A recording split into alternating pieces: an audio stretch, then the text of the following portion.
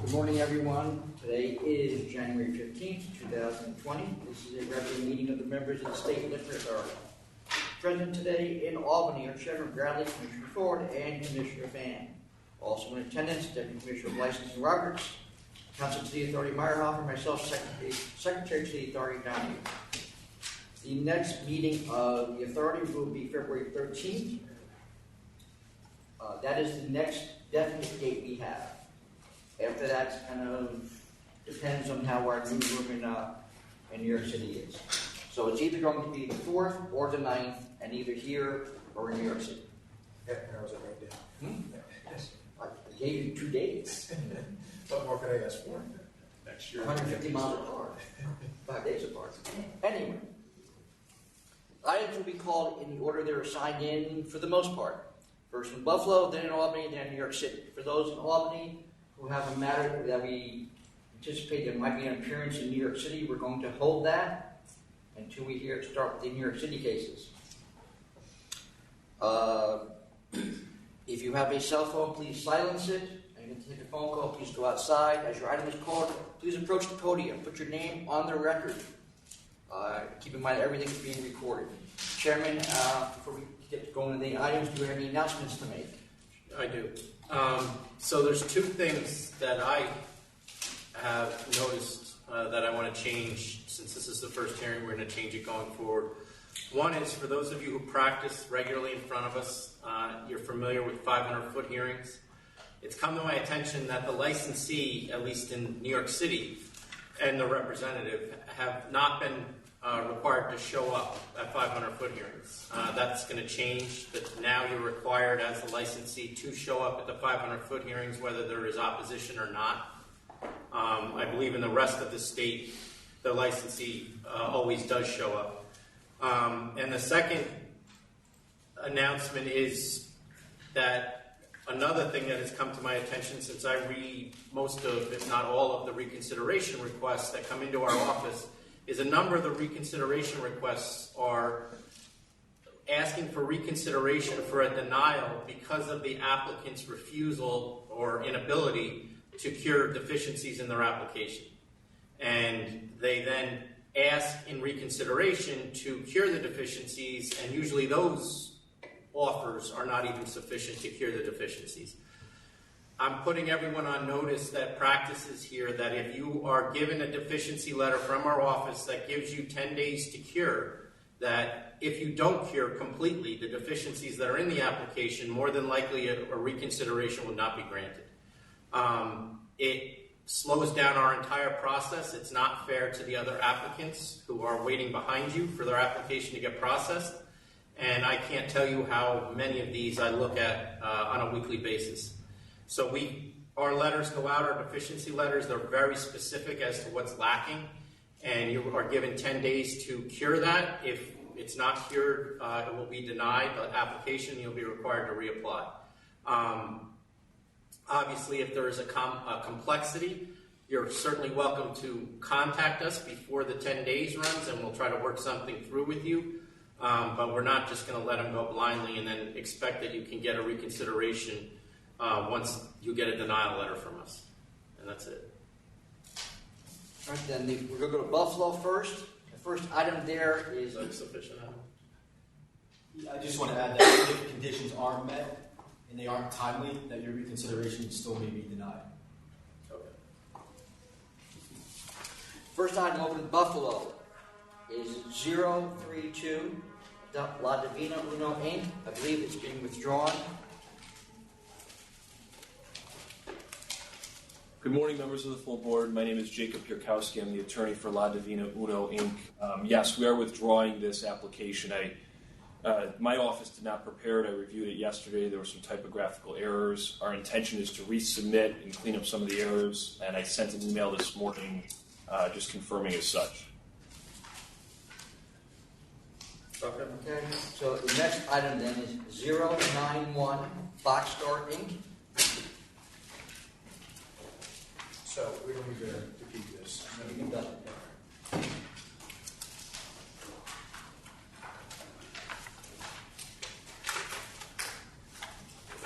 Go ahead. What was the number? 091. Good morning, Jacob Pierkowski again for the applicant Boxstar Inc. This is a method of operation change that we've requested. We're joined by recently retired Lieutenant Flanagan, who was in charge of the detail for the Allentown district where Boxstar is located. Allentown is a sort of small, unique bohemian neighborhood in Buffalo, and if I could, before we get into our presentation, allow Lieutenant Flanagan to speak if the members would be agreeable to that. Is that the applicant with you? Sitting This next is to the you? applicant here, yes. Yeah, I'd rather you go first. Yeah, if we can need you put to. his name on the record, please? Sure. My name, sorry, I lost my voice. I was sick for a few weeks. My name is Drew Grozny, the owner of Alley Cat Tavern, Boxstar Inc.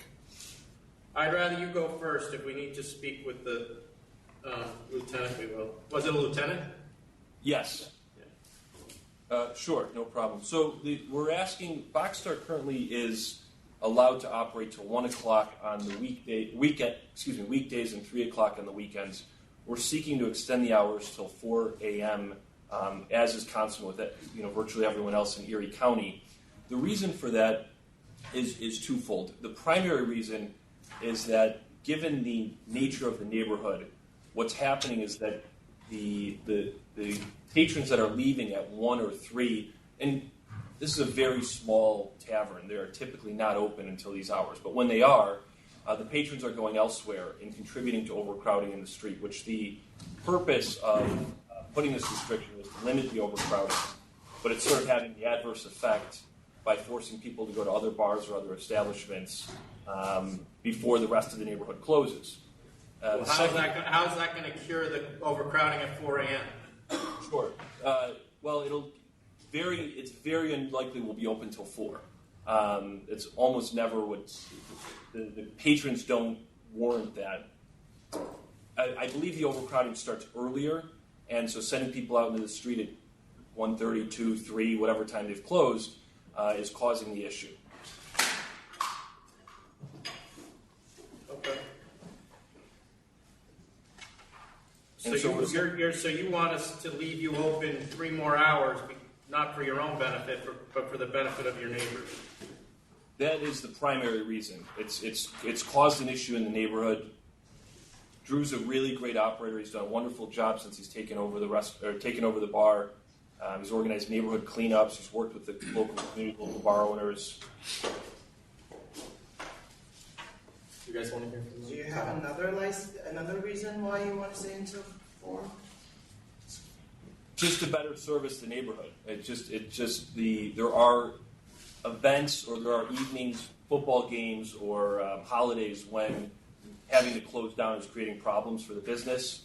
So that's the secondary reason. What football games are on at 3 in the morning? A Monday night football game where people might stay later past 1 o'clock. Because right now on Monday nights we have to close at 1.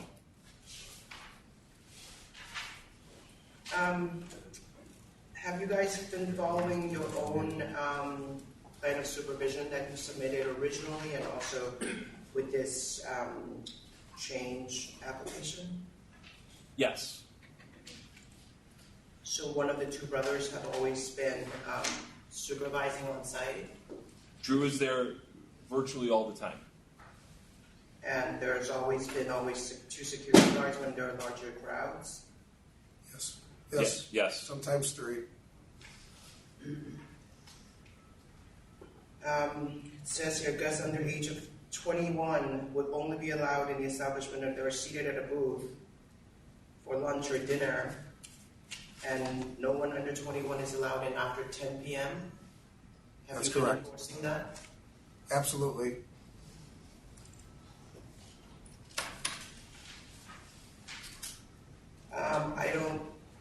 I've spoken to people in our Buffalo office, I get a sense that you're a good operator, so I'm going to vote to approve. Thank you. I see there's another place right down the street from your old Pink. There's a lot of places. Yeah, there are quite a few actually looking at this neighborhood. So you don't have any history at all with us since granting this license, is that correct? Correct. That's correct. So, no, based on your good track record so far, I have no reason to deny your request, so I'll vote to approve as well. I'll vote to approve. Thank you very much. Thank you, guys. Good luck. The next item is 121, Apple Arrow Inc.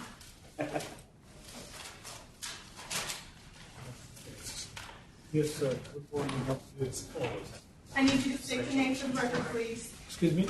State your name for the record. Yeah, Nisar Yusuf, owner of Apple Arrow.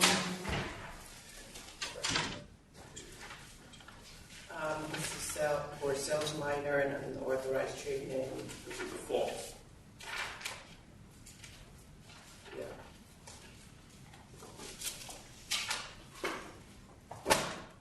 So you know you defaulted on the charges? Yeah, but who was working there, the employee, and he was saying that no one come inside to saying that you selling under minor. He don't know that, but and they sending the ticket or after that they said. Well, you were sent a notice of pleading by our office to your store, and somebody at your store signed for it.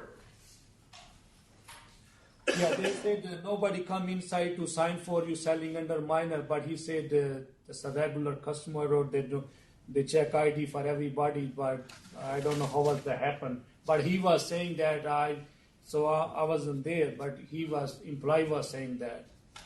No, I think what the chairman, this is not about the actual charge, it's not about the actual sales minor, it's about the fact that the authorities sent you a pleading at your location and someone signed for it, but no one appeared to respond to the prosecution initially. And so this is a default. So you're going to get fined for these charges, is what I'm telling you. Okay, so how much is the fine? We're going to decide that right now. So let me ask you, what's the name of your store? It's a regular store for the neighborhood store. What's the name of your store? Apple Arrow Inc. Apple Arrow Inc. The corporation, DBA PC Mart. Yes, so does your front door say Penfield Corner Store right now still? There was old sign, so I wasn't changed that. There was old sign. That's a high. And so sign. now it says PC Mart? Yeah, that's a PC Mart. There was a old sign. Someone else charged me it's like over $4,000-$5,000 to remove that. So I said it's okay, leave it there. All right, I'm at 3,500. Have you taken it down?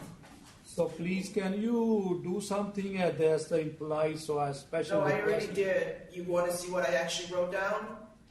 Okay. It's not 3,500. No, I think she's being generous here. Did you take the sign down?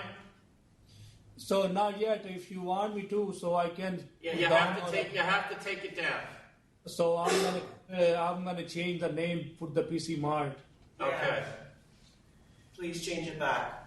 Okay. Thank you so much, sir. Thank you. We're not You're going not to. done You're yet. not done yet. Oh, okay. So I'll agree with Chairman Fan. Sorry, Mr. Fan. Oh, we forgot to tell you. Sorry. Congratulations on your appointment. It's all right. A lot comes along with it. No, thank you. 3,500, sir. You're done. And you have Yes, I'm fine with it. and you got to take that sign down. Thank you. 3,500. okay, sir. Michelle, I have nothing else in Buffalo? There's no other matters signed in Buffalo. Okay, okay. Bye, Michelle. Have a good day. We move to Albany. First item there is 028, Hometown Liquors Inc.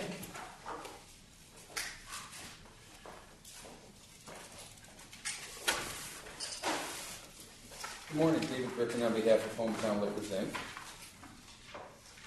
I'm David J. Bushnell of Hometown Liquors Inc.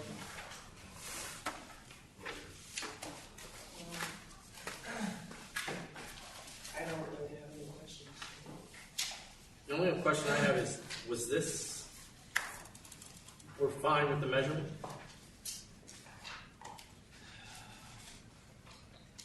Yes. The new door is on the side of John Street now. Yes, sir. All right, well, Thank you for your submission, all the letters of support you got. I vote to approve.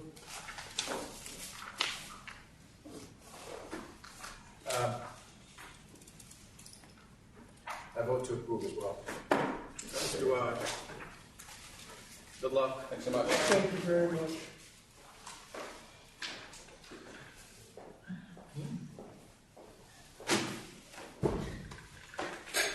Next item I have is 090 Queens Proper Corp.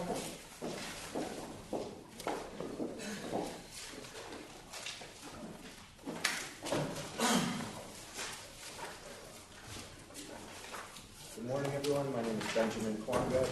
I'm the attorney for Queens Proper Corp. This is an application for an off-premises liquor license for 6104 Woodside Avenue in Queens. I have with me today the three principals, James Moore, Amanda Jacoby, and Leanne Moore. I also have the chef of the premises, Wayne Mungaroo. The reasons that this was referred to the full board is that one of the principals of this applicant, Mr. James Moore, is also principal of a licensee that has an adverse disciplinary history, and we want to set forth the reasons why we feel the issuance of this license will be in the public convenience and advantage. First and foremost, the applicant acknowledges the severity of the disciplinary history of the other licensee. We don't want to rehash the specific facts of that disciplinary history, but there is some nuance to these charges that we would like to just briefly discuss. All the disciplinary history occurred between April 25th, 2018 and November 8th, 2018. At the time, Mr. Moore was not actively involved in the management of the business. He had limited involvement. After the incidents, Mr. Moore took over the management of the business. And since that time, in November of 2018, there have been no incidents. Since then, all employees are tips trained. They have purchased scanners. They have security. We have filed for a change to the method of operation for security guards that check. How far is this new place from his other place? It's in the same community board. Same community board. Because, I mean, if the problems developed because he wasn't at his current place, now he's going to split time between two places, and you expect that there won't be problems? No, Mr. Moore will continue to operate the old place as he has, and Leanne Moore will be the full-time manager of the new establishment. Was she at the place when the problems developed? She was not an employee there. And Sean She was Sornia not? is no longer involved? She helped out with social media. She was not actually working at the premises. Sean Sorhan is not involved in this project, no. She indicated she was a bartender there. She was a bartender at some point, but not while this happened. So who's managing this place? Miss Moore, Leanne Moore. You guys related? Brothers? They are separated. They're divorced, legally divorced. Are you Mr. Moore standing behind you? Yes. Can you introduce all these people? Just so Sure. we know? This is James Moore, Amanda Jacoby, Leanne Moore, and Wayne Mungaroo. You getting into business with two divorced people? They're also good friends. They have children. You only get one in the divorce.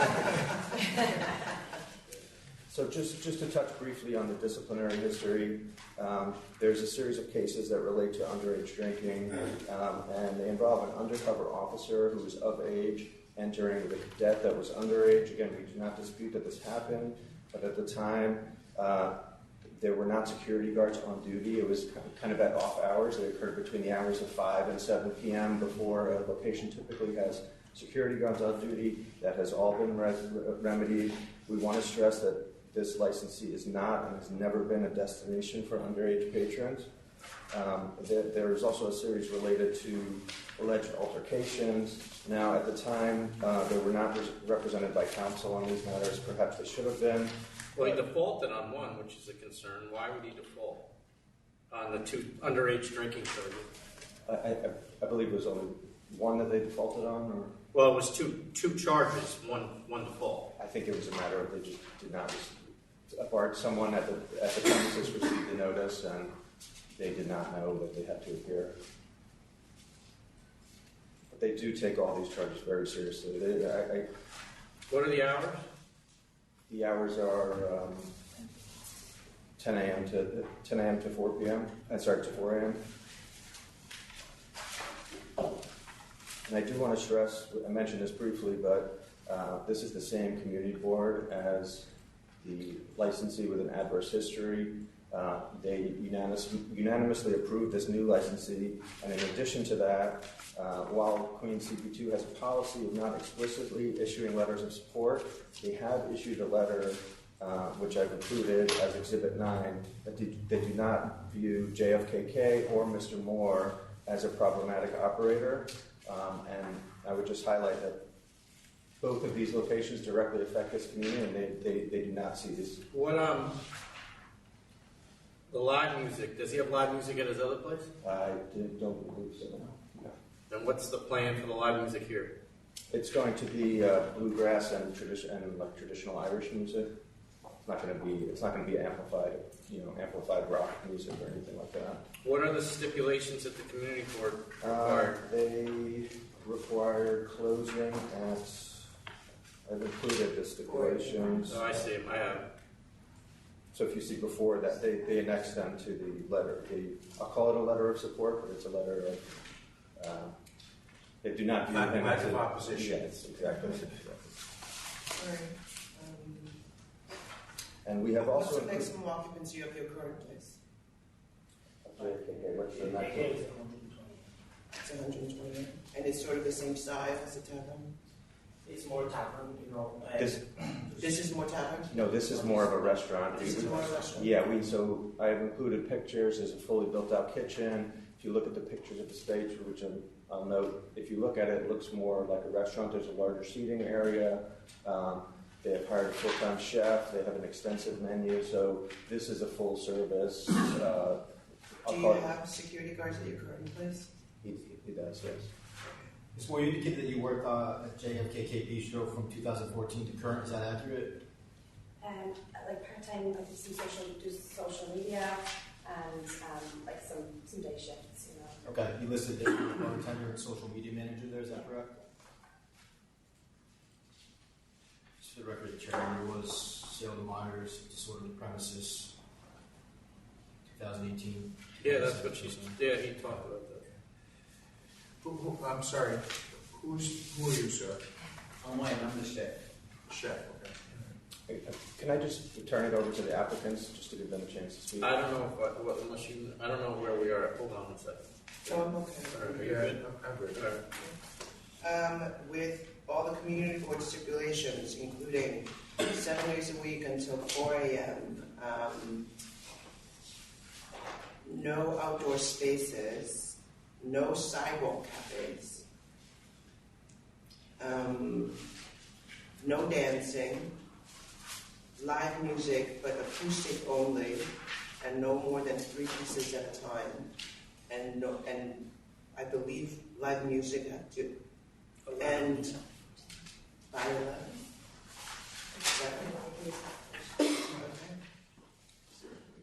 This doesn't mention security guards. Do you guys want security guards? Yes. Yes, and then I would say 2 security guards as needed on the weekends. With that, I go to approve. Looks like the picture of the sign up front. It says Woodlot. Yeah, we're going to file an endorsement to add the DBA when we pick up the license. Okay. I'll go along with everything that Commissioner Fan said, but I'm willing to extend live entertainment to midnight. I can tell by the look on your face you were hoping to be a little bit later. So, if it's okay with you. Acoustic only, 3 pieces on this. Yes, till midnight. How rowdy can it be? Unless she changes, I'm not changing.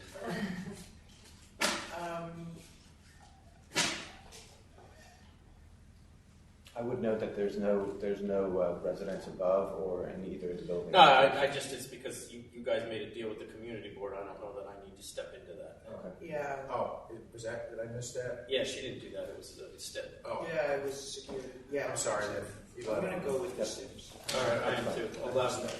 I approve with the same stipulation. Thank you very much. The next item, 117 Wine.com LLC. Do you guys have doors that open, windows that open, or no? There is Let these guys go two on their own. doors. As long as you're not French food. So I would, 117.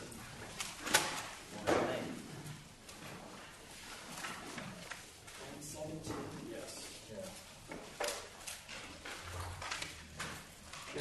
I just want to jump in here for a second. Because I didn't put his name and everything on the record. Sorry. Morning, members. My name is Matthew Sansom, attorney for the applicant Line.com LLC. I'm joined here by their general counsel, Bill Tomaszewski. We have asked the board for reconsideration of an application for a liquor store license located at 753 Suma Avenue, Westbury, New York, serial number 1317084. I was involved when, I don't know if it was the first application or maybe when there was removal It was a removal, Tom. for this business, and the issue of its primary focus being internet was discussed back then. Actually, it's one of the reasons why none of the other stores protested, because they made clear that we're really just focusing on internet. We made them, the board made them set up the storefront. Well, the law made them set up. Right, so it didn't require that it be all, we said, I think a table, a cash register, an inventory available for somebody to walk in. Right. So, And I think this was denied. I didn't do it, but I'm assuming, and Adam can clarify for me, that this was denied because when you walk in there now, it's boxes. Yeah, there's a chair, there's a table, there's a cash register, but it looks like a storage facility.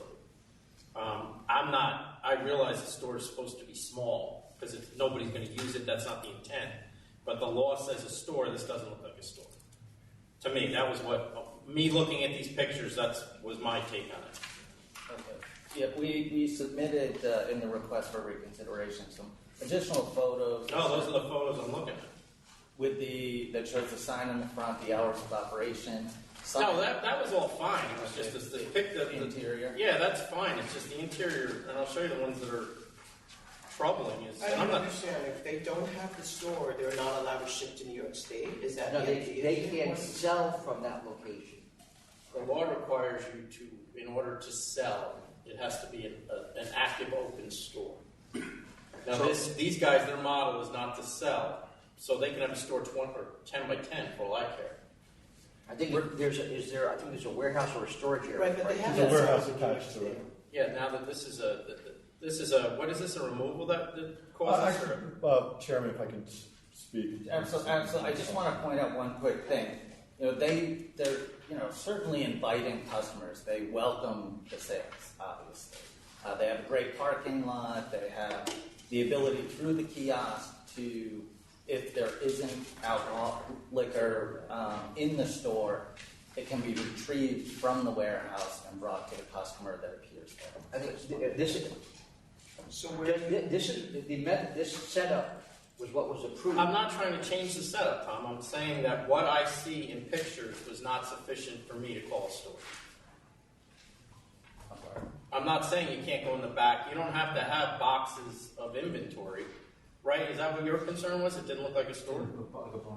Yeah. Sorry, so what actually happened? Give me the history. All right, so we've been in business in New York State since the year 2000, Okay. working under the same business model. We've been in a couple of different locations. The reason why I'm here today is that we did a financing last year, and one of the requirements of the financing was that they wanted us to change. They wanted Wine.com Inc. to be the parent company, and they wanted Wine.com LLC to hold the licenses across the country that we hold. So what we were attempting to do here today was just, there's no change in ownership, there's no change in operation, no change really in anything. All we were doing is we wanted to make a holding company, Wine.com LLC, hold the license. That was my main point here. So it's just transfer from the parent company to the LLC. There's actually no change in the location of where you're operating? No. How long have you been there? We've been in that location since 2011.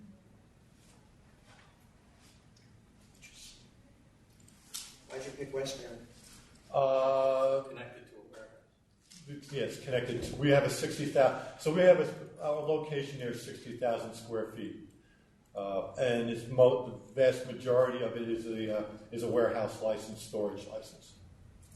I mean, this is what I'm saying. I understand.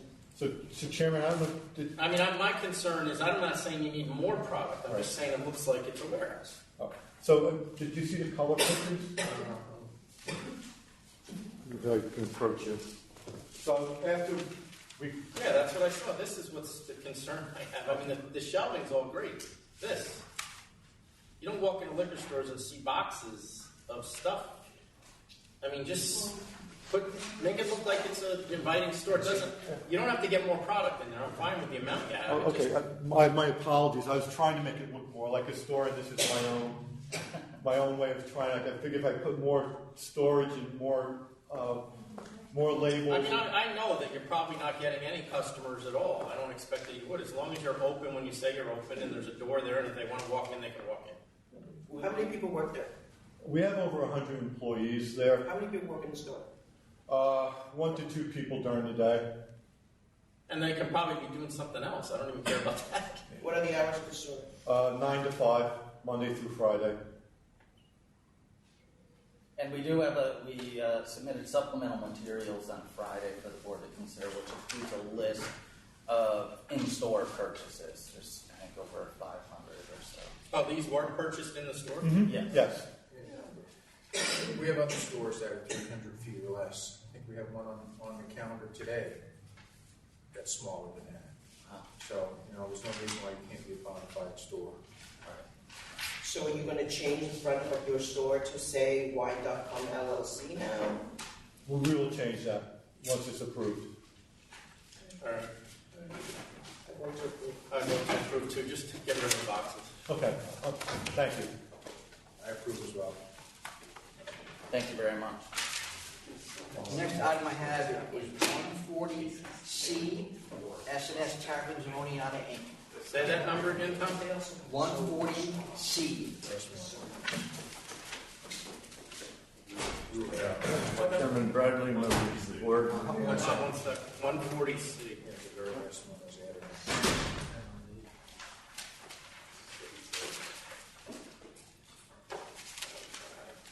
We suspended this license. Go ahead, I'm sorry. Yeah, my name is Jim Linan, attorney for the licensee. Adrian Origami is with me to respond to any questions that the authority may have. This is a conditional no contest plea. The board has previously, prior to my representation and on, I believe, the day after the events that are in the charges, summarily suspended the license pending further prosecution and investigation. I would note for the authority that the licensee fully cooperated with the investigation arm of the SLA, providing to them everything from their liquor inventory, their receipts and checks, etc., relative to the purchase, payroll records. Well, that he's required to provide that. Yes, but it was done immediately. My point in raising that is that a thorough investigation by the SLA confirmed that he was running a totally proper licensed premises, that all the taxes were paid, all the payroll records were in order, all the liquor invoices were readily available. On the backs of 19-year-old kids.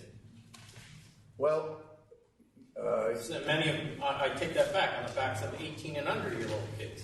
well, I would respectfully suggest that there was nobody under 18, but that's not the issue. There were 18. There was 47 underage And you're persons. probably right, there was no one under 18 because this is a college bar and 99% of the kids that are freshmen in college are 18. No, they say that total, 18 or younger. There were 47 people in the premises. I believe that if one takes the time to read all of the various statements from all of the people who were taken by the So I don't know how, Oneonta did you Police talk to Department. your client? Because the information I have is there were 47 sales to minors. Yes. There were 138 underage people in the establishment. There There were were 138 fake IDs confiscated. There was 138 fake IDs confiscated by the Oneonta Police Department. There were 275 people in the establishment. 30 of those 275 were of age. I can't dispute that fact. I would note, and I would ask the authority to consider the fact that the licensee had previously purchased and used 3 different scanning devices, all of which proved to be inadequate, that he has paid for over 20 individuals who are in his employ. So I'm going to stop you there because I don't care. Simply because I've been doing this now 5 years. And when I was here the first year, that's a good argument. Now, there are multiple companies that I've seen the product work. And it's very easy to find that if you want a scanner that works, it's very easy to get and it'll cost you $50 a month. So to sit there and tell me that he had an interest in keeping underage people out and ask me to believe that is just not believable anymore. I don't want I'd like to say something as well. I've become increasingly concerned as counsel to the authority about representations made in letters from lawyers and the credibility of such. I mean, your letter suggests that because this incident took place on the first day, this licensee took off over 3 years, that all of a sudden every college student in that town could show up and go into those premises that day.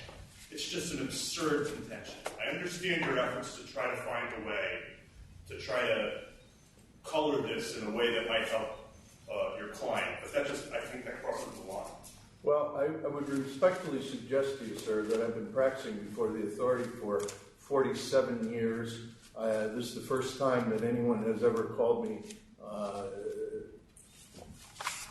what you just said. I won't characterize it.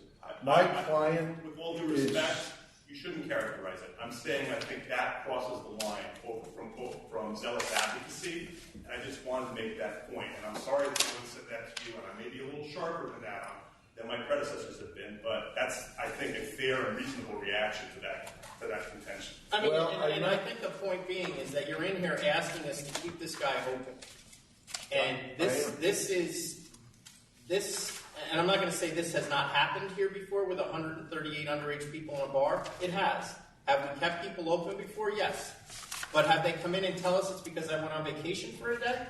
No. Because let me tell you something. And if you've been doing this 47 years, you know it better than I do. The police don't end up at your bar on the night you're away because they just heard that there were 138 underage people in there. They end up because they know that they're getting complaints. I have friends whose kids go to that school who are home at Christmas and multiple times and have told me his bar is where they go. Because they love to tell me that they're going to bars as underage people. Because they know what my job is. So you're not living in a vacuum in this room. I don't pretend to live in a vacuum, and I certainly did not intend to say that the only problem here was that he took a day off. But the fact is the fact that he was not there.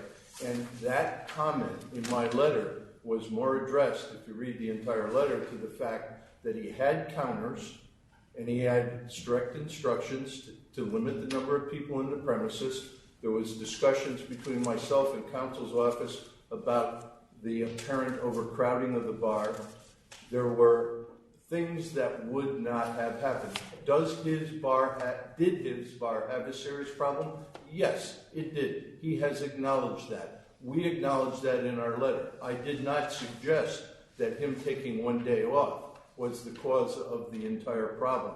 I merely pointed out that on the day they chose to be there, and by the way, by the press release, there were 3 bars to be dealt with that night. His is not the only bar in Oneonta that was to be raided by the police department. That's correct.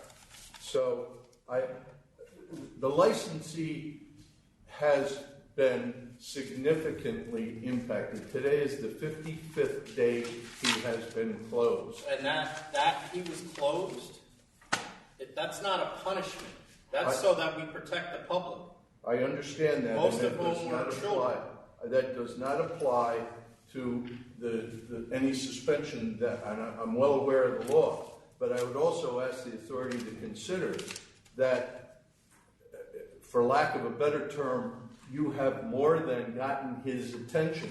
That closing for 55 days during the busiest time of the year, Christmas parties for businesses that have nothing to do with college students, had to be canceled.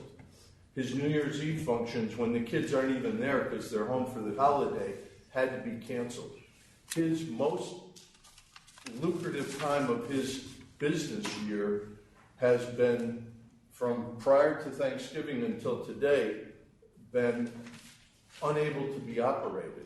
And so there has already been... Has he owned this since 1980? No, I took over in 09.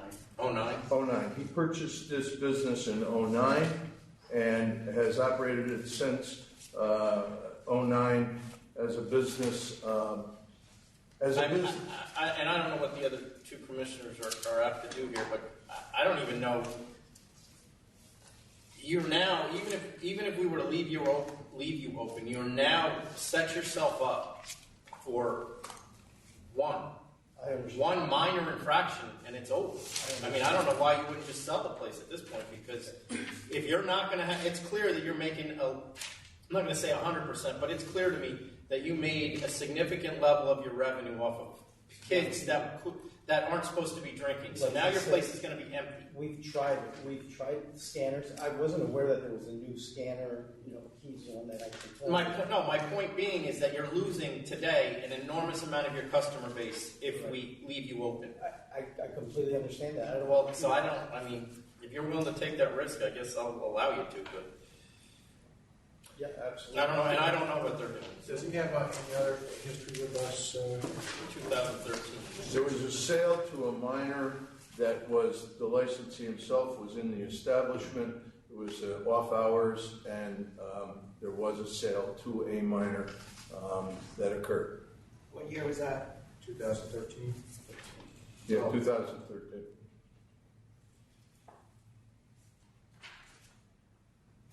And there's stuff before that, because I prosecuted. What about between 2009 and 2013? Yeah, that's what I was thinking.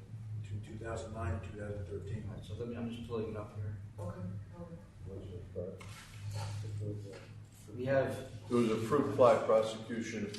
We got sale to minor in 2013. And in 2012. Right. And going back in 2000, that's when I prosecuted in 2002. Well, that's not him. That's not he's 2009. No, but this place. Yeah. It's Oniana. It's That was a summary suspension back in 2002. You got to shut this, not him, but this location down back then. The other item, if I may. Do you serve food? Is it a full-scale restaurant? No. You don't serve any food? No. Popcorn, and we do sandwiches for happy hour. You're supposed to have sandwiches available all the time. Okay. I mean, To be honest, I don't like I said, really understand the how you fake can run IDs this have gotten so good. It's great. I know it's It's not not an excuse, a and I'm fake not saying ID. it's an excuse. it's your business model. Our guys, you saw it, we weren't there, but if you were there, you would have seen that not just the police, but the DMV and our investigators are using what you should be using. Right. And it is 100% foolproof. They're not that good. I was not aware, to be honest with you, I was not aware. I had, And it's $50 a month for a bar. which worth not. And it's on the phone. It's an app on your phone. That's the one that we had. That was a scanner that you attached your phone to it. First of all, This is an magnetic app. strip. It's internet based. It's Okay. complete. It's updated on a daily basis by the company. I put 500 or at least 500 IDs through it that we've confiscated. It identified every one of them. It has the current licenses. Licensed driver rolls. Oh. So with a driver number that ties directly into their system. National database. Obviously, I'd be more than willing to purchase those. I was not aware that they were available. But, beyond all that, sir, to have a building full of underage college students, I mean, it seems to me any reasonable person could tell by looking at the place that they were underage. Well, what happened was I recently purchased another business, and it's actually a bagel company. So I have to go in at 4 a.m. to start cooking bagels. So that's the reason why I hadn't been there. During the week I was able to, because I have a guy that goes in and makes bagels, but on the weekends he's off. So I was going in at 4 just to get used to it. Now I have somebody that will do that, so I will concentrate 100% back into being in the bar. Are you telling me that the first day you left to go do the bagel? It wasn't the first. the No, day it was that- not the first day. But it was right around that week. How does that go with the thing that it was the first day you took off after 3 years? Well, the Fridays and Saturdays, I was there every Friday, Saturday, except for, when I started to take over this bagel shop, and the guy that, I had from the weekends. So I said, you know what, I gotta go in after where I am. I can't stay in the bar. Sir, can we have a moment?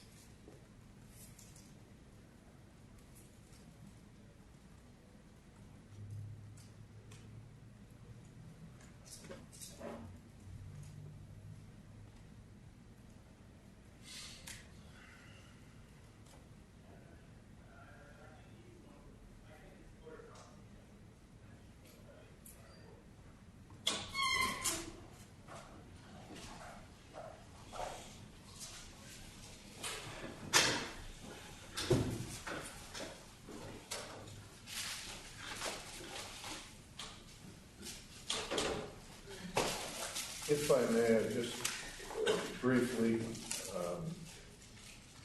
the licensee has paid for over 20 of his employees to go through the licensing program in an attempt to keep licensed security guards as persons checking IDs.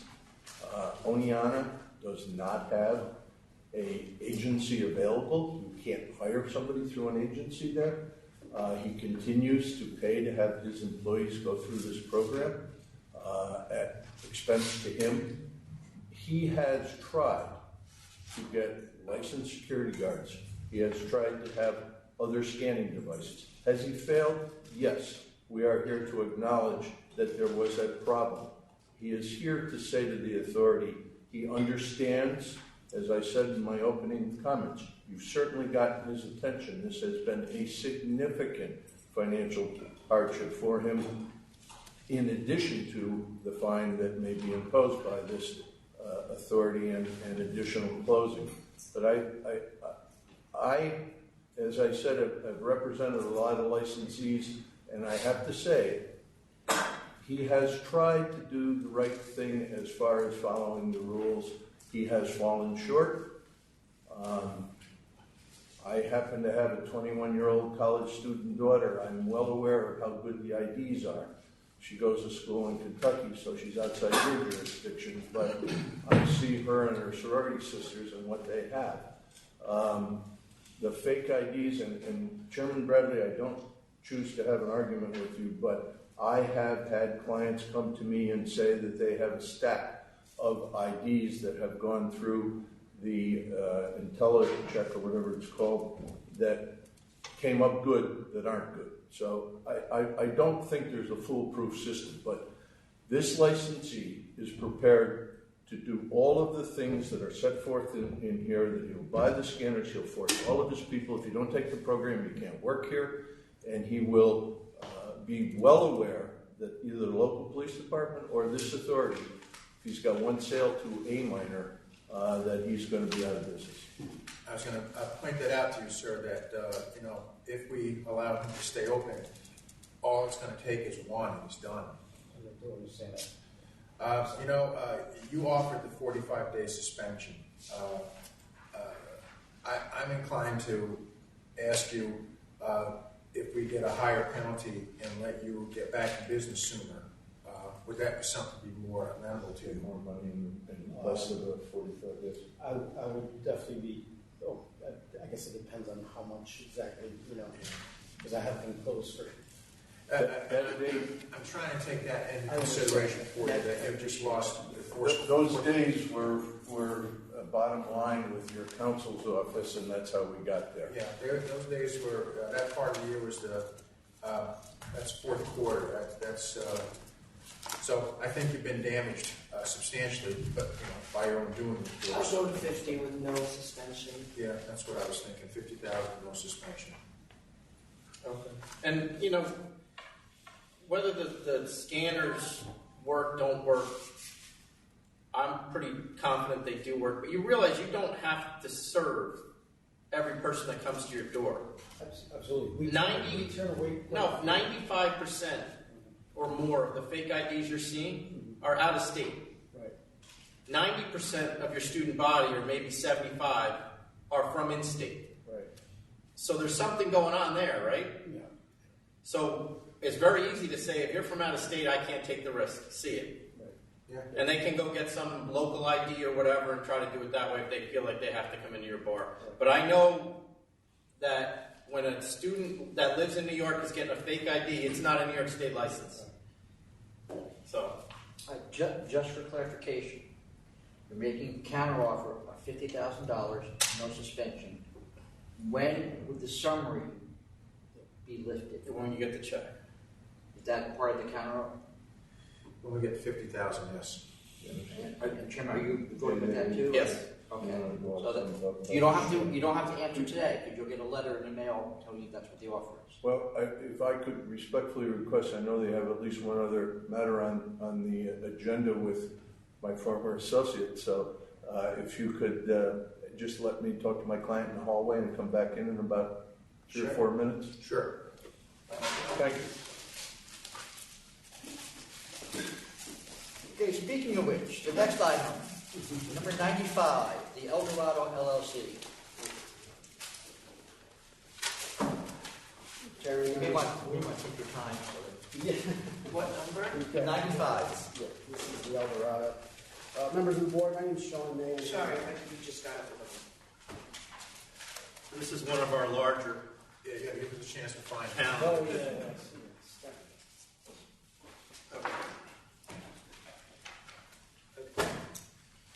Again, Sean May here on behalf of the El Dorado. This is a CNC, the unlicensed security guard, and method of operation related to the unlicensed security guard. That was $3,000. What's the conform that they weren't supposed to have security guards? They didn't have security guards on their method of operation. You know, Okay. just You're say- going to change that? No, they instituted earlier closing hours in Schenectady. The problems happened late. That's when they had security guards. It was later at night. So they don't want security? They don't want security. They don't want. Okay, I'll accept. So wait a minute, they're gonna close earlier? They're closing earlier. Yes. this was 245 and this. The later it gets, in my experience, since I've been on this board the past 3 or 4 years, is that the later it gets, the worse things get. So that's a good move for them. I accept. Yes? Okay, thank you. Will we call item 140C?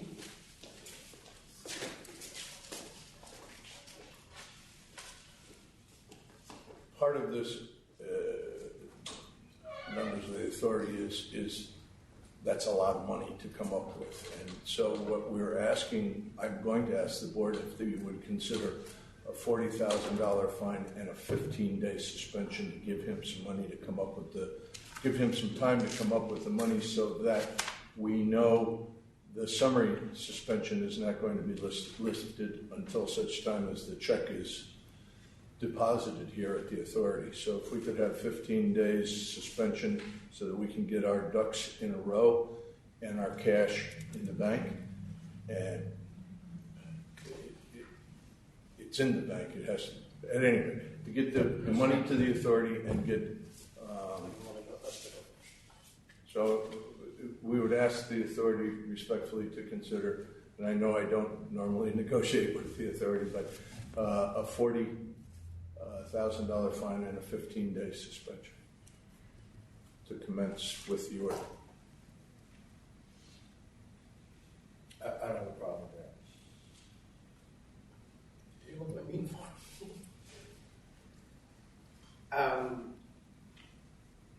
No, it's not a negotiation. I meant 15. But I would take 40 and 15 days. The other issue that I didn't mention, did you have an underage policy that you would let 18 to 21 in there without drinking? No. Okay. I thought I had read that. Is that a different place I'm thinking of? Yes.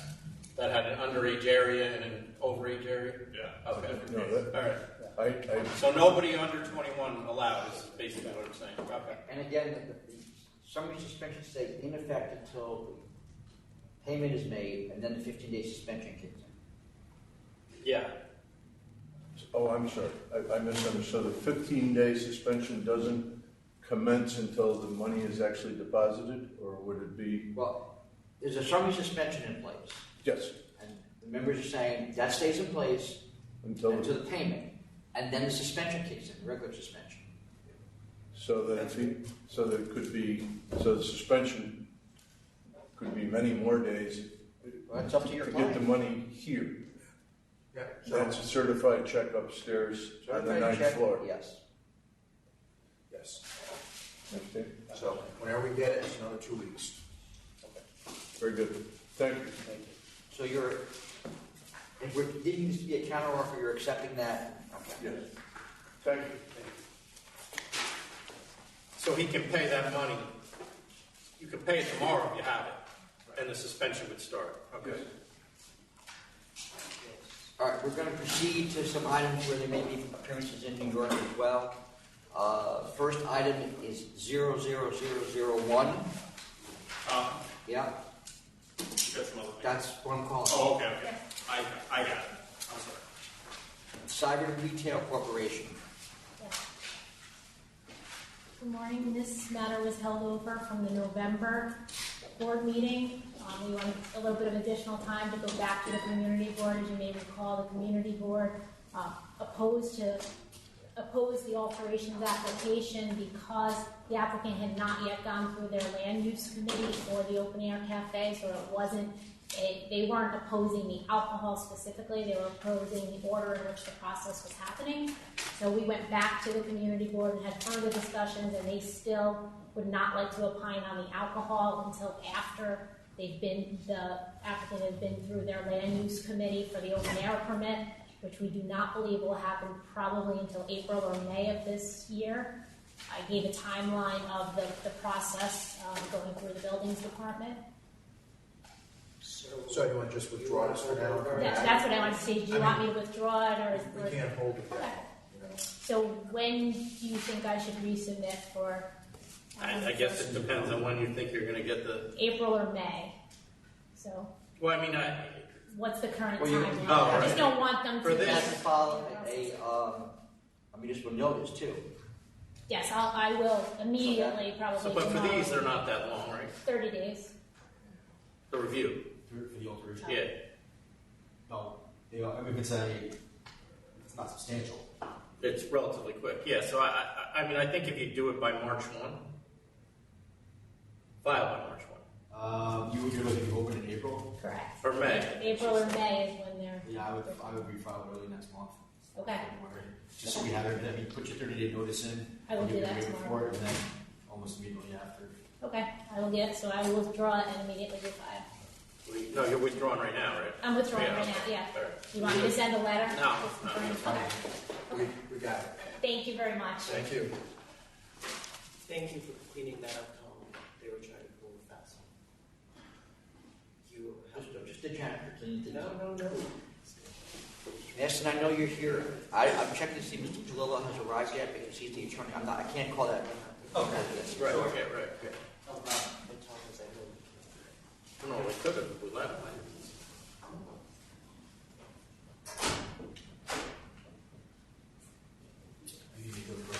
Okay, we're going to call. Skip over some. Next item is 530 Hospitality LLC and 530 Lounge LLC.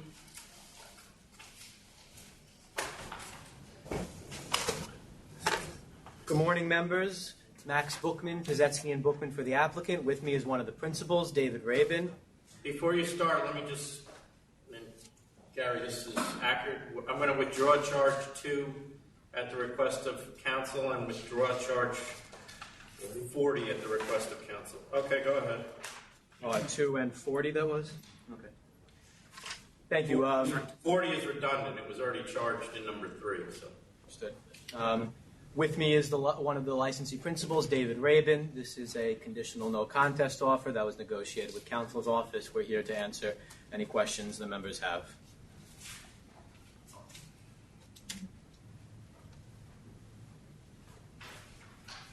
So the living room is still advertised on your website despite what your letter says. So how, are you planning to change that, or what's going on?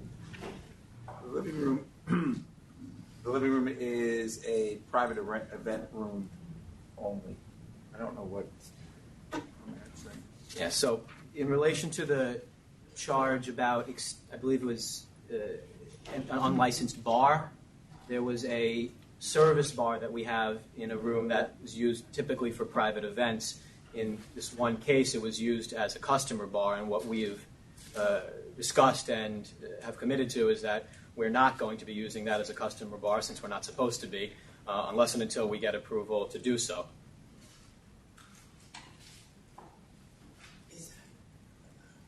They can use it if it's not a licensed bar. The bulk of the charges, I would just note, have to do with multiple pre-mixed bottles of alcohol, which is your typical sangria charge, just extensive, and we recognize it's extensive. Well, the only reason that's the bulk of the charges is because we don't have a charge that really fits in to almost killing multiple doctors because we serve them poison. So if there was a charge for that, you would have multiple charges. So, Mr. Chairman, the impetus of these charges, you're correct, was there were reports of contaminated liquor, and that's what led to the inspection of the premises by the authority and by the health department. Well, they're not. Now, let's be honest. They're not reports. These people ended up in the hospital from this location. 7 medical doctors. No doubt that people were in the hospital, Mr. Chairman, not disputing that. The only point that I'm trying to make is that the health department did collect samples of the bottles that they believed were responsible and contaminated, and they never tested, or their tests never came back as conclusive of contamination. Well, the emergency room physician claimed that every one of their symptoms was consistent with poisoning. Understood. So, unless they were poisoned at some party they all went to before they went to that bar, because apparently all 7 drank the same drink at the location. So, Mr. Chairman, I think what you're raising really goes to the core of the requirement that alcohol be kept in its original containers, and that is, the potential for contamination is, I think, one of the policy justifications underlying that requirement, and I think that is why that was charged so many times for each and every one of the bottles that they had pre-mixed. And they immediately put an end to the use of those bottles, which they had used as pre-mixed cocktail bottles. It's not legal, and unfortunately, a lot of folks do it. It's not legal. Their use was extensive, and a stop has been made to that. Why are they still adding CBD to their cocktails?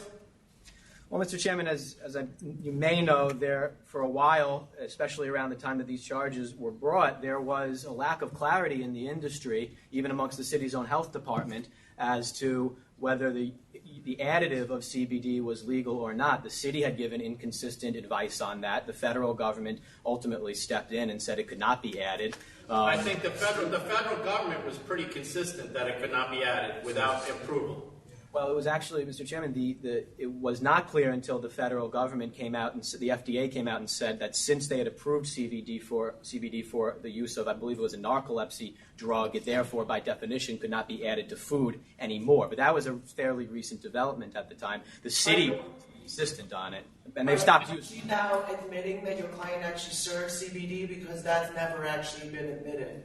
I'm not sure if they served CBD or not. It certainly wasn't in the charges. I'm just responding to the general point about... so why don't you ask your client? He's standing right there. Well, I'm not sure, again, Commissioner Fan, if the additive of CBD was in the charges. Okay, but could you client or not ask your client? I mean, it was in count 34, Rocky Mountain High CBD cocktails. That's a pre-mixed cocktail that he's charged with pre-mixing. Mr. Chairman, he says she's correct. He said to our investigator, he never sold the drink. However, we got evidence that the night of the poisoning, 12 of them were sold based on their sales receipt records. Mr. Chairman, all I could say about that was during this time there was widespread. It was Mr. Bookman, this has nothing to do with the federal government. This has to do with the credibility of your client, who showed up here, but we're asking him a question and you won't let him answer. The only reason for that, Commissioner Fenn, is because since this is a conditional no contest offer, we are admitting the charges. And I think the chairman did accurately point out, and thank you, that there is a charge regarding that drink, Rocky Mountain High. And so we are admitting that. The only point I'm trying to make is that... And then you just needed to say yes. Well, all right. Say yes. Say yes. Yes, I heard what you had to say, Commissioner Fenn. They're saying that if it's in an authorized bar, they can use it as a private bar? That's his position. Yeah, we need so. Yeah. Council is.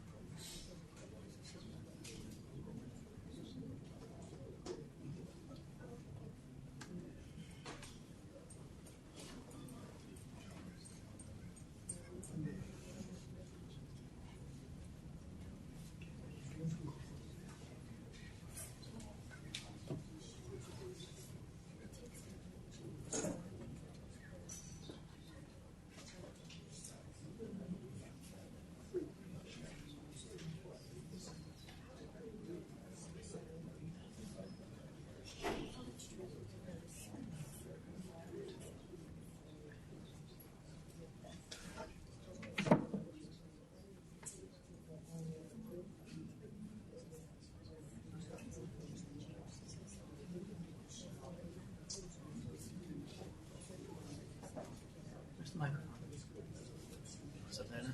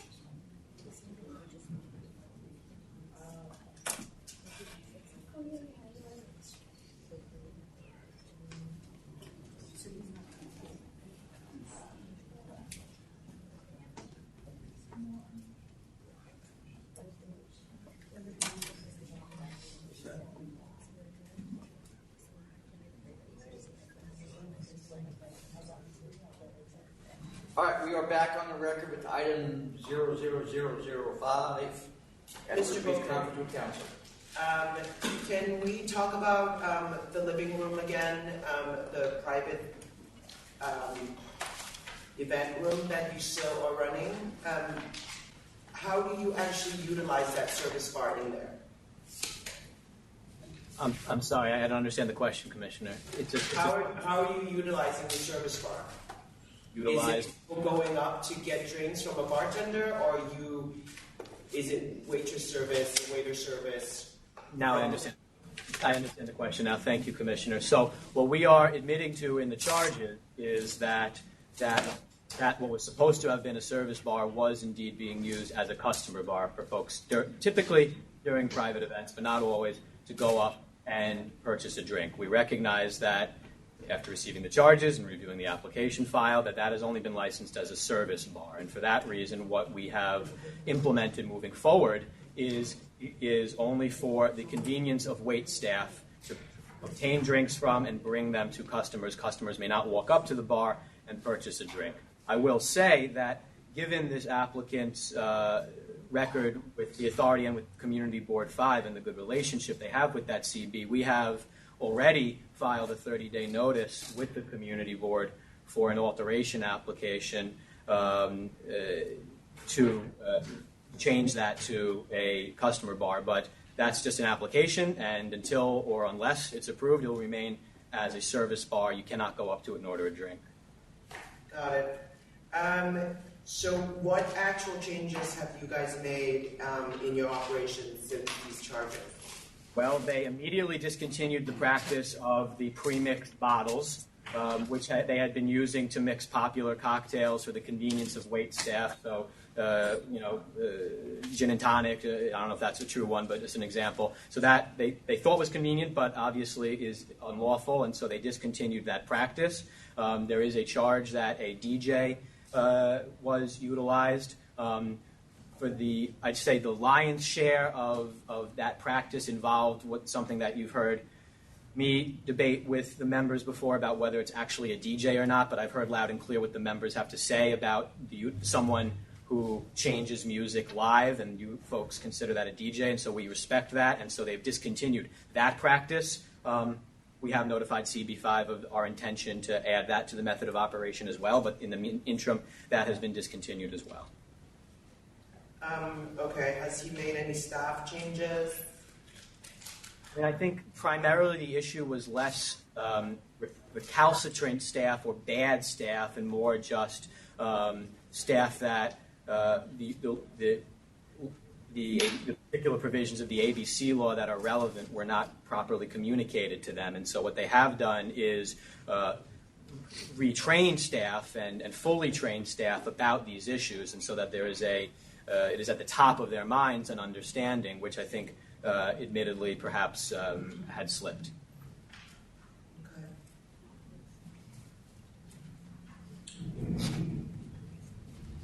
What about the fire safety issues? Have you fixed the fire safety issues?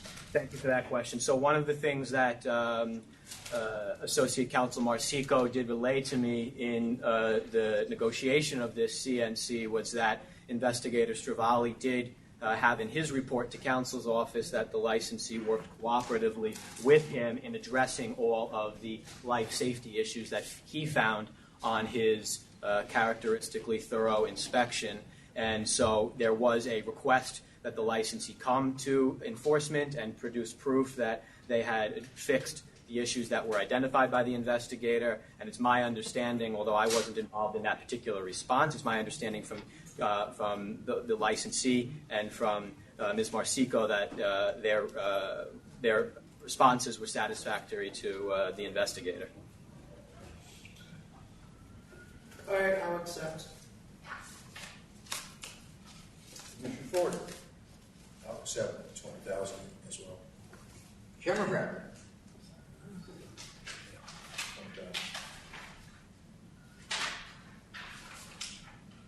I'll accept.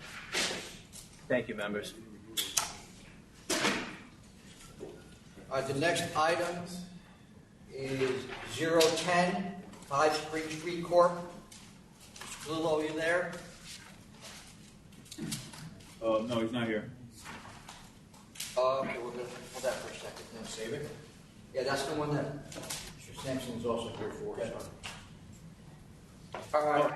He just walked in. Okay, good. Frank Palillo, come on up.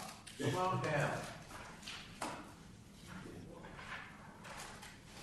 This is item 10, 5 Spring Street Corp. We have an attorney for the landlord is here as well.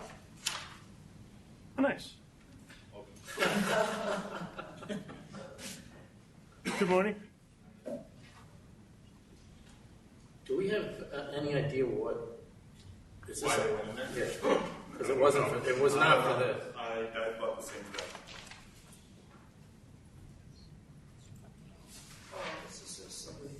I'll go to 1,000. You didn't think it was a tip-off on light fixtures?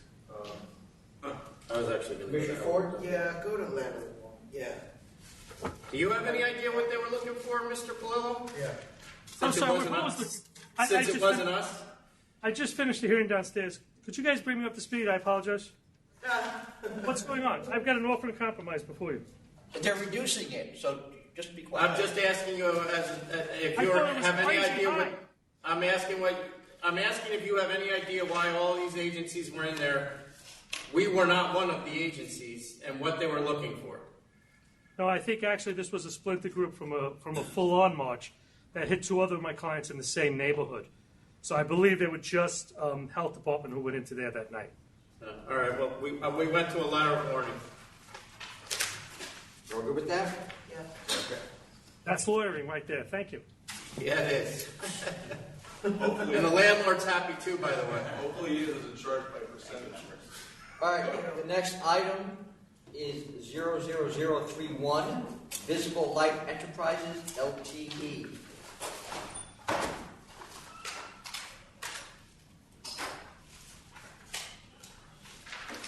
Have you? Mr. Bookman? Yeah, they're coming right now.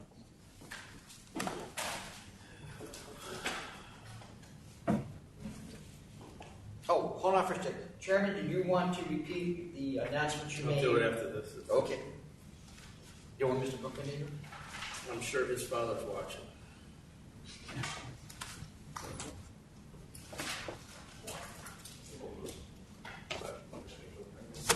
Usually with Mr. Palillo, it's at least an hour up here, so I thought I had some time.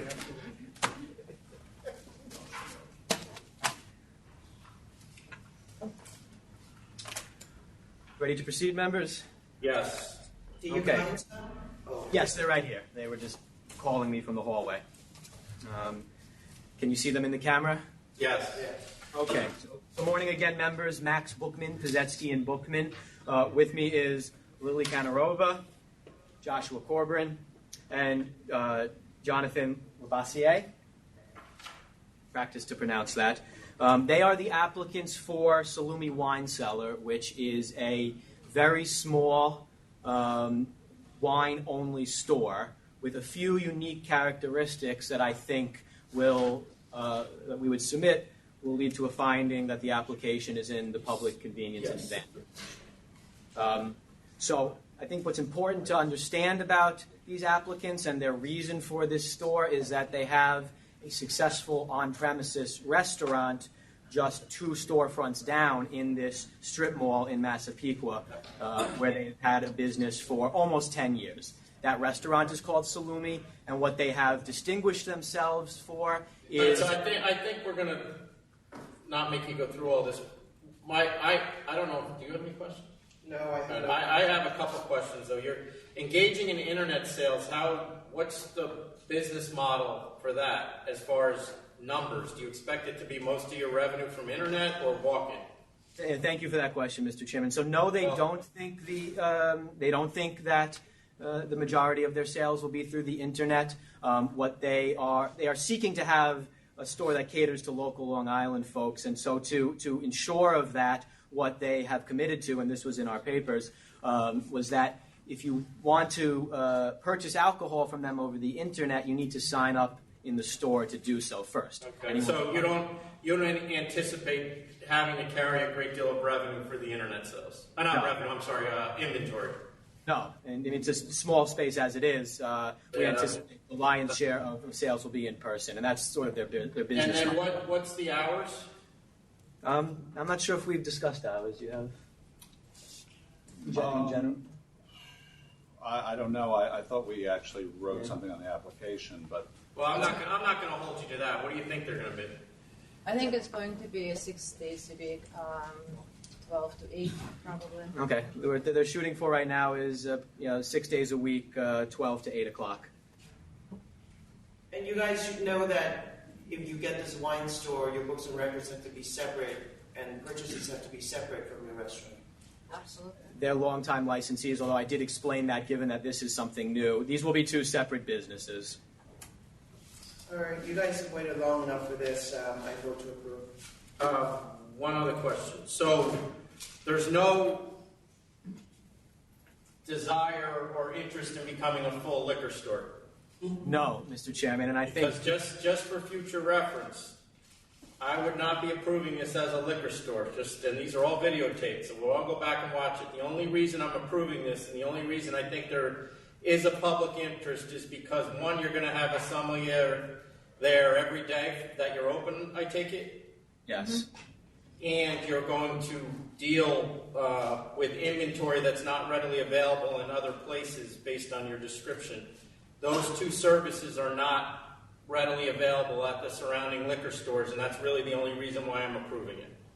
Understood, Mr. Chairman, and when they applied in 2013, it was for a wine store as well. That concept has not changed, and we're saying on the record here there's no interest in liquor. And the sommelier has to remain employed, is what I'm saying also. Understood. Okay. I'm looking at this. Three of the four closest didn't respond, and the one that did respond, sales are definitely going up. There's like 10,831 square feet of retail around you. You're like less than 1% to add to it. I don't see an issue with it, so I vote to approve as well. All right, good luck. Good luck. Thank you, members. Next item is 00084, Bloomingdale's Inc.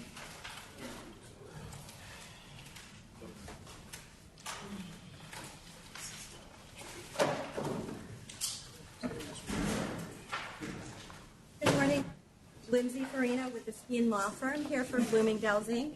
Robert Skeen Law Firm for Bloomingdale's Inc. We have opposition. Is there anybody from Bloomingdale's there? Yes. Oh, wow. We have Can they Scott. come up? Yes. Sorry. Scott Vasca with Bloomingdale's, Vice President of Restaurants. All right, we'll hear from the opposition. What is his job? Vice President of Restaurants. No, just the microphone's up there. Good morning. My name is Peter Davies. I'm a resident of Broadway in Soho and also representing some neighbors, residents under our ad hoc group, Broadway Residents Coalition. Hold on. What's the name of your group? Broadway Residents Coalition, just an ad hoc group. How many people are in your group? Pardon me? How many members do you have in your group? Informally, about 80 residents up and down Broadway. Okay. So I'd just like to say that the alteration application, which is an expansion, isn't possible under the current license, which has been declared inactive and is on the 5th floor of the premises. That location no longer exists. Per the disciplinary action in November, it was determined that that location was improperly moved to the 2nd floor, and the license declared inactive. I submitted a lot of detail on that. Well, I understand what you're saying, but the license is in safekeeping, correct, Ed? Yeah. So technically, on paper, even though they're not operating, the license is still on the 5th floor of that building. So it is still in existence. It just isn't operating. Okay. That space no longer exists, so it maybe have a license, but it can't operate there or isn't operating there. Correct. Hasn't been operating there for many years. They moved to the 2nd floor at location at which they didn't report to the SLA or CB2 and were illegally selling alcohol. I bought alcohol on that 2nd floor space in July. I've sent you receipts of that. They've been charged with that, sir, correct? And paid a fine. We're aware of all that. Okay. Just one point. When it came before the disciplinary, you were specifically told by someone in the room that they were not selling, because when the inspector arrived mid-August, after notification from the community and the community board, they realized, we better stop selling, but they had been selling. So just wanted to clarify that. They are seeking to expand to the entire department store. Under the current local zoning, this building has been determined to be a group of individual establishments under the Certificate of Occupancy Use Group 6A, rather than one large retail department store under Use Group 10.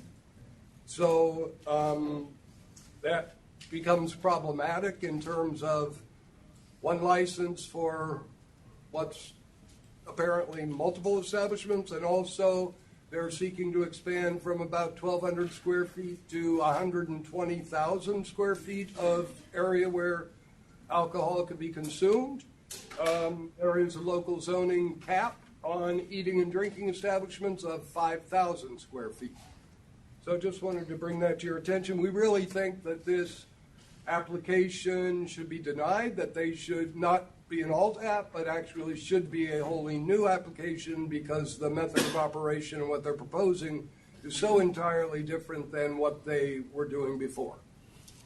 Did you check that stuff I just did? Thank you. Oh, I'm sorry. Go ahead. Sorry, can you just elaborate again, use group 6A versus 10 and what the significance of that you think is? Okay, use group 6A is local retail establishment. There is a use group 10 is generally wide service retail establishments over 10,000 square feet. Because of the size of Bloomingdale's, the way that it was listed was as these individual use group 6 retail establishments.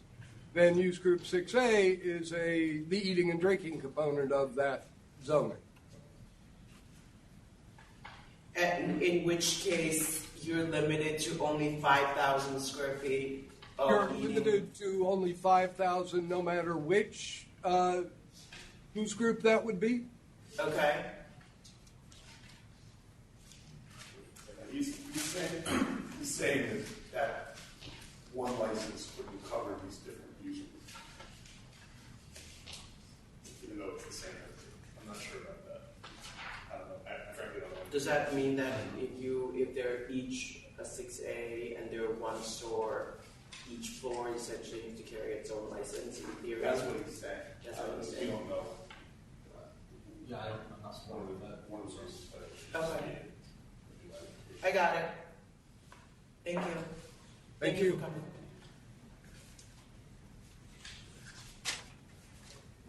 Carter Booth from Community Board 2. Are we considering both of these questions together? Which are what questions? It's outlined that there are two on the memo sheet.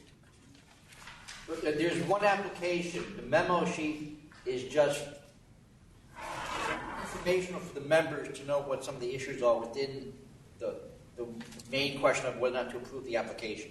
The only thing we're considering is whether to license the entire store instead of the fifth floor, which is what's licensed right now, although not operating. Because that's not what it says on the memo sheet.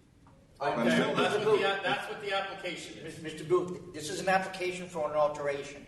What you're referring to are issues being brought to the members' attention with respect to whether or not to grant the application. Well, it says the basement will use for retail space and will now contain a new horseshoe-shaped customer bar in a food and beverage area.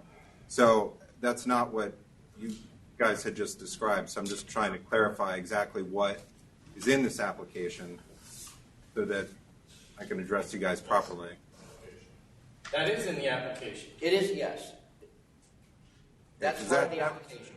That was not represented to Community Board 2 when they presented this application. They indicated that they were removing that from the application. Well, then we'll ask him when he gets here, but that's what's in the application. Okay, that's a good point. Right. So, the first question, as you saw from our resolution, is as far as what you have outlined is the business eligible for an on-premise license. We have a lot of significant issues with the condition as it exists and fixing it. We're very much sympathetic to the situation that retail and department stores are in these days, and we understand that there's some changes that they need to go through.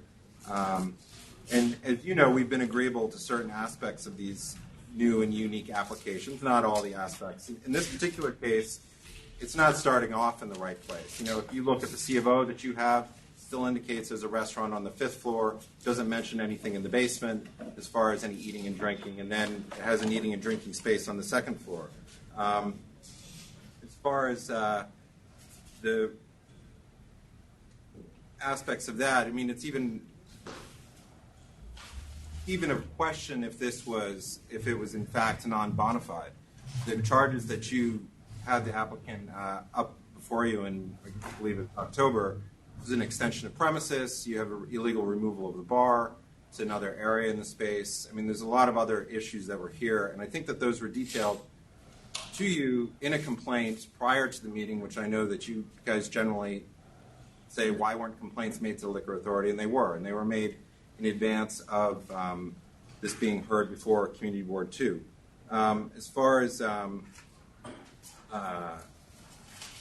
I think that Mr. Davies actually sent you a pretty detailed letter that you should have received. He sent it on Friday before the deadline. As far as the aspects of extending this application, we never received, as you heard, even right now, we don't even know what's being applied for, and what they're submitting to you is different from what was submitted to us in August. We have some issues with the multiple points of sale being sold throughout the establishment from any register. Most other places have a specific point of sale, which is out of bar, as you're aware of, or wait service.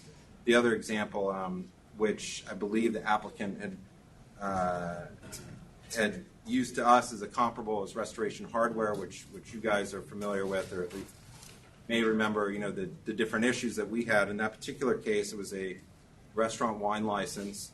It had a white tablecloth restaurant on the top floor, and then a secondary cafe from which all sales and service took place for the entire store.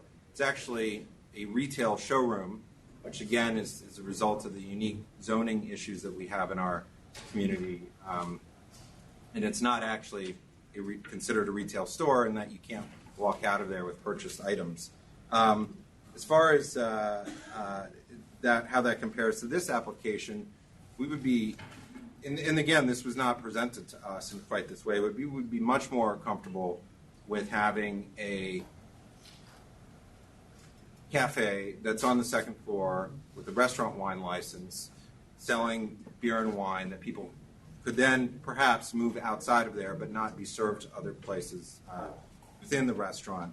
But that's not what was presented to us. The applicant has in fact been serving only beer and wine for years, illegally on the second floor. From my understanding, they haven't even served liquor. So to us, that would seem like it would be an appropriate license instead. And also, as far as, everybody is looking at these as setting a precedent going forward. And this is not the first or the last application that we're going to hear this type. And it's something that I think we'd like to be a little bit more cautious with as we move forward. And as you heard, and I think Mr. Davies had submitted in his testimony, there is a lot of concern from area residents. And we had asked Bloomingdale's to come back to us to further discuss this in August after they got direction from you on clearly with serious violations. If this were other applicants and they had just moved everything in this manner to next door or to another area, clearly the outcome would probably have been different. But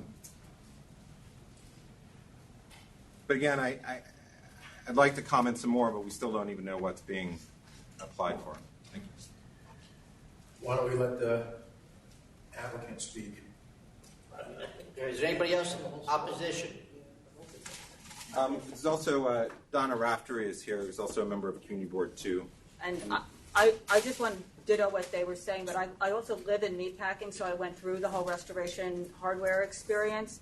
And what concerns me about this is the full OP license going all through an entire store with service being to various counters. How are people being ID'd?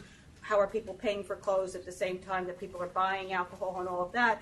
And I think what works about Restoration Hardware is that there's one point of sale, it's just beer, wine, and there's one point of sale there. So if you're on another floor from where the cafe is, you have to want the drink to go and buy the drink. You can't just be sitting in one place being served constantly, having the whole place turn into like a nice wine bar without you making the effort to go get the cocktail. And then people are bringing their cocktail, and they're constantly all over Restoration Hardware with their computer and having their drink.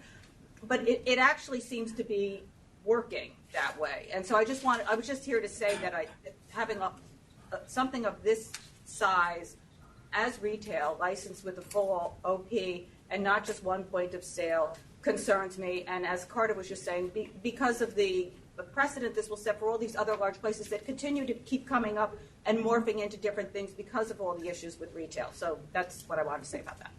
Thank you. Thank you.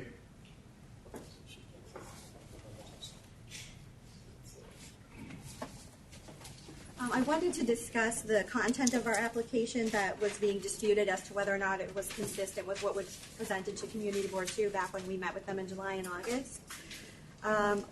We are not looking to add any additional bars. We had initially went to the Community Board in July with the request to add a portable bar onto the basement level of the premises. We were also looking to expand the coverage of the alcoholic beverage license from the restaurant to the entire department store. While we met with the Community Board in July, they pointed out to us that we believed we were able to serve on the second floor within the department store restaurant, but actually the restaurant was licensed to be located on the fifth floor. After reviewing the authority's record and our client's records, we realized we were in fact out of compliance. We came back to Community Board 2 in August.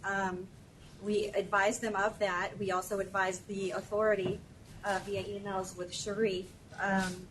So let me, I want to go back to that because your answer is that we believe, we didn't know we were out of compliance yet. How long, did you find out how long you were out of compliance?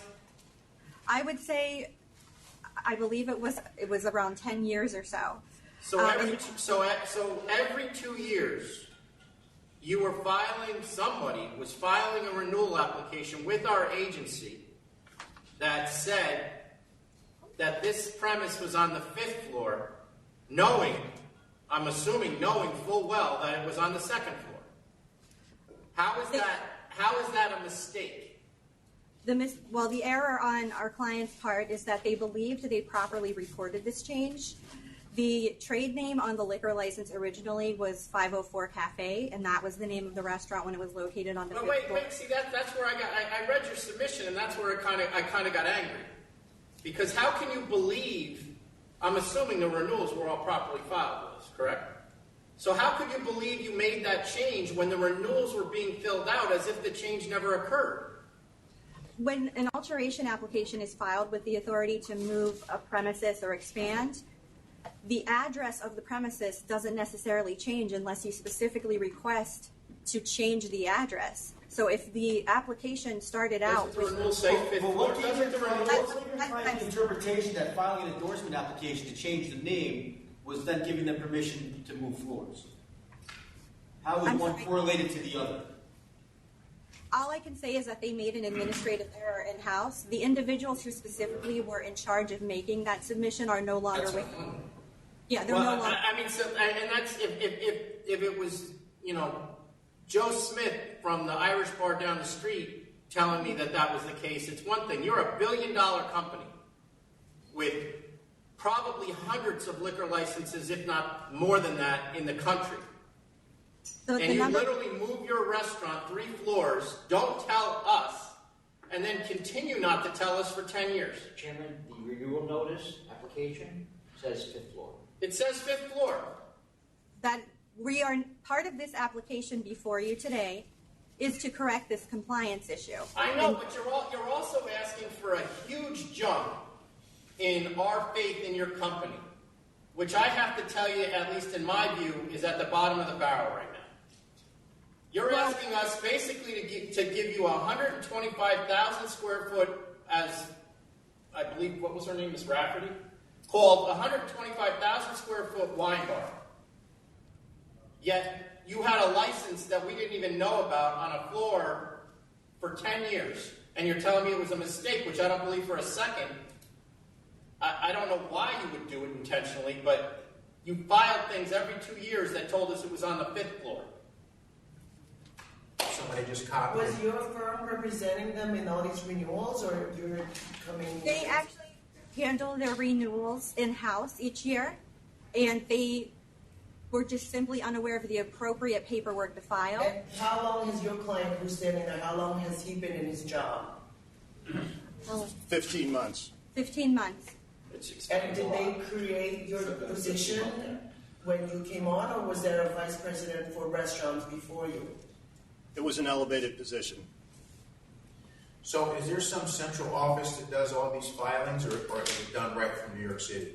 No, it's done in Cincinnati, where Macy's has a large administrative presence. And I can't speak to how it happened other than typically those licenses automatically go there. And from what council has told you, I believe the assumption was made that we did apply for that alteration. We found out we had.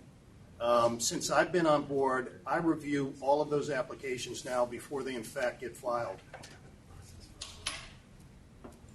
So what I'm asking you is was someone just by rote copying and pasting a previous application and just send it off to us with a check to refile? No, they're getting an application that says 5th floor. And So then what they're I was- signing- They sign it. Yeah, it's being signed in Cincinnati by somebody who may not have been. So to answer your question, nobody's analyzing it. I can actually tell you, I have the two renewal forms from 2014. It's Jill Tobias at Macy's.com is who submitted it. Type of alcohol to be sold is beer only.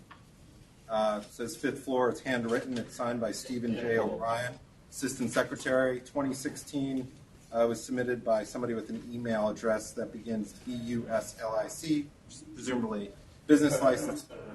Why don't you just tell? That was also Can you now explain to us what exactly you want to do here? Yes, thank you. When we initially appeared before the community board, we were seeking to add a portable bar to the basement level. We were also seeking to correct the compliance issue and to expand alcohol coverage throughout the department store. So how many point of sales are we talking about? But we're talking about one. When we went back to the community board in August, we removed our request to add a point of sale in order to make a concession to the community board in good faith. At this point, we want to repair the compliance issue, which we have already addressed via a CNC and a $10,000 monetary fine. And we are seeking to add coverage of the liquor license for each level of the department store as an amenity to the patrons, because as you know, the retail industry is struggling. A lot of retailers, high-end and budget-friendly, are going out of business. Bloomingdale's has this very same method of operation in place that has been approved by the authority for use at their 59th Street flagship store, which is at 1000 3rd Avenue, as well as in White Plains and Huntington Station. And I know that you... Hold on for a second. You keep saying that the disciplinary matter corrected the compliance issue. You understand that did not move the license to the 2nd floor? I do, but what I mean to say is that we have paid our penalty, and the last step, which I did also mention in my written submission, that the last step remaining to fix the compliance issue would be approval of an alteration application. That's not necessarily true. So back to the point of sale. You're going to only sell the alcohol on the 2nd floor restaurant, and then the people can walk around the store with it?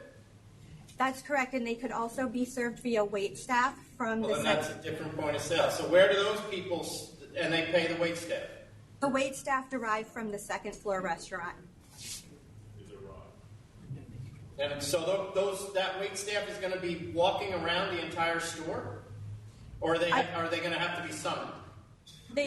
A patron would go to one of the counters.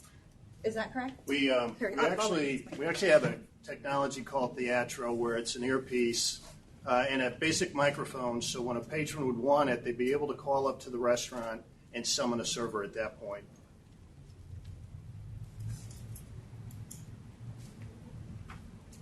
So they're going to pay the waitress on each floor? Yeah, where does... When the server comes down, when does the transaction take place? So they would manually get that order, take it back up to the main point of sale up on 2. So that's how you pay for it? Isn't it like Madison Square Garden where the person running around is just holding a machine and you just put the card in there and you're basically... A credit card, small mobile credit card. So they're not going back to the restaurant. They're going to do it right in the presence of the customer. That's an ad ball. Well, they're actually going to have to go back up to get the product, both food and beverage. No, but the transaction is occurring in front of the customer. No, just the actual processing of the credit card. The ordering. No, so that's the point of It's sale. a point of sale. That's what we define as a point of sale. Excuse me, how is that different than mobile ordering at places like Madison Square Garden and Stadium? Yeah, but Madison Square Garden is completely licensed. Well, that's what we're asking if we have the I know, but Madison Square Garden doesn't have issues with point of sale. What we're concerned about, you're a retail store. You're not Madison Square Garden. Madison Square Garden have seats. Will it also be comparable to airport concessions where the entire terminals are licensed? No, but the issue is whether or not those servers are now essentially portable bars because they're the point of sale. For example, a hawker in the stadium, if they're accepting payment, need to be licensed as an ad bar. Can I take the opportunity to briefly? Yes. Yeah.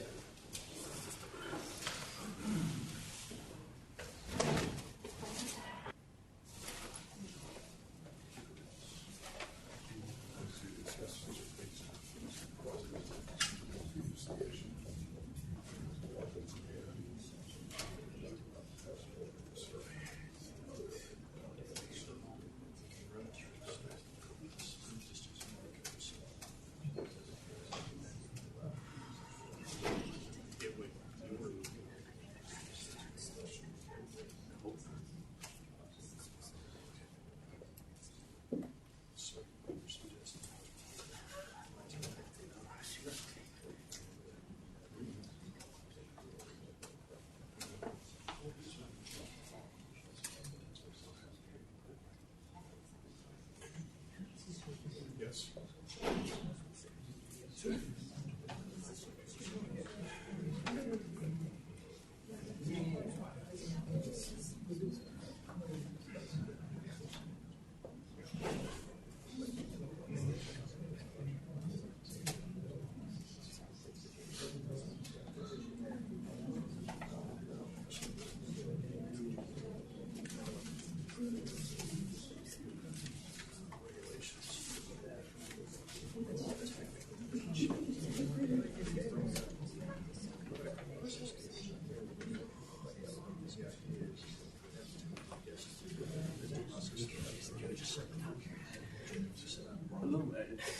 It's, you know what, because Juan asked me yesterday if they wanted to put that, because next week, no, I'm putting Monday. With Jones, he would just put it on for Friday. This is the one week. Yeah. So they wanted to put it on for last week, so they were going to either put it on for the 28th or either the Friday. So I went in and looked. Yeah, the 28th had no hearings on for that day. So just put it on for that day. I should have asked Tom first. They were asking me, like, oh, is there any hearings on for that day? I was like, no, there isn't. Because it's no hearings. And there's about 4 judges in that day. Where is the calendar? The compliance. Yeah. Oh, is that the hearing for I think I have. It's right next to the hearing room. Yeah. It looks like a date.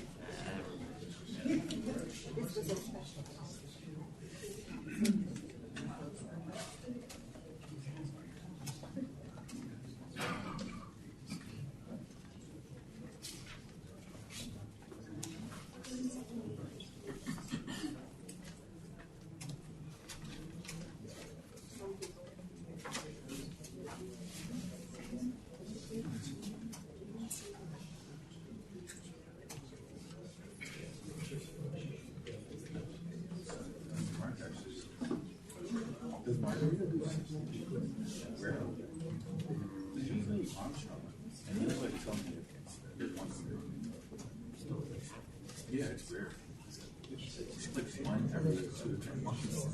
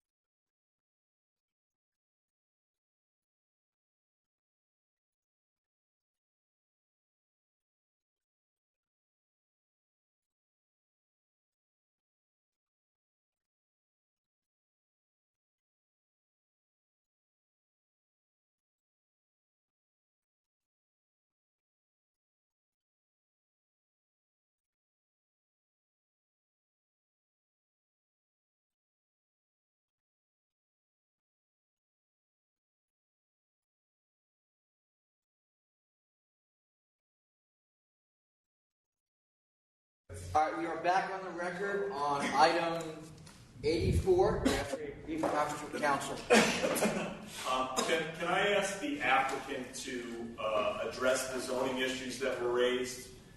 If you have a response to those. There were two zoning issues raised. One about 5,000 square foot maximum, and the other about the way in which the, I guess the store was established as not being one whole store. Yes, actually, as Exhibit D to my written submission, we had attached a portion of the zoning resolutions for New York City. Our particular building is a landmark building that was built in the 1800s. And if you look at the section that I provided for M1 5B districts, which is the district that we are located within, it states that all eating or drinking places as listed in use groups 6AC, 10A, or 12A of more than 5,000 square feet of floor space are prohibited, except that any eating or drinking place which is listed in use group 6A, which had obtained its alteration permit prior to July 14, 1976. And if you compare that with our certificate of occupancy, you can see that our certificate of occupancy follows the zoning rules which were in place before 1976. Therefore, we are not limited to the 5,000 square footage limitation, but also, even if we were, the restaurant itself is only around 2,000 square feet. If we were to expand the liquor license coverage, that does not turn the entire location into an eating and drinking establishment as defined by the zoning code. I respectfully disagree with you. It does. Well, she says it's defined by the zoning code. But if we're licensing, whatever we license is what the area it deemed to be. So if you're licensing the entire store is now licensed either as a restaurant or a tavern. And I think if we're going to do the entire store, I question whether it should be a tavern. Well, it's our understanding that this is a specific policy that the authority has used for department stores only, where if a full-service restaurant is located on one of the levels of the department store, the alcohol service could be expanded to cover the remainder of the department store. So I do agree that we would be expanding the authority's definition of a restaurant to cover the other portions of the department store. But that's different than the zoning designation of being an eating and drinking establishment. Let me be clear here. If the zoning of the rest of the floors of that store don't, and I'm not sure because we're going to have to research it to be honest, but if the zoning does not allow eating or drinking on the other floors, then they're not going to be licensed. I agree with you. I do believe that the zoning resolutions are being misinterpreted. Like I said, the rules prior to 1976 apply to our location because it was built, I believe, in 1865. I also wanted to address the question of whether we should be separate department stores under use group 6 or if we should be under use group 10. That was one of the issues the community board raised. I'm not a land use attorney, but Bloomingdale's did confer with their land use attorney after meeting with the community board in July. And we were advised that they could have chosen either use group 10 or use group 6, that either would be appropriate to them. It all depends on what they chose to apply for when they sought their certificate of occupancy. Well, I will apologize for not having a great deal of faith in Bloomingdale's version of anything at this point.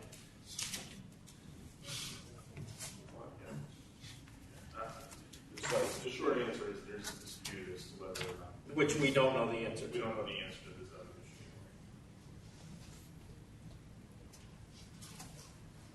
other issue. In light of these circumstances, I wanted to ask, if you feel uncomfortable with licensing the department store in its entirety, would you be willing to allow us to move the restaurant as it should be to the second floor and to give us a portion of the building, give us floors, basement 1, 2, and 3? I think at this point, personally, I'd rather just deal with your second floor operation. I tend to agree with him. Simply, that's one. But the other thing, I don't know that it's completely clear to me what is going to be going on here as far as security, as far as the point of sale thing that we just heard about is clearly not mentioned in anything I have. And I question, what are they delivering? Are they delivering food as well as liquor, these waitresses? They could deliver food or just, alcoholic beverages. It depends on whatever the patron wishes to order. So you're under that theory, then you're basically saying that you're going to have an area that's a quote-unquote restaurant on floor 2, and then you're going to have wait staff all over the store that will be able to deliver anything that restaurant delivers, yet the rest of the store under the zoning law is not going to be considered a restaurant. There would not be a requirement for us to update our certificate of occupancy when there are no structural building changes taking place. So the answer is no. You believe that it's not going to require you to be zoned for a restaurant. That's correct. I find that hard to believe, but we'll obviously. I mean, literally, the point of sales are occurring on floor 6 or whatever, floor 5. The food is being delivered to floor 5. It would be floor 2. I'm sorry. Floor 5 is where the restaurant was previously. No, what I'm saying is the restaurant, if it's on 2, that those wait staff would go down from 2, pick up the food, deliver it to 5. So if someone's on 5, the food and the drink, do the sale on 5. And you're saying because there's no structural changes, that's not a restaurant. I'm saying it would be the authority's definition of a restaurant, but it wouldn't trigger review by the Department of Buildings and a new certificate of occupancy. So I can move into any building, and if I don't change anything, I can serve food and drink in there under your theory of the zoning law. Depending on which use groups were already on the certificate of occupancy when you arrived. Here we already have use group 6. You already have the ability to be a department store. Those characters would not be changing. We would still. What year did the store open? No, is it because 2003 or 2004, I believe. We licensed them in 2003. There's Your grandfather, if you're in there, there's no way we're going to be able to resolve the dispute over these particular issues. Wait, can I just ask you a question? So you said that you're approved for the whole store at the flagship? That's correct. And so are you actually doing this operation at the flagship? I haven't been to Bloomingdale's in a while now. Yes, that's correct. And also in Huntington Station and also in White Plains, New York. So right now, at the flagship, you can be on the floor where they sell furniture. You can order wine. Yes. I believe they have an extra 1 or 2 points of sale throughout that department store. Do they have 2? And those matters never went to the full board. So the full board never. No, I understand. I'm just trying to understand what the current operation is. Are you actually doing it right now? Yes. Do the waiters and waitresses at the flagship store that bring the food, that bring the drinks to any floor also bring food to those floors? Yes, and right now we're basically doing it at one other location on the 5th floor. It's women's shoe department. Okay, I mean, Wait, I don't understand that. You're only serving in the women's shoe department? Right now, correct. Well, okay. But you could serve in every department based on your license, that's what you're saying? That's correct.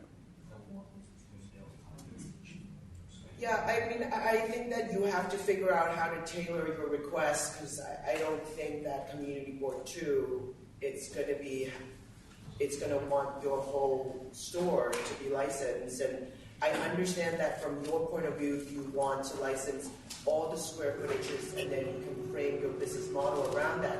I understand that's how you want to go about this, but I think that you have to really just be specific and only apply for what you're going to do.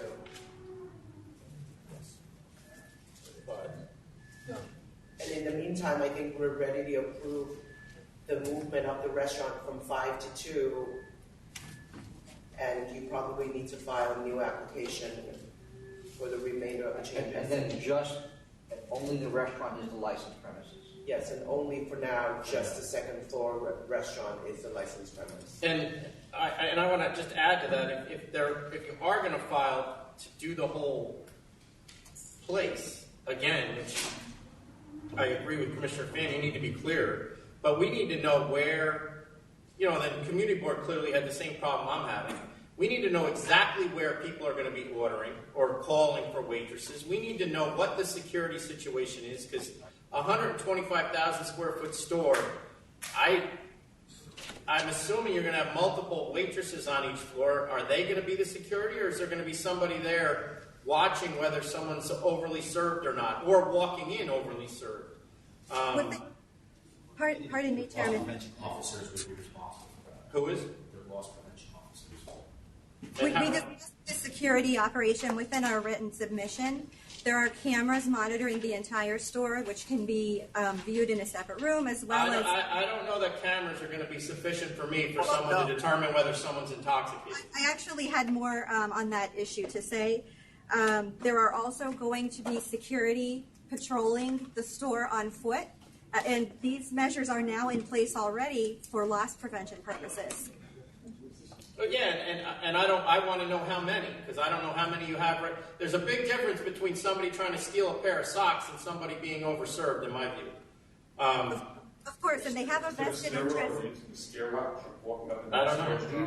Are you ready to go ahead and vote now? Or? Yeah. Yes. Commissioner Fan. Can I ask a couple of clarification questions? Yes. The hours of operation, events, those types of things. What are the hours of operation of the actual restaurant on the second floor right now? That's not So typically it will open at either 10 or 11. The store hours vary by year, and then we will close typically an hour before the store closes. So typically it's 9 o'clock. It does get extended during the holidays, but the operation will close an hour before the actual store closing. I mean, that's what I was going to give them, the stores. If the store's open, the restaurant can be open. May I make a statement, Mr. Chairman? Yeah. Up until 2017, the authority did not entertain giving a department store, retail department store, a license to cover the entire store. I have advised my clients for decades on that. I had multiple conversations with then Commissioner Kerry O'Brien on that matter. And in 2017, I found out that Restoration Hardware was granted by this board a license for its entire store, and shortly thereafter, Nordstrom's followed. So Nordstrom is not the entire store. That's my understanding. I'm talking about the first store that they got licensed. The first store, the men's store that had done that, was licensed. There's been more recently ones where the entire store, where they had a similar proposal of 7 floors, has not been licensed. We had them segregate out their points of sale diagrams to include where their licensed premise would be, which did not include all stores as contiguous space. So I don't disagree with you that this has been done in the past. I think. Well, the Restoration Hardware certainly was. Well, Restoration Hardware for sure happened in late 18, and it's not a full store like this. It's not the full store. We put significant limits on what they wanted to do, and a lot of those were done with consultation with the community board, and the community board was not happy at the end of the day with what we did, but it sounds like it's at least now currently working. And my point is that the policy of the Liquor Authority, to me, is a bit unclear on this issue. No, it isn't unclear, because what's unclear, why don't you go and foil the Restoration Hardware application? I did, and see what they showed us. Compare it to what you showed us. I did. Well, what they wanted to do was very, very clear to us in that, and it was limited. Here, to me, I'm still walking away from this, other than not knowing what you want to do, other than that you want to deliver alcohol and food all over your store. And Mr. Skeen, I am happy to discuss these kind of situations that come up prior to an application being filed. If there's uncertainty about what the authority's policy is on a certain situation or where we stand on situations, I think we should be consulted. I'm happy to do that. In any attorney, that goes for anybody who has questions about policies they're not aware of or uncertain of. And I absolutely hear you, and I had done this once I heard about Restoration Hardware. I had met with then Deputy Commissioner Jackie Held. I actually had 2 meetings with her on this issue. And she gave me some of her, what she believed would be required in order for an entire department store to be licensed. She said that we would need some eating and drinking place establishment on the premises. She did not say the entire premises needed to be eating and drinking establishment. So I'm going on the advice that I was given by, I know it's not binding, but I based a lot of these applications on the advice I was given by a deputy commissioner of the State Liquor Authority. Yeah, point taken, but the one case that you're citing, we limit the Restoration Hardware. And there's not to food. the bar on the third floor and the restaurant on the top floor. And there's not food being delivered all over the place. And they actually specifically told us that they didn't want alcohol all over the place because the goal was not to get alcohol spilled on all their, showrooms, etc. And that's what we did for them. So this request is completely different from Restoration Hardware. Yeah, they just want customers to be on the roof, to be able to be They served. want people Yes. to come in and walk by. Are we, want to go back to the vote then? Yes. And events was the other question. What's that? Events. Oh, well, I'm only going to vote to approve the movement of the current license coming out of safekeeping and governing the restaurant on the second floor. Just the restaurant. Just the restaurant. So he's talking about buyouts of that restaurant. Yeah, and I just wanted to mention, there Hold are on for a second. How many seats are in that restaurant?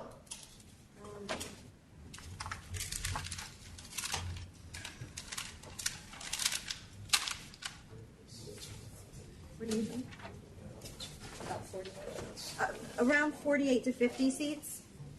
Okay, I don't really care. If any buyout, Mr. Booth, I apologize, but I'm just imagining that any buyout would be like birthday parties and whatnot, like sort of during the daytime. I just bring it up because these questions weren't contemplated by the board. I understand, but I don't believe that Bloomingdale's is going to be advertising 40 Carats as a private event space, for revenue purposes. I don't think they have the capacity to do all that, so I'm not going to limit it.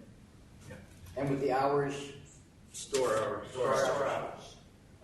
Commissioner Ford? I just think we approve the second floor license to come out of safekeeping for the second floor with all the terms and conditions that are on the license now. So same thing, just the restaurant being licensed on the second floor? Yes. Okay. But the one caveat might be the hours concurrent with the store hours. Okay. Chairman Bradley? I'm on the same wavelength. Okay. All right, so did you get that? The application has been approved to the extent of moving the restaurant, licensing the restaurant on the second floor, just the restaurant, operating the same hours as the store. Understood? Thank you. Thank you. Thank you. So So you're saying that in 2003?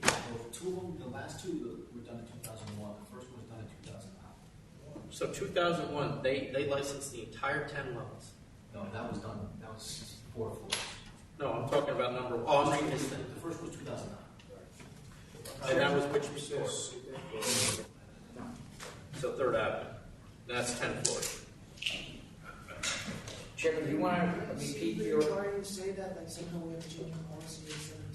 Chairman, do you want to That repeat wasn't your... a policy that was done. Yeah. You want to repeat your announcement Yeah, you made so earlier? I'm going to, before we get deeper into this, I'm going to make the announcements I made this morning. One, it's come to my attention over the last several months that the 500-foot hearings in New York City only we have not required that the licensees show up at the hearing with the representative.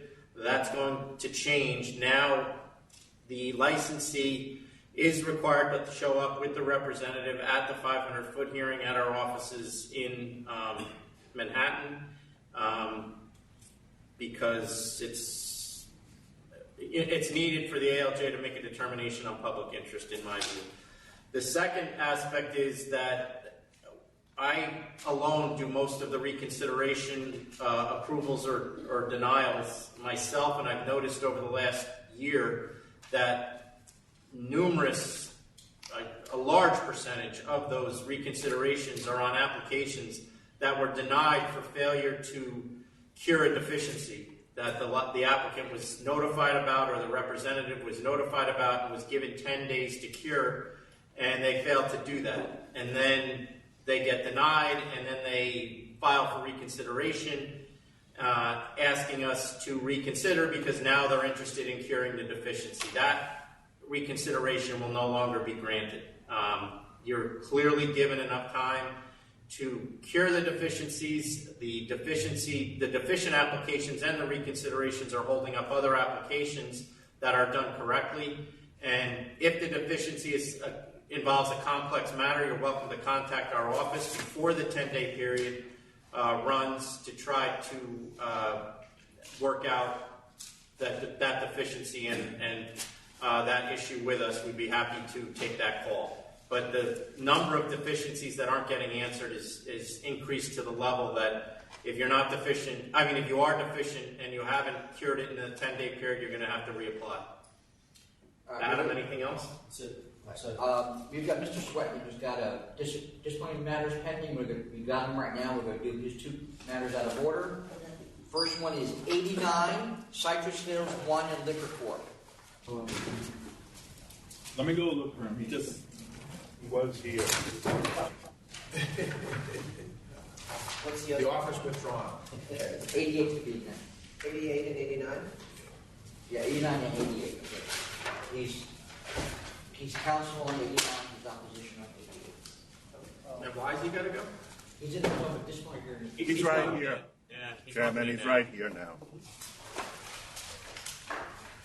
Let's get hearing about. All right, Mr. Swetnick, we're doing Cypress Hills Wine and Liquor first, and then we'll do your other one. Okay, thank you. Because I think they assumed it was. I take it, Mr. Lynn, your opposition to this matter? That's correct. Come on a little bit over. No, I'm not. You're not. We're on the next case. Just so they can see you. Okay, so we wanted to hear from Mr. Lynn first? Yes, please. But put your name and your client's name on the record. Robert Swetnick for Cypress Hills. Chairman, this is a Mr. reconsideration. Swetnick, is that your client next to you? Yes. Oh, this is it's a recon, but this is one of the ones that Commissioner Fan did. No, it's not. Oh, it's not. Okay, yeah, no. So, Mr. Swetnick, you go first. No, I go first. I apologize. Hold on. Yeah, it's not a recon. It's an application. Right. So Yes, I apologize. you go first, Mr. Lynn. It's been a long morning for you, I can imagine.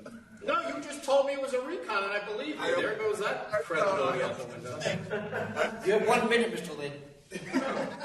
Sum it up. I'm the attorney for 3 of the closest stores to the above referenced applicant, Cypress Hills Wine and Liquor at 239 Euclid Avenue in Cypress Hills, New York.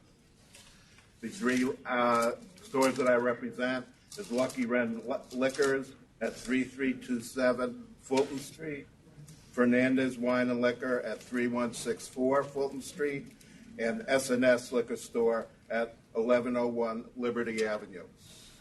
This area is basically well serviced by 6 existing stores already in the area and within 0.7 miles of applicant, and 3 being within walking distance. The Lucky Wren Liquors at 3327 Fulton Street is less than 0.1 mile from applicant, 415 feet. Fernandez Wine and Liquor at 3164 Fulton Street is just 0.2 miles from applicant, 1,230 feet. And 666 Liquor Inc. at 437 Ridgewood Avenue is just 0.26 miles from applicant, 1,030 feet away. My area survey and list of liquor stores in the area are next here too to my paperwork as Exhibit A.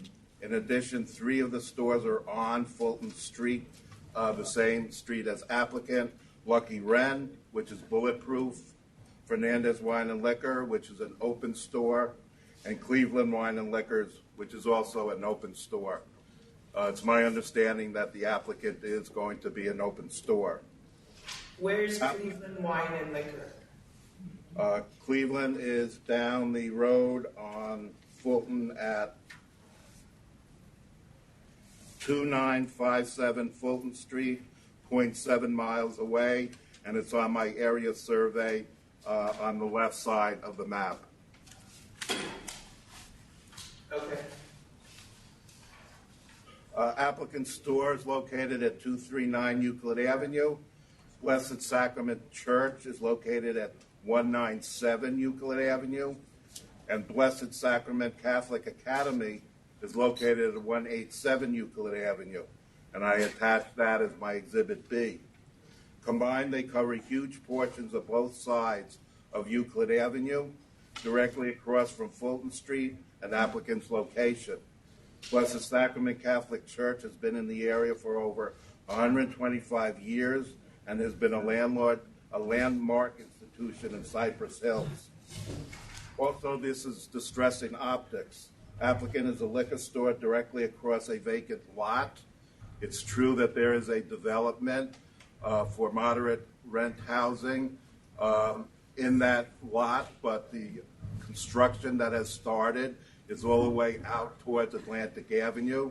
This area is a huge area of barren land right now, and a shovel hasn't been put into the ground yet to start any of that construction in that area yet. Also, you have the two current licenses on Fulton Street, which are about 400 feet, the closest being just 400 feet away. And right across from the street where the academy is where the school buses line up daily on Euclid Avenue for the Blessed Sacrament Catholic Academy. In addition, East New York is one of the highest crime areas in the city of New York. So here you're going to have an applicant, and if you've seen the photos, it happens to be a garage that's really being changed into a liquor store, which is only about 300 square feet total. This is going to be a liquor store across the street from a vacant lot. It's going to be across the street from two stores that are very, very close to it. It's going to be across from going from over Fulton Street to the church premises, which starts right at the corner. It's going to be right across the street from the school academy, where again the buses will be lined up on a daily basis. It's also going to be, again, 300 square feet, which from the memo that I see, about 340 square feet of actual retail space, which seems to be a stretch because that 360 also includes an office and a bathroom. I don't know how public convenience and advantage is really going to be served by having this premises, which is a garage, with such a small footprint in the area. It is going to be an open store, but it certainly can't hold too much of a variety of alcoholic beverages that the other stores are not already selling to the public. So I can't see where any public convenience and advantage can be served by licensing this applicant. And is based upon, again, the proximity of the other stores, the sales figures of the other stores, the proximity of the church, the proximity of the school, the proximity of the store itself, and the establishment, which I thought maybe it would be internet sales. They're not even having internet sales. So 300, and unless they have some sort of line of product for a 340 square foot store, again, seems to me not really needed by the neighborhood, considering the way that the neighborhood is set up right now. Thank you. Thank you. Thank you. Good afternoon. For the applicant, Robert Swetnick, with me is Mr. Nam. Obviously, the proximity of the schools and house of worship in Cypress Hills are not violative of any statutory prohibitions on this. This is a small space, and it's intended to be primarily a wine shop. We'll carry some liquor, but primarily it's going to be wine. They chose this location because directly across the street there is a 403-unit housing development going up. Basically, that is the prime market they're looking at. And also, when you come off the Jackie Robinson Highway, you pass right in front of their store. So they hope to get some traffic coming off the highway, basically going into further into East New York in the residential areas driving. It's important to note that 3 of the 4 closest stores are bulletproof. This store, as Mr. Lynn notes, is not going to be bulletproof. It's going to be open to the public and is something which hopefully the authority is encouraging. I think that the applicant himself has extensive experience managing wine stores and liquor stores and is very well qualified to have this store. Because of the last, Who did he work for in the liquor store? He worked for 100th Street Wines and Liquors.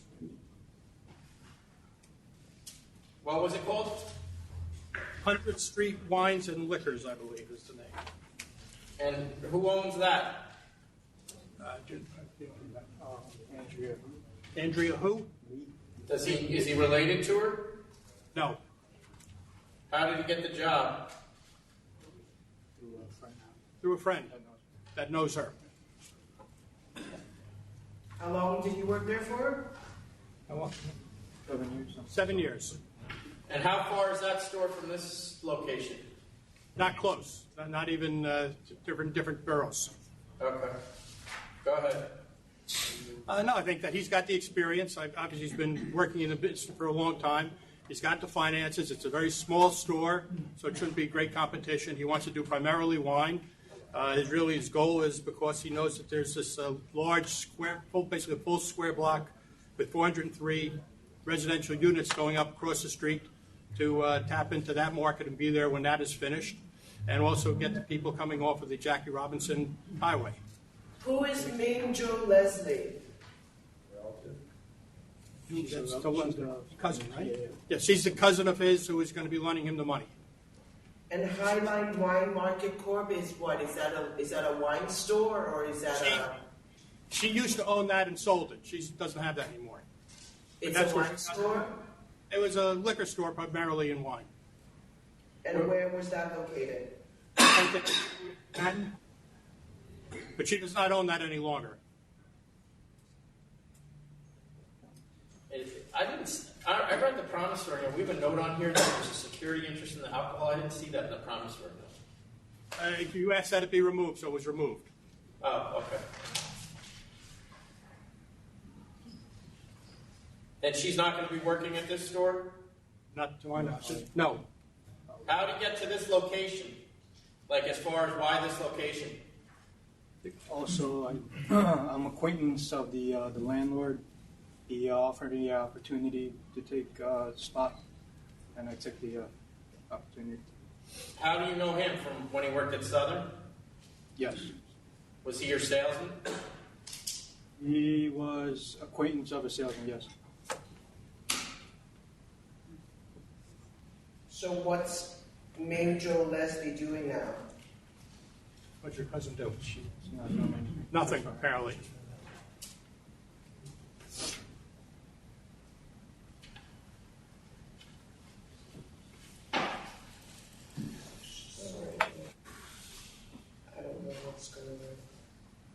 Chairman, can I just make a comment or two?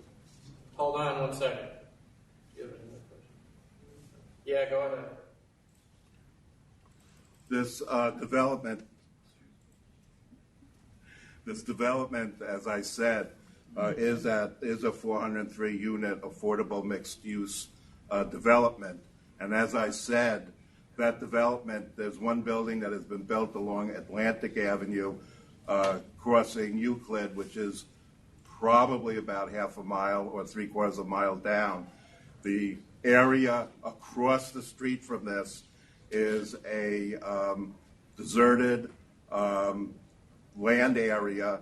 Also, there's probably going to be a problem in building on it because there's a big tunnel of like a waterway right in the area, but there's no shovel that's been put in that area for starting groundwork or anything. It'll probably be 3 or 4 years. I don't even know if the financing was approved for that area, but other than that one development, and it is just a 405-unit affordable housing, which is already about 7/10 down the road, is the only new construction in that area. In addition, parking is brutal. There is no parking on Fulton other than with the meters. In addition to that, if he's going to be basically a wine store, I don't know why he didn't file for a wine store. And in addition to that, does he have any specialty? Is he sommelier? Does he know wines? Has he had education in wines? What is going to be different from what the other stores in the area? True, they're bulletproof. You want to know what's going to be different? Yes. You're going to be able to walk into it. Well, that's what I was just going to say. You're walking into a 320 square foot store. So And be able to touch the product, put your hand on the product. Caress the product. Whatever you want to do, but I don't have to talk behind somebody behind glass. I don't think you really have to caress it, but I can see on an open store, you have a cart, you look around and you choose. On a 300 square foot store with a bathroom and with an office in that small an area, you're really just looking the same way as you have in a bulletproof store where my clients have this long aisle and you walk down and you look at the products on the shelving. So in essence, true, definition-wise, non-bulletproof. But in actuality, pragmatically, no difference. Can I ask you, the new development that you're talking about, what are the cross streets of it? It's right across the street from the location, directly across the street on Euclid. And it's based almost a square block. And it's already, as Mr. Lind indicated, it's already started. We're told that in spring they were going to be breaking ground across the street from us. They haven't even broken ground yet, and as part of my submission, it shows you that there's this area, nothing has really been done to it at all right now. And even if they were to start and put a shovel in the ground, it's going to be at least 3 or 4 years. You're still getting an open liquor store, but not large size. All right, thank you. Mr. Lynn, why don't you tell your clients to go to an open floor plan? Well, go ahead, ask your question. Because this is East New York. Fernandez Wine and Liquor has an open store on Fulton Street, but the other store owners, and one of them is here, Steve Alvarado, he will tell you that almost every other day they hear gunshots down the streets and stuff. No, I'm familiar with East New York. I get it. New York has not been cleaned up all that quickly. Mr. Lynn, hold on. I have a question for Mr. Nam. Mr. Nam, in your promissory note to Ms. Leslie, you're going to pay her $375 a month on a $90,000 note, commencing actually this month, and on the first day of every consecutive month through next year, at which time the balance and interest of 50% of the principal shall be due and owing. So does that mean that you're going to owe like half of whatever past year's payments? $40,000 you have to come up with? Am I reading that correctly? Yeah, we think that his first year's sales, when his profit, is going to go mostly to paying off the note. All right. It's going to be after Christmas, through the holiday season, and we think, he should make that kind of money. Before that place across the street. So, anyway. Okay. All right, vote then? Yeah. Commissioner Fan.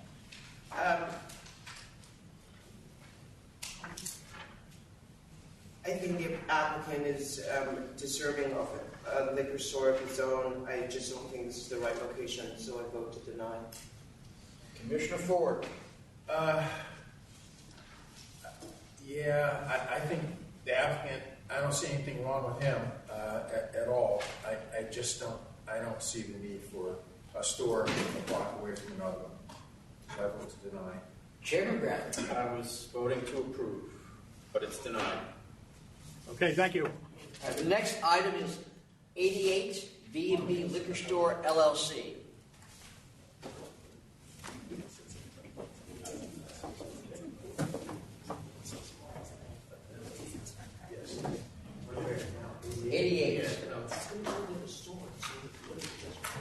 Right. Yeah. Who's here for the applicant? The applicant, me. That'll be me. Ramir Juta. All right. Is your representative with you? No, I'm going alone today. What's the number, Tom? 88. Oh. All right, who's here in opposition? That's me. No, Robert Swetnick on behalf of Palace, and you have any others here. Yeah. Vivian Tozaki on behalf of RNS Liquor Store Corp.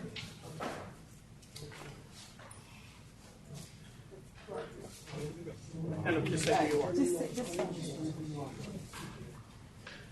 My name is First KB Spitz. What's your, well, I can't hear you. What's your name?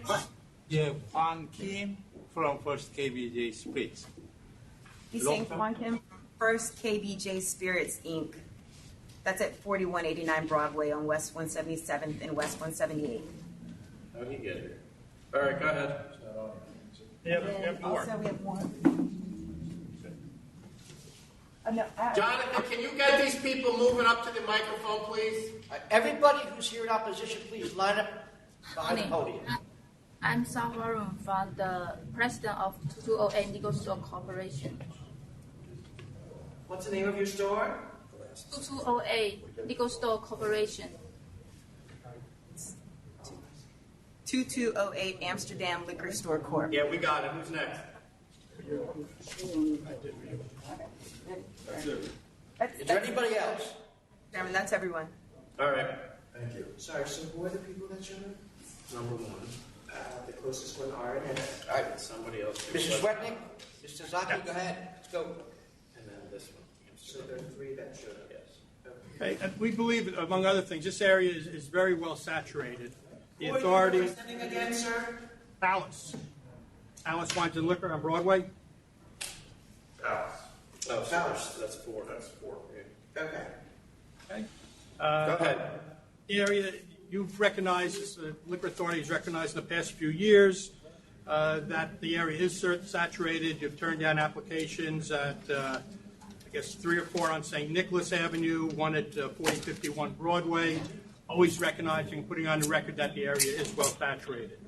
However, even since that time, one of the other liquor stores has removed down the block, and when it did a removal, it went from being under 1,000 square feet to being over 3,000 square feet. Which one was that? Which store was that?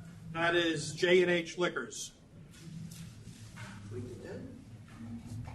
It's not one of the closest. So, okay, go ahead. And then RS moved, I believe, about 8 months ago. Again, so that is, number one, a larger liquor store now, a little bit closer to my clients and creating, hopefully, additional business for him. He went from being bulletproof to being open. That's, I believe, one of the reasons he relocated. But now, aside from the area previously being saturated, it has more open stores, larger stores, and much more competition, yet the sales and the profit on these stores is going down each year. Sales are going down on some, sales on the others are flat, but the profits are going down. We don't believe there's any need for an additional liquor store at this time in its location. Okay, do any of the other owners want to say anything? Mr. Zaki, want to say anything? Yes, Vivian Tozaki on behalf of R&S Liquor Store. There's 7 stores within 0.3 miles of the applicant. This is Washington Heights. It's saturated. I represented R&S at that removal hearing. He moved because he was in a residential area, and he moved 475 feet away. He's the closest one to this new store that's opening. I think they submitted information saying their store was about 600 square feet of retail space. My client's store is smaller than that, I believe. My client's gross sales are $120,000 per year, only $120,000 per year. You approved the removal on November 20th, 2018. He opened in April of 2019. So he just opened recently, well, not even a year. So with that, I respectfully request a finding after the hearing that another area in this store does not meet public convenience and advantage. Thank you. You have anything to say? Yeah. Yeah, I'm the president of 2208 Legal Store Corporation. and I come here to protect the license approved for the B&B nickel store because they have many nickel store near my store, and if we open a new one, it's difficult for survive for my store. And Did you just buy the store? yeah, I just buy this store. When did you start operating? Looks like sometime Uh, 7/31/19 or something. When did you buy the store? about 11 months, I think. When? 11 months ago. I think 11 months ago. How about? You don't know when you bought the store? Because when I buy the liquor store and do something contrary to the lease and make a long time, I cannot remember. When did you open it? I open after everything. I think it's February. No, not this time. Yeah, February. February of 19? This is 2/20. Yeah, 19. Yeah, do you know when you opened the store? I mean, if you were working at the store, it should not be hard to remember whether it was cold out or not cold out when you were like moving in. That's when you require the license. Yeah, and required license is 2018 September. Can you send enforcement to that store, please? Okay, thank you. Sorry. No, we're checking for the AD avail. Anybody else? No, there's no one else. Okay, all right. Good afternoon. My name is Vamir Juta, and I'm the applicant who's proposing for the V&B liquor store at 182 Audubon Avenue. I have multiple exhibits to present as part of my file, which have been submitted by my representatives. First, I want to tell you about our concept and what we're bringing to the community that is different from the competition. Then I will go into specifics on our services and the growth that is happening in that part of Manhattan. Finally, I will address the opposition of RMKD liquors. I'm excited. So before you do that, I want to ask you, you live in New Jersey? Yes. And you work in New Jersey? No, I have another business in the Bronx, which is about a mile away from there. So your construction company that you work at is in the Bronx? Well, yeah, we have two locations. We have one over there, and we have an office in New York, so we do multiple states. Well, Jersey where do you work now? Well, I commute to the city when I come to the laundromat when I'm needed there. We have other people that work there. Wait a minute. She has a construction company, and Yes, then you I have a laundromat?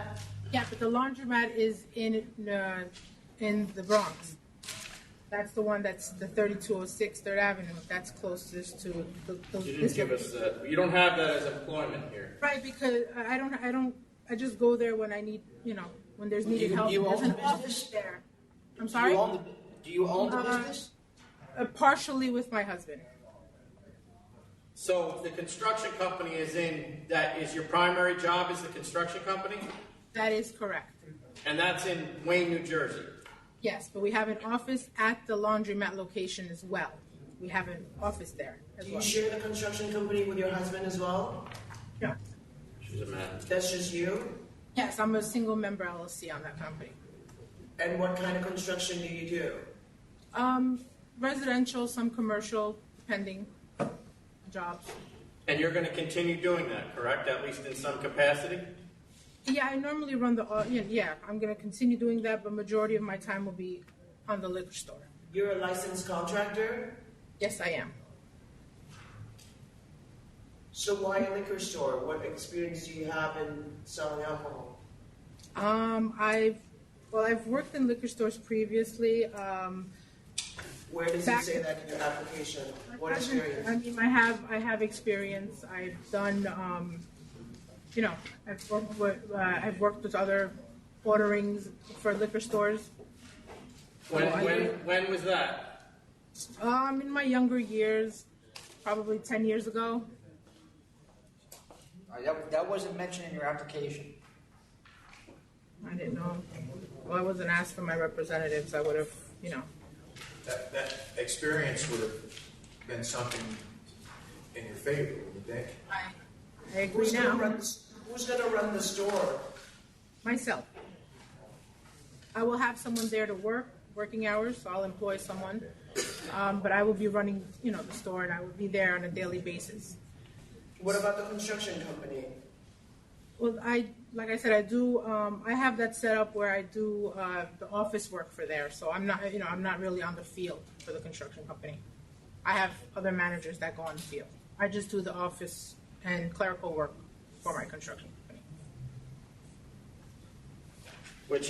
And how long is that drive? From New Jersey to the current location, about 25 minutes if there's no traffic. How'd you find this spot? Passing through. It had been closed previously. It was a bakery. I guess they moved. So just passing through there because I commute to the laundromat sometimes for the office there. So that's how I found the space.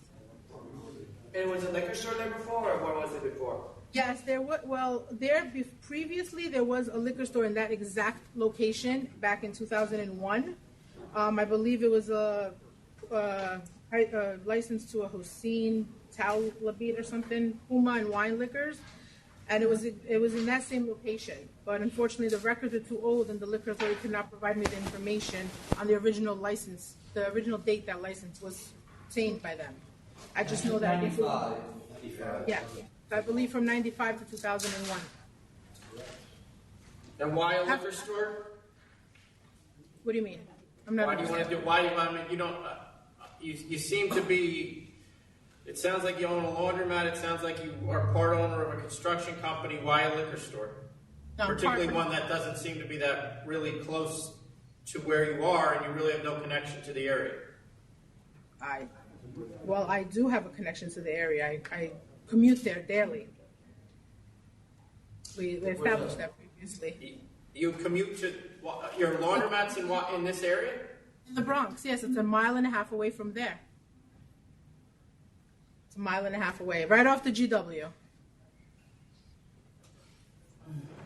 So why a liquor store? I thought I saw a need that there would be one because there was one located, I believe it is the RNS, which was located at 188 Audubon, but they moved to the St. Nicholas location.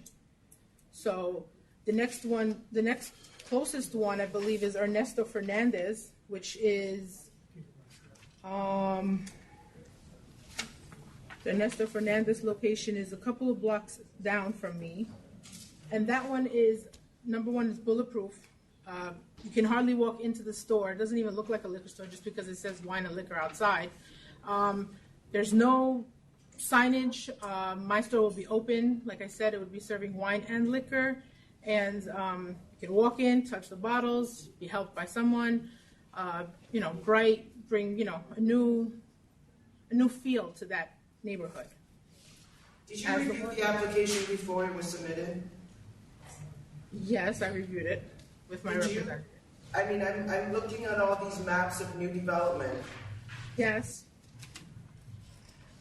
These walking distances, what it doesn't say is that, in fact, there are actually other stores that are closer than your store. So your point that these people that are going to move into this new development and somehow walk past other stores and come to your store just simply doesn't make sense. No, we use those stores as example of the new developments that are happening to show that there is people in that neighborhood and new things are being built there. Not necessarily they're going to pass the other stores to come to my store.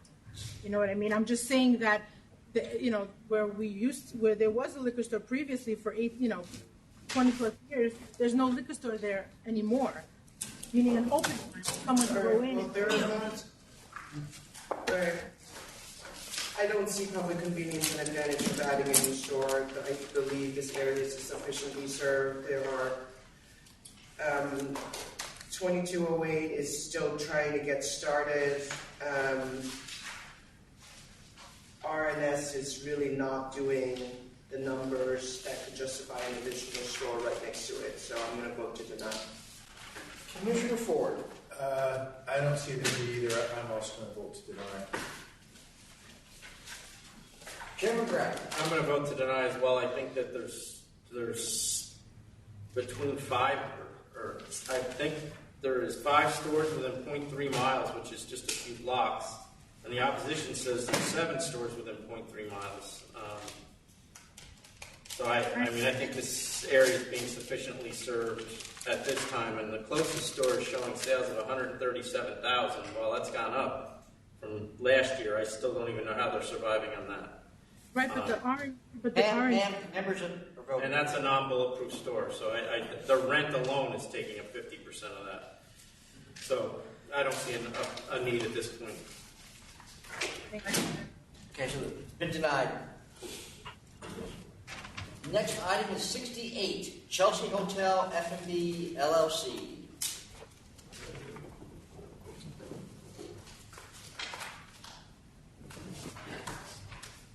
Good afternoon. Donald Brown, the applicant. I'm with Sir Richard Bourne, who's the owner of the Chelsea Hotel.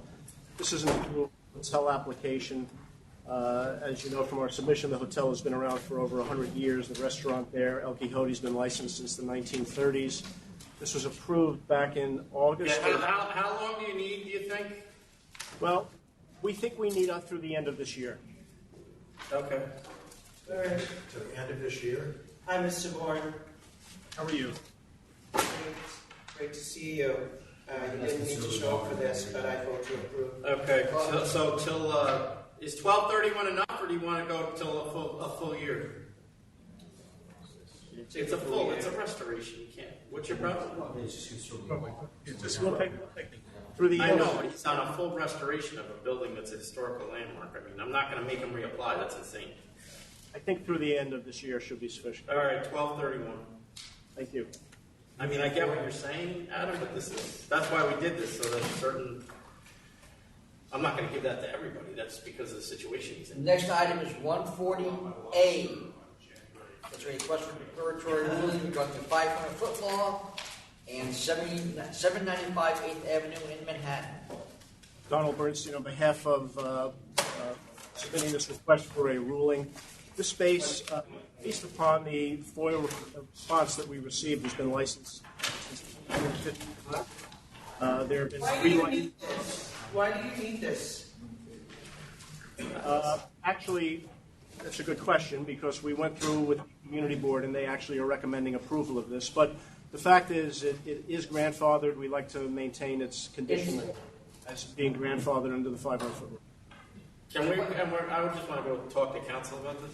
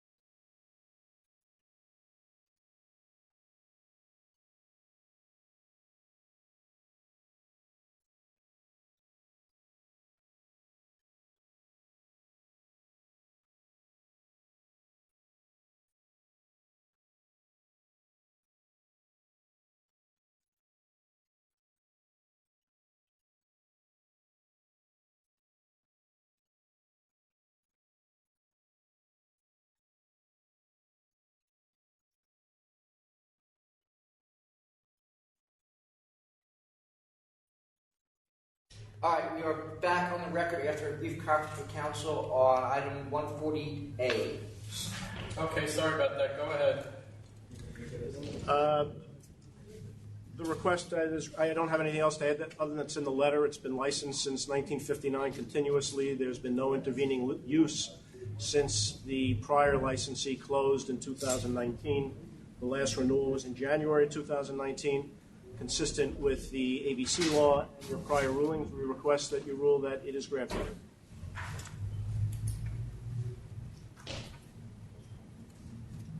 Okay. Any questions? We ready to vote then? Commissioner Fan?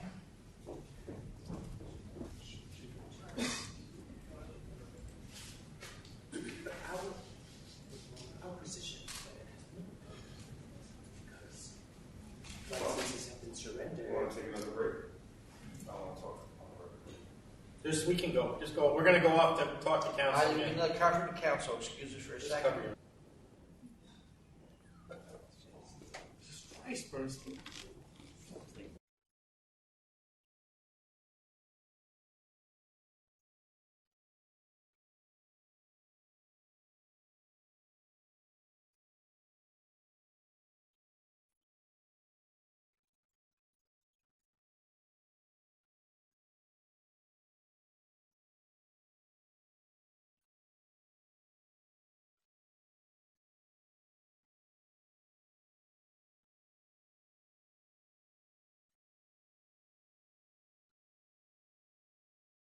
All right, we are back on the record after a second conference with council on item 140A.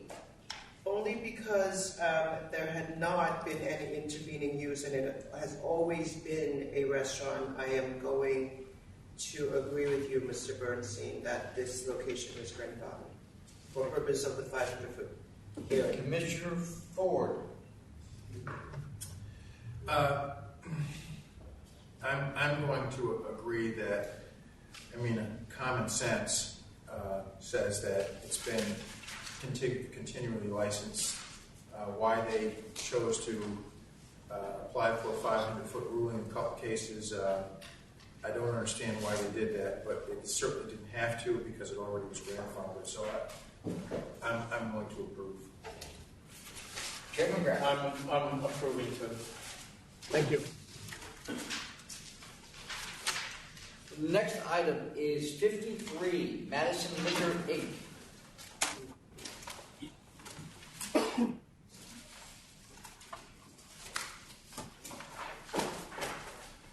That's you.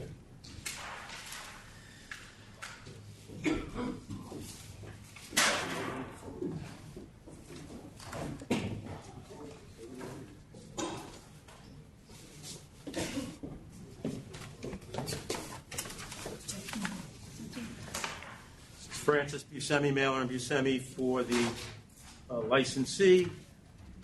With me today is the licensee, Ms. Chen, and her husband. This is a request for reconsideration with regard to the penalty. I'm just coming in on this matter now. Initially, there was a $2,500 civil penalty offer, and then a $5,000. Then it was up to $5,000, is my understanding. The board countered with a cancellation.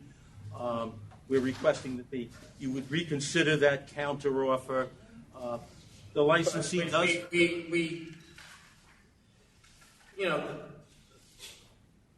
The case was on the first time, and not that she's required to show up. She's not. Nobody directed her to, or he. But after the first time, we did direct her to show up, and she decided not to come. And then we canceled it, or we offered to cancel it. So I don't know. I'm willing to grant the recon to keep the case open again, but the $5,000 is gone. There was never a $5,000. No, the $5,000 offer is gone. Yeah. Okay. And again, their previous representative, I don't believe was an attorney. It was Sam. I don't think it's an attorney. Sam Park. I don't know whether they even realized to appear here for the last meeting, Mr. Chairman. Can you ask her, did Sand Park tell her that they were asked to appear? Because we definitely told him to appear, to tell her to appear. And I'm being told by Ms. Chen that Sam Park told her that she didn't have to come. You want to hear that? You know, obviously, I was the next person they saw then. You've got my letter. I just want to point out a few things. One, that this is a licensee that has been in business since 2011 without any adverse history. Well, so why don't we go to the fact about why I called her in, rather than telling me what a great licensee she is. This has been the first time in the 5 years I've been here that a liquor store was deemed a focal point for police attention. I've never seen it, and I've been doing this for a bit longer than that. I've never seen the charge. I don't recall, I'll put it this way, I don't recall seeing the charge in 40 years. And not to mention, you could usually go to a liquor store and read a good book, yet the other charge is a sustained pattern of noise and disorder. And it has to do with, to I think, some extent, of this cup situation. And the police did come into the store in July of 2019. The police came in, advised them that you can't give out cups. At that point, it was stopped. So from July of 2019, that stopped. That hasn't existed since then. So just to be clear, they're not drinking out of the bottle out front now, are they? They are being. There's a sign posted on the window of the front door of the store, which tells the customers, if you're gonna, it actually says hang out. So I think everyone understands it. This is kind of a rough neighborhood. The sign says, if you're going to hang out, you will not be served. They have that. They have turned over. Served, or you would not be able to buy a bottle because you're not really supposed to be serving. You can't buy. You can't buy. They only sell closed bottles. That's the problem. They sell closed bottles. No one's drinking inside the store. They're not serving. She sells a lot of minis, right? So a lot of minis. Miniatures, yes. Yes. Yeah, and that's the nature. That's the nature served, of the you will not be sold. Excuse me? I said maybe from you will not be served to you will not be sold. Will not be sold. I don't know what. So you guys decide what the offer. Not be sold. I mean, the sign can be modified, but the concept is that you can't linger, you can't hang out. If you do that, we're not going to do business with you. So that was put in place. The cup stopped in July of 2019. I personally called Marion Horvath of the 7th Precinct, who was the Special Operations Lieutenant, on the day I was retained. That was January 2nd. When I didn't get a call back by later in the afternoon, I emailed to the lieutenant. Because my clients would like to go to the precinct, sit down, see whatever else could be done here. They do want to maintain, they would like to have a good relationship with the police and the community.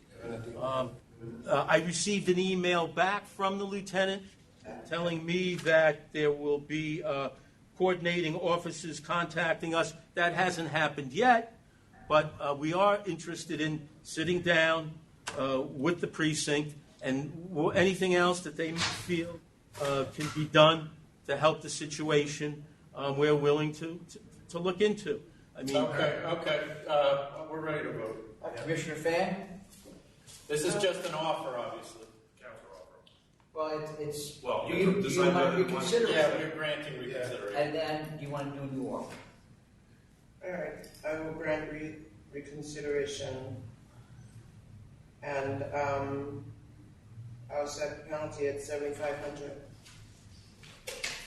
7,500 is exactly what I was thinking. 7,500. So that's the new counter offer. all right, thank you for your consideration.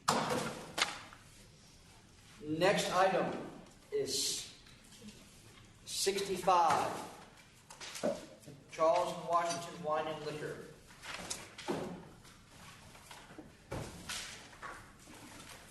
This is a Francis Buscemi again for the licensee. This is a reconsideration matter on a split vote where Commissioner Fan was not present at the time.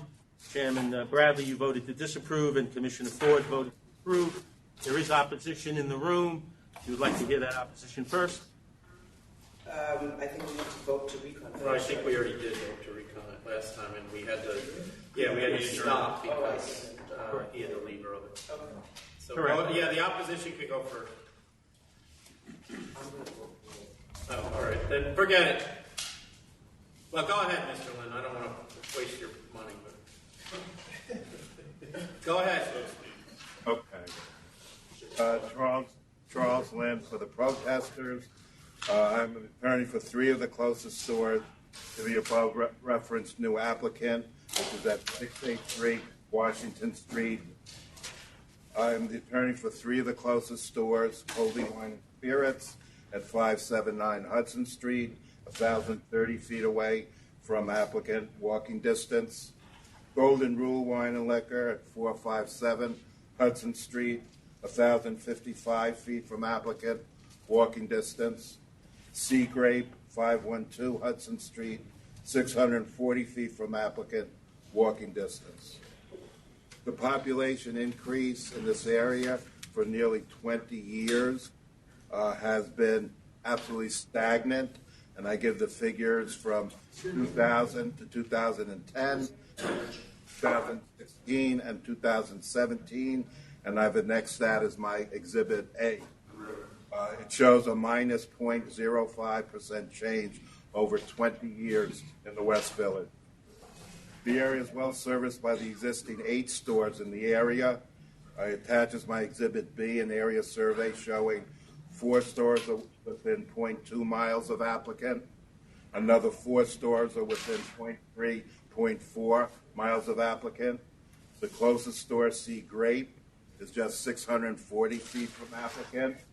And Pride Wine and Spirits, the 4th closest store to applicant, serial number 1300163 at 98 Christopher Street, was just currently licensed 2 years ago.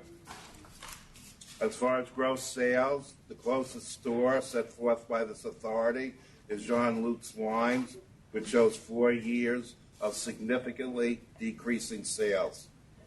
The second store, Covey Wine, has yet to reach a sale of 2015 in the last 3 years. The third closest store, Sea Grape, shows stagnant sales in comparison to 2017 to 2018. And again, Pride Wine and Spirits was only recently licensed June 2017.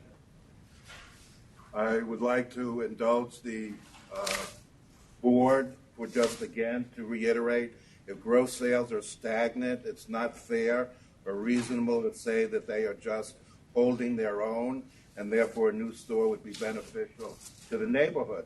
These are small mom-and-pop boutiques in the West Village. Retail stores have been financially devastated recently because of escalating costs, such as workers' wages rising from $10 to $15 per hour, cost of goods in the liquor industry itself to 2 to 3% per annum, and now with the European tariffs, they may be even greater. Rent escalations of 3 to 4% per annum, and skyrocketing insurance premiums. All of these stores for competitive survival are providing wine tastings, free delivery, gone onto social media, and are discounting goods, which in turn leads to less profit margins. And these West Village stores epitomize these conditions. The geographic constraints in this application are important for public convenience and advantage, because the West Village is bounded by the Hudson River on the west side and 6th Avenue on the east, extending from 14th Street south to Houston Street. Washington Street is the farthest street west, just before the West Side Highway. Therefore, the market area for this neighborhood is Washington Street and West 6th Avenue, which is deemed the western boundary of the West Village.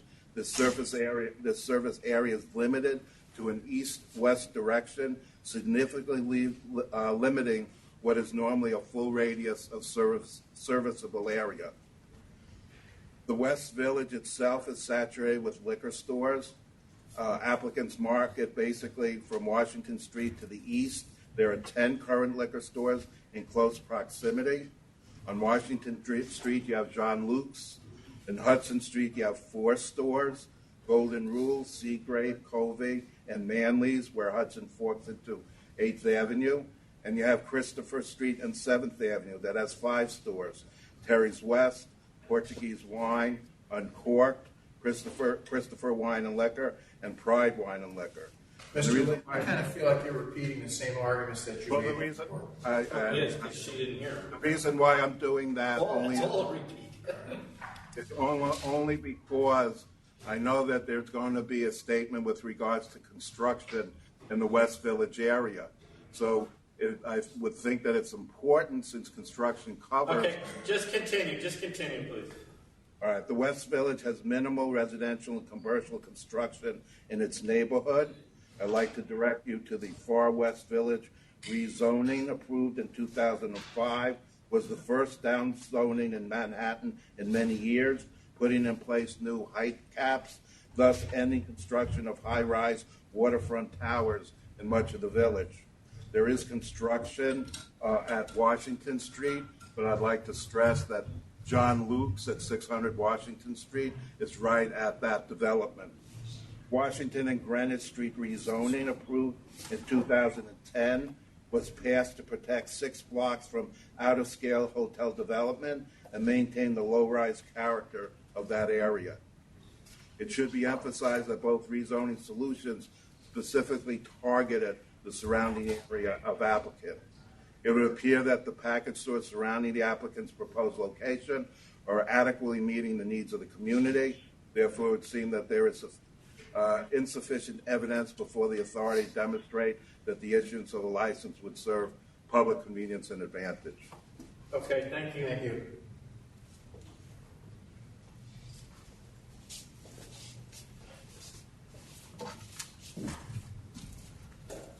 All right, there's a couple of things I want to point out. One, first, I disagree with the distances that are being given, and as part of my package, I took out of the application and included in.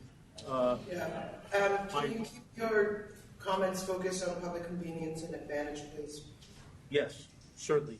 This is in the West Village, and you can see that there is, and I provided you with the article, there is tremendous development going on. This is just south of Hudson Yards, which has already been developed. Now we have the West Village. This is not just south of Hudson Yards, come on. South of Hudson Yards, and South of Central Park, too. it's not that far. It's not that area has undergone tremendous development, and now this area is undergoing tremendous development. Just for future reference. And I give you specific. Just for future reference, she lives in this neighborhood, so I'd be careful about what you say. And I'm going on. Why does your client want a And I provided you with the article that states that. Okay, why does your client want a liquor store? He wants the liquor store. He's been involved in the industry, and he can talk to that himself. This is David Chen with me.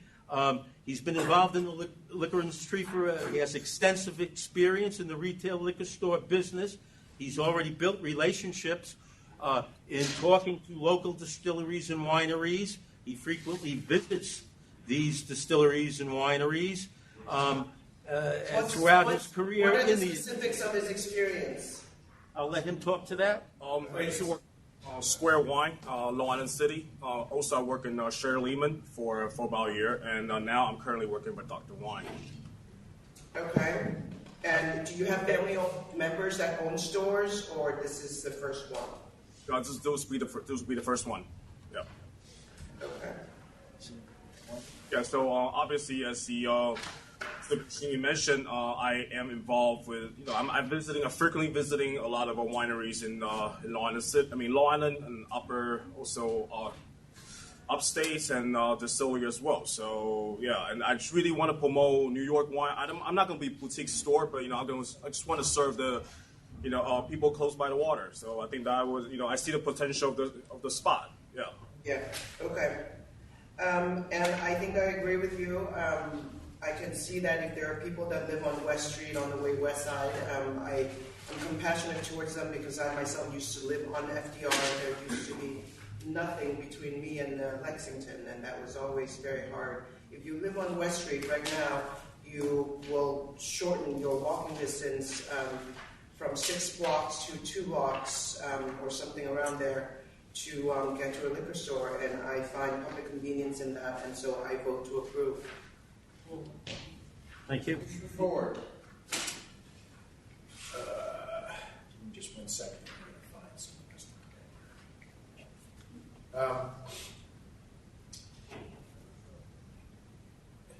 The closest store, we've looked at this a while ago, the applicant principal had deceased, and there's no corporate change, enforcement was notified. Do we have anything additionally on that at this point for Jean Luke's Wines, LLC? Excuse me, Commissioner, I'd just like to say that if you do look it up, there are about 12 members of that entity. It was the one individual whose name was the name of the corporate entity. That's not going away. Okay. That's still going to be there. Okay. So I'm still looking at all the other ones through there, and the second closest, dipping a little bit, but still holding her own. The next 3 are sales are going up, and the last 2 never answered it. So I'm going to maintain my original position to approve this license. I would vote to deny. There's 8 stores within 0.4 miles, 4 stores within 0.2 miles. There doesn't appear to be any new services that aren't being provided, the same products, the same customer base, and I just didn't see any public convenience in the name. Good luck. Thank you. The next item is 25, Lion Discount Wine and Liquor. This is a PNC offer. 25, you said? 25. 25,000 I'm offering. Yeah. Sometimes you just got to block, right? Let's see. This kind of looks like a co-op here. I'm not going to take this. Go ahead. We're offering $25,000. There were 5 charges, which alleged that this particular licensee was going to other stores and picking up merchandise to bring back to its store. And then that's 4 of those, and then I believe 4 of those, and then 1 charge of a sale to minor. So it's co-op buying is what we're talking about. Well, I don't know whether you categorize it co-op buying. He's going. Well, then does he have receipts from the liquor stores that he paid the liquor store price for it? I don't know. I don't know.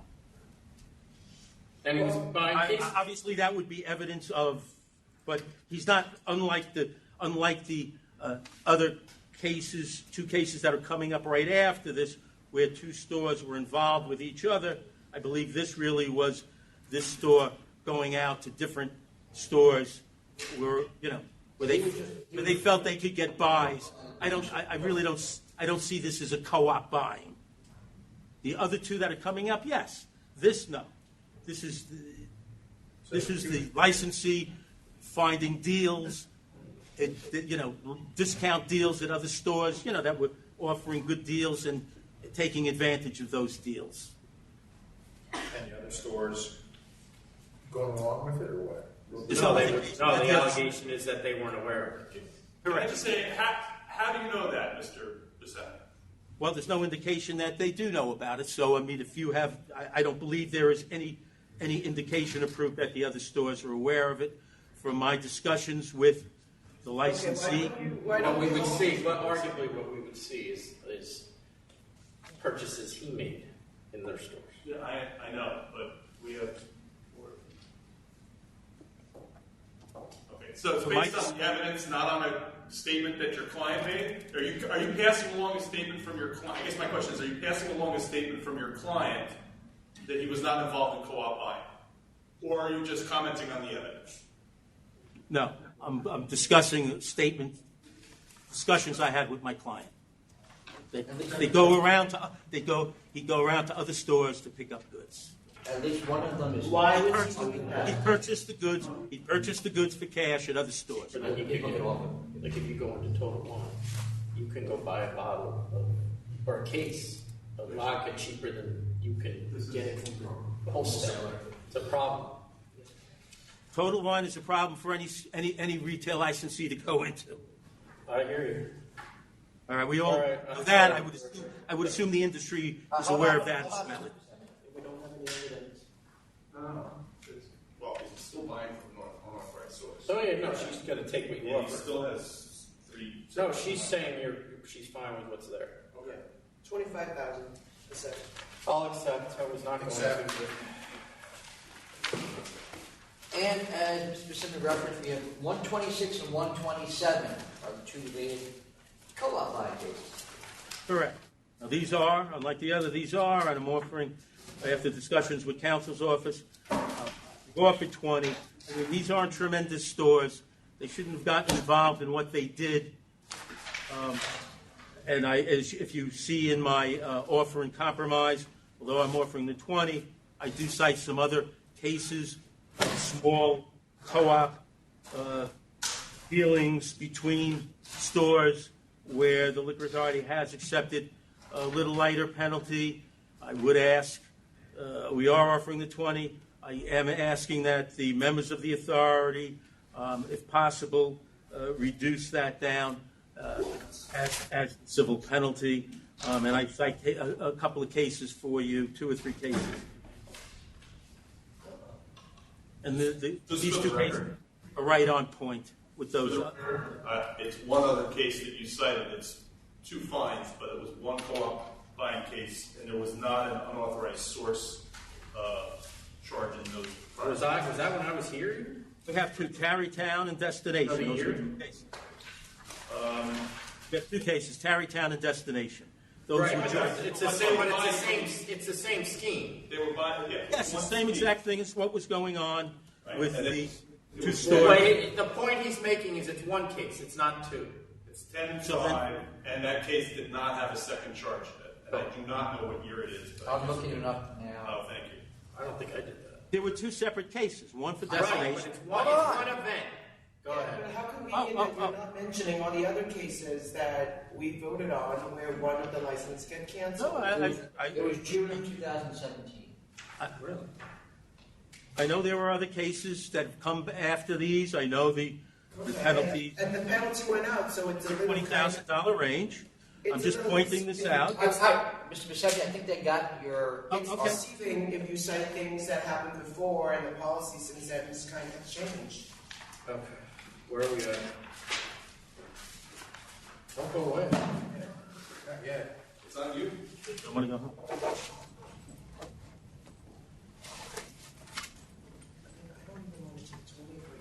No, I don't. Whatever you want to do. Yeah. It's up to you. You decide.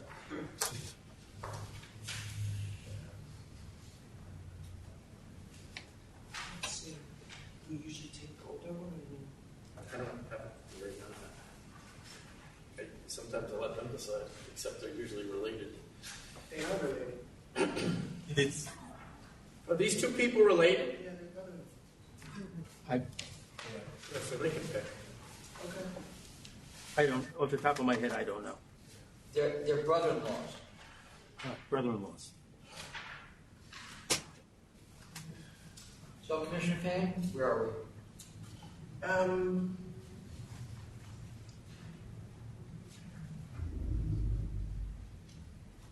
gonna. Which one do you want to cancel? We're going to cancel one if you were to choose. Which one is the larger store? I cannot make that choice, Commissioner. I know. Which one is the larger store? Do you know? No. I do not. It's a counter offer. It's a CNC, so it's a counter offer. Yeah, so we can go back and try that. Since they are related, they can pick.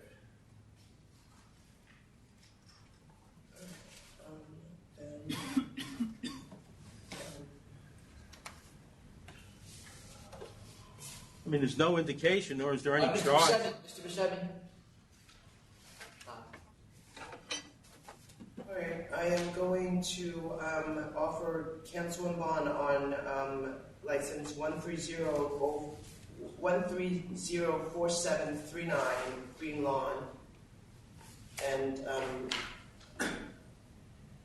counter at 30 for Baldwin Grapes and Spirits. So those are separate offers then? Yes. I'll do the same. Guess I'll do the same. Baldwin is 30. Cancel and bond on one and 30 for the other. So 30's on Baldwin. Green Lawn Fine Wine is cancellation of bond claim. Baldwin Right. Grapes is $30,000. All right. I think that's. Oh, I have one other. Next item is 54, Kitan Sport Team Inc. This is after hearing. Liquor authority. Sustain one. I'm actually at, the ALJ dismissed 2. I'm actually at sustain 2, withdraw 3 and 4. The ALJ said there was not evidence that the guy that we said was a security guard was a security guard, other than the fact that he made a statement to the investigator that he was a security guard. And the owner says he isn't, but couldn't describe what he was. So I'm going to find that he is a security guard. So sustain 1 and 2 and withdraw 3 and 4. And I'm at 5,000. Are you agreeing to sustain? Yes. 2? Yes, sustain Yes. 2. Me too. All right, 5,000. 5,000. So all three have the same vote? Yes. Same 1 and 2. All right, have a good day. The next item is 63, Liquor Village NYC Corp.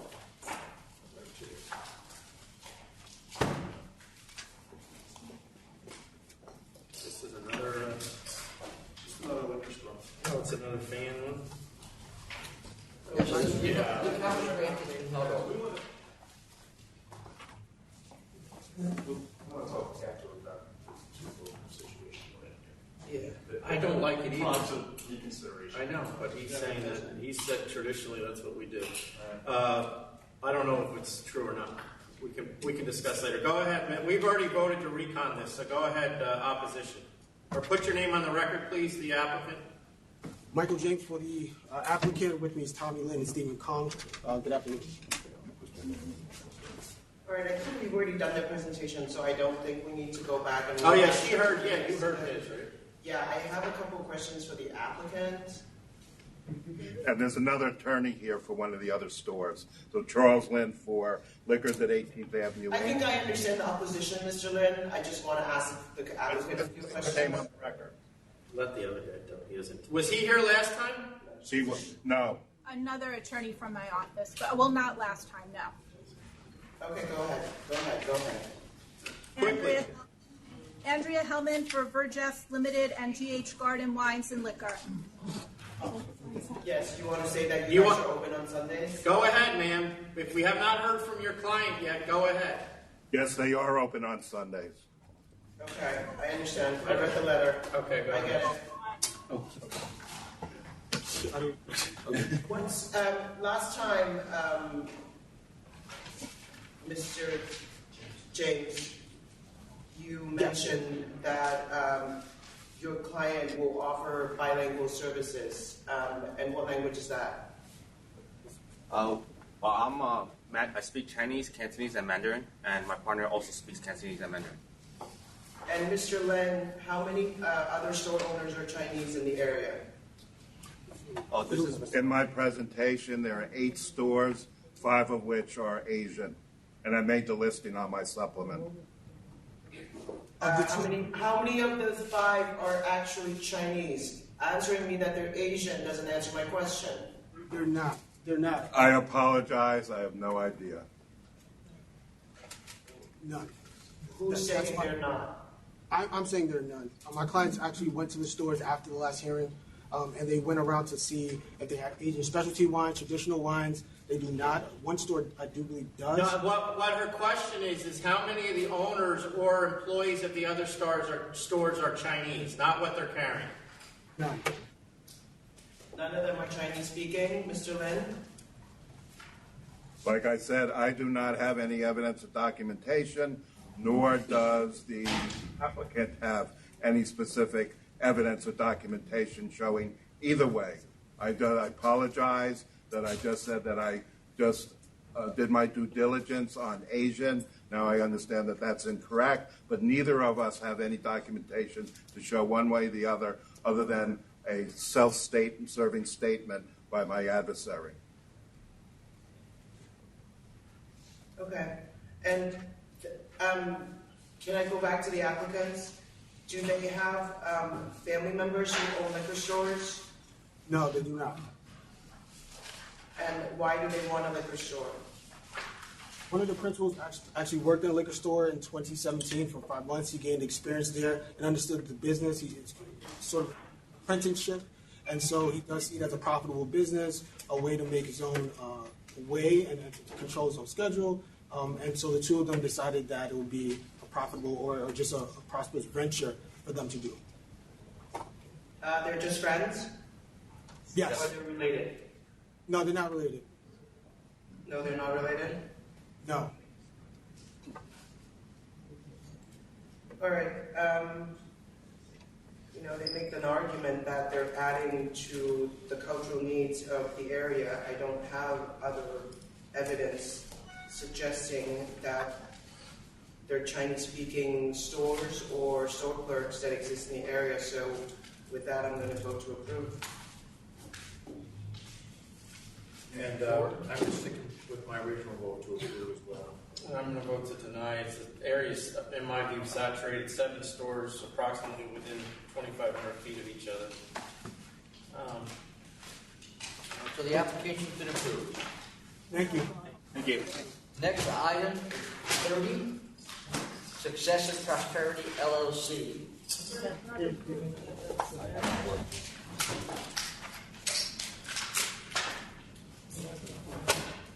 Good afternoon, members. My name is John Moncrief. I represent Success and Prosperity LLC. I'm here with Yichu Chen, one of the members of the LLC. 2 years ago, the LLC was known as KRRY LLC. On April 4th, 2018, the full board canceled its restaurant wine license effective January 23, 2018. Last week, I sent the board a letter giving a brief history of the LLC and stating the mitigating factors regarding the cancellation. The persons who prepared the original restaurant wine application, which included a number of false statements, are no longer members. The applicant has operated a family-friendly Thai restaurant for 2 years since the cancellation, licensed in a lawful manner. It has a service bar but no customer bar. The license is granted. Wine and beer will be stored on the first floor. For these reasons and the reasons stated in my letter, I respectfully ask that my client's application for wine license be approved. Seems like Mr. Chen, you're saying he did not see or sign an application. Right. Even the personal questionnaire showed him as unmarried. He's married. Yeah, he knew they were applying and he was going to be on a license. He knew he'd be on the license, yeah. But he was new to the business, and the people who prepared it had some experience in the business, and they hired an accountant who prepared the application, and he didn't see it in advance. Nobody looked, and his wife didn't look at the application. He didn't look at the application. I didn't ask you that. I said, did his wife look at it? No. She's here. So they got into a business with people. They gave either $34,000 or $200,000 of their own money into it. Yeah. Put their trust in these people. What was the relationship with these people? His wife, who's here, is the niece of one of the other 2 people who left. So they got involved with her uncle. her aunt. She was married to the other principal, the other then principal. And so basically their story is that they got ripped off by her aunt. They didn't get they got ripped off in the sense that the finances were misstated in the application. There was no reason to do that they know of. Not only was the financing misstated, you're saying here that they represented he was a 1/3 owner instead of 50% owner. That's a ripoff. That's a ripoff, yeah. So, Mr. Chen, you're an accountant? Yes, I am. Okay, so... Did you just say he's an accountant? Yeah, he is. That's what it says here. Oh, John is... come on. That's what he's I believe you. I missed that, which makes his whole story even more incomprehensible. You're telling me an accountant didn't review anything? But I'm a property accountant. I have no experience with restaurant business. You're a public accountant? Property accountant. I'm not a CPA. Okay, well, what CPA or not, can you explain sort of all the information that's in your financial disclosure here?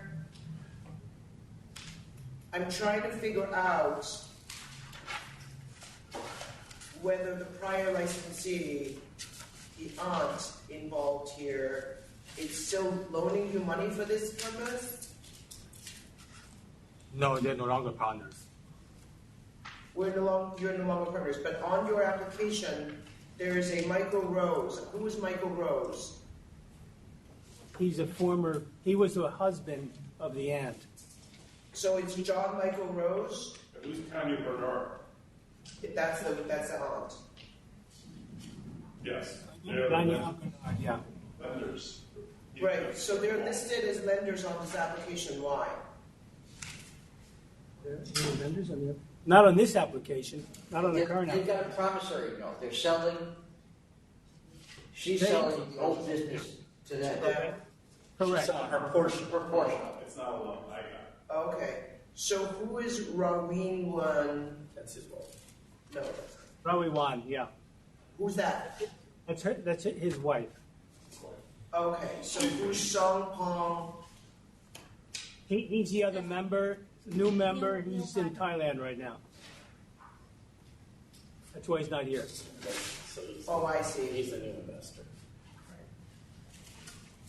I got it. I understand. And you're buying them out. Okay. All right.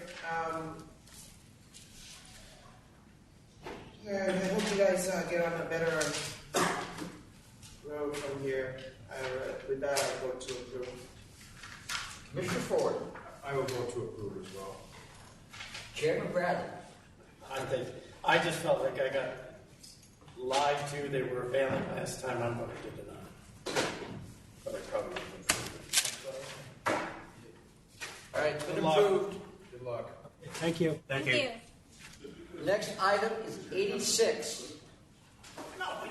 Oriental Boulevard, 111 to the court. I think you'd have some level of concern about your finances, more so than the average. Percentages. What's 86. That's why I was a bad accountant, because I never got that.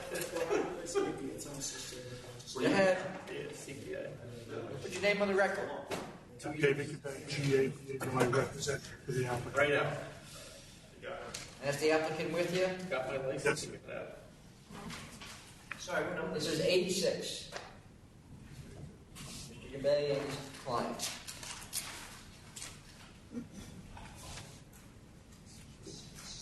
Go ahead. My understanding is that my client is a first-time applicant. It's a restaurant in Brooklyn. The prior applicant was closed for violations, which is why I understand we're here.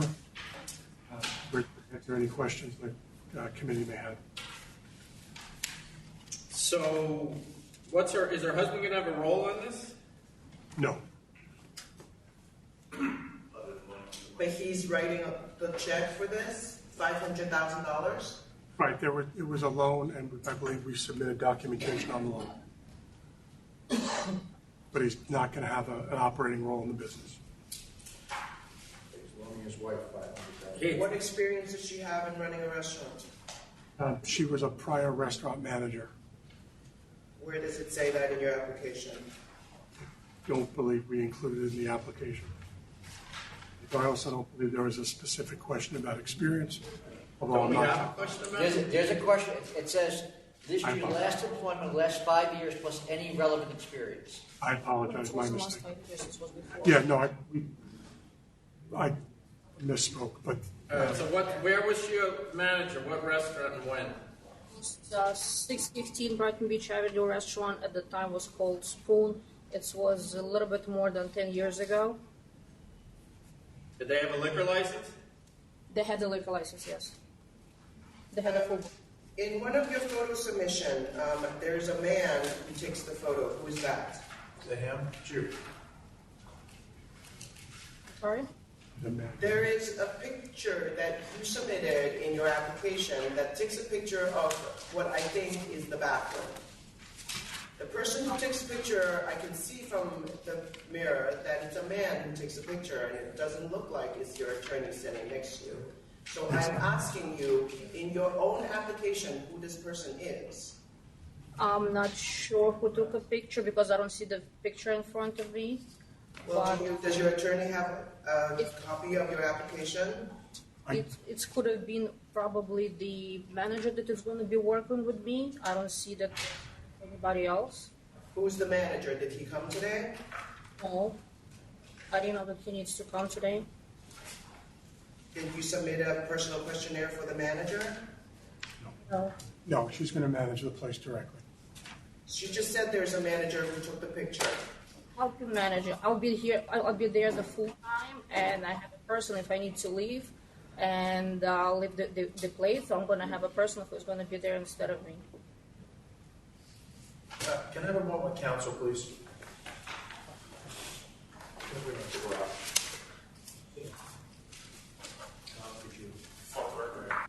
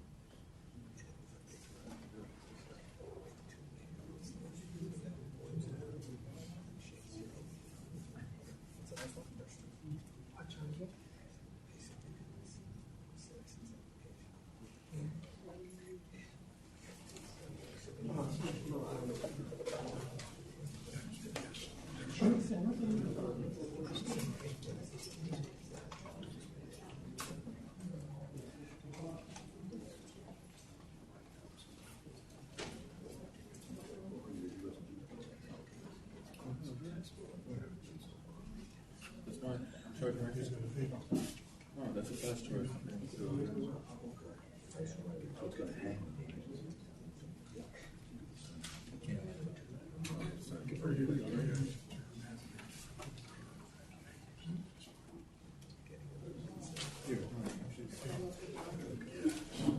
All right, we're back. 8 minutes to make a table of green sheets because he's busy making sure he doesn't keep any extra green sheets.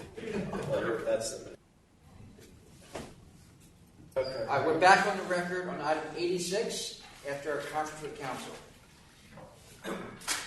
So I'm concerned that the bulk of the money or all of the money is coming from someone who's not eligible to hold a liquor license.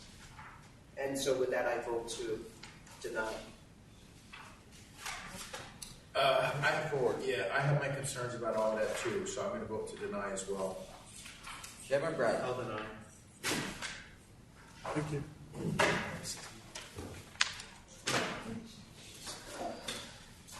The next item, 139 and 140, Bianchi Food Corp.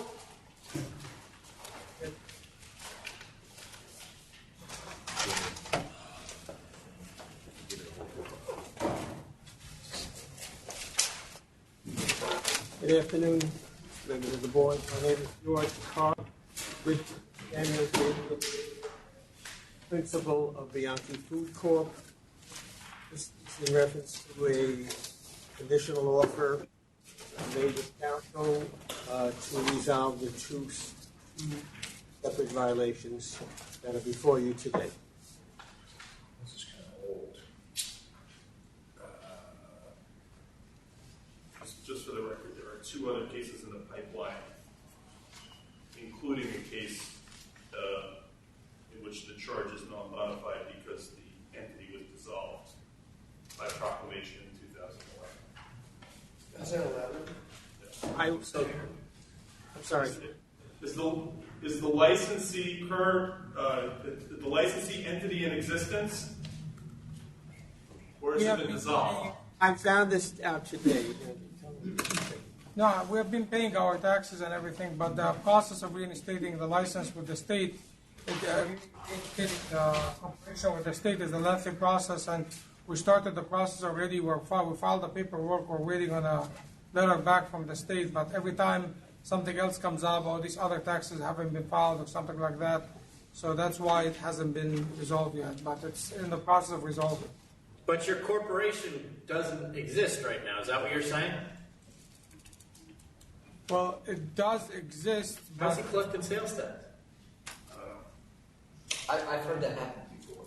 you can file sales tax, you can file everything with the corporation being dissolved. We have been doing that for. Yeah, but your from what we've been told, and it hasn't come to us yet, but that your corporation was dissolved by proclamation. I don't think tax and finance and state necessarily coordinate. I don't think the state is in the business of turning down checks either. No. So what's going on here with the? I mean, this is clearly not a restaurant.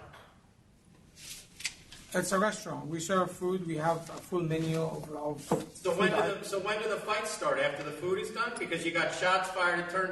It sounds like it turns into gangland at about after 12 o'clock. The shots fired was an incident where we had a patron that was trying to come in. We refused to let him entry, and then we called the cops. And then by the time the cops came here, actually he fired something outside of the premise. And then the cops came and they did everything, but nothing happened inside the place. Why do the cops feel the need to do 75 directed patrols, and they receive 78 911 calls? Well, it's 78 911 calls over the period of 3 years. Actually, it's 2 years.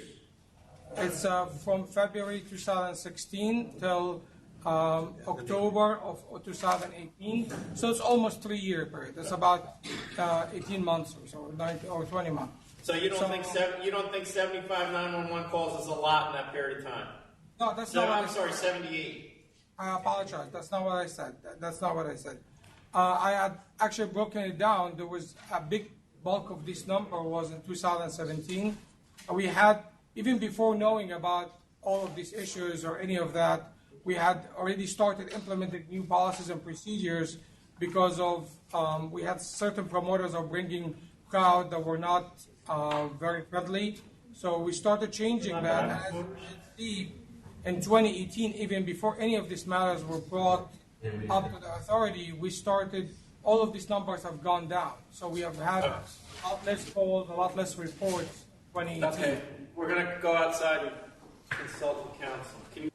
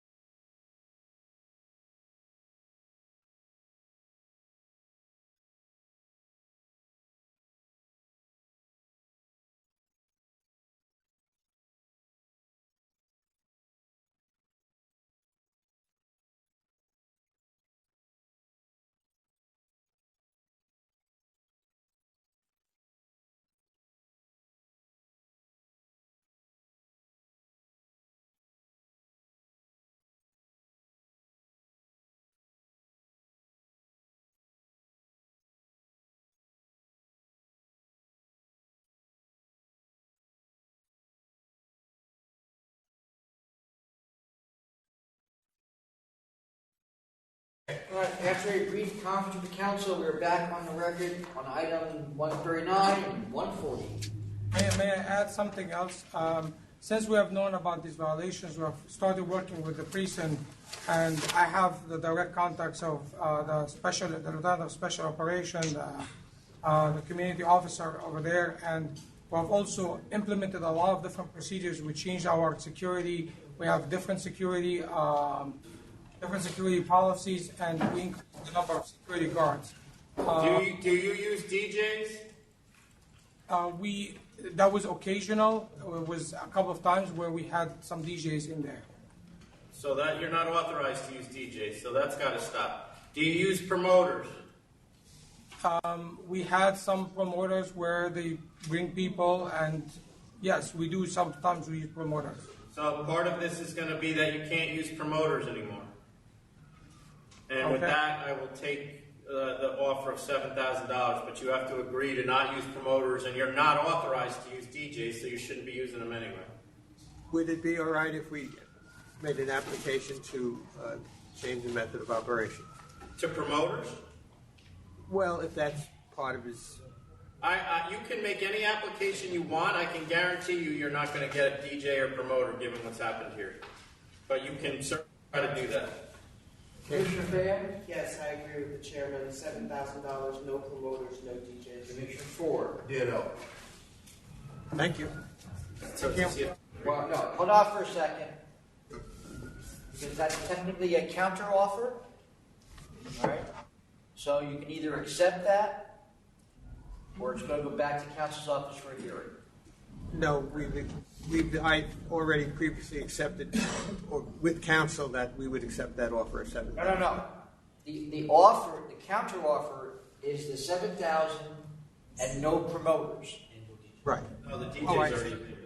All right, so that's what's now before you. You can either accept that or it goes back to council's office to a hearing. I mean, we will accept it, I guess. We'll have to, all right. It'll be accepted, thank you. Okay. Thank you, gentlemen. Next item, 46. 8516 Food Court. That shows you how long it is. It's been open 14 years until the state caught up with it. Good afternoon, Isaldo Fernandez for Juan Tellez, 8564. Here for a reconsideration. Did you find with you the licensee? Yes, he is. Licensee is over here. Mr. Juan Tellez is the president of the 8516. So I'll based on what's presented to us, meaning that it sounds like that you did file a not guilty plea and notice of appearance. We just, for some reason, the prosecutor didn't see it in their inbox, so I will grant reconsideration. However, given the history here, you're going to end up in the same place. The offer you're going to receive is going to be cancellation. Okay, Mr. Chairman, there were also two other pending cases that I thought we'd be able to address, but I guess I need to wait for the... Well, cancellation is cancellation, so the only thing it can go to is revoke. It's not going to go down. Or you go to a hearing. So anyway, this is going back to council's office. Oh, no, they got to vote, too. That's what I'm saying. If you guys agree, Back to council. yes. All right, so back to council's office and it goes from there. Okay, thank you. They're not here. What are the other two? They're not on today, right? Oh, they're not on today. They're pending. No, they're not on today. Thank you. We all voted. Offer I did. cancel and bond. I did. Yeah, the offer's cancel and bond on all three. It's a counter offer. No, they're, hold on for a second. There can't be a counter offer. It's not a counter offer. I'm making an offer. The case is alive. So we're offering cancel and bond, and that's what that's what the prosecutor will do. Okay, so then it'll go back. It's not a Hold on. CNC. I got it. I'm sorry. My Okay, mistake. you're not making an offer. I know. I'm directing counsel to make the offer. I made a mistake. Withdraw. Okay. I'm so telling you back that to that's council's what's office. going to happen. The not guilty plea. I want to make sure they understand what's going on. The not guilty plea is now accepted. Right. And the case will be back with counsel's office. You can get in touch with our prosecutor. Thank you. Great, thank you very much.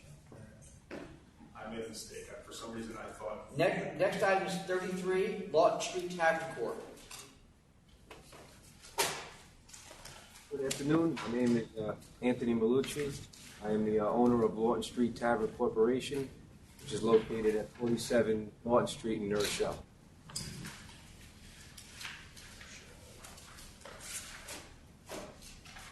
What's your relationship with the former owners here? I don't have much relationship with them. Well, how long did you work with them? I worked for the owner for about 7 to 8 months.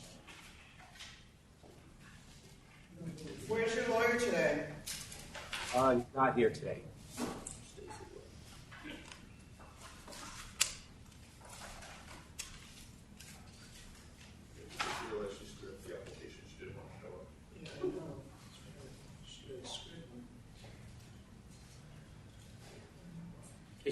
So you're obviously, you were there when all this other stuff was going on, the loan sharking, the gambling. No, I started working there after that happened. What did you do when you were there? I was a bartender. Did you buy this from them? I bought it from Linda McKiernan. What are the hours? The hours of operation now during the week from Sunday to Thursday is 12 o'clock to 12 o'clock. And then on Friday and Saturday is from 12 o'clock to 2 a.m. You're open now? He's on Right now for business, yeah. Oh, I see. And what is the actual name of your business? Lawton Street Tavern. But you have the same, you're going to have the same Keith McKiernan's as a DBA, or you're going to use that? Oh, doing business as should be Lawton Street Tavern. Okay, so your menu that we have in here is going to have Lawton Street on it, or does have Lawton Street on it. Yes. What kind of food is it serving? American bar food. What is it? American bar food. American barbecue, you said? Bar. American bar? Bar food.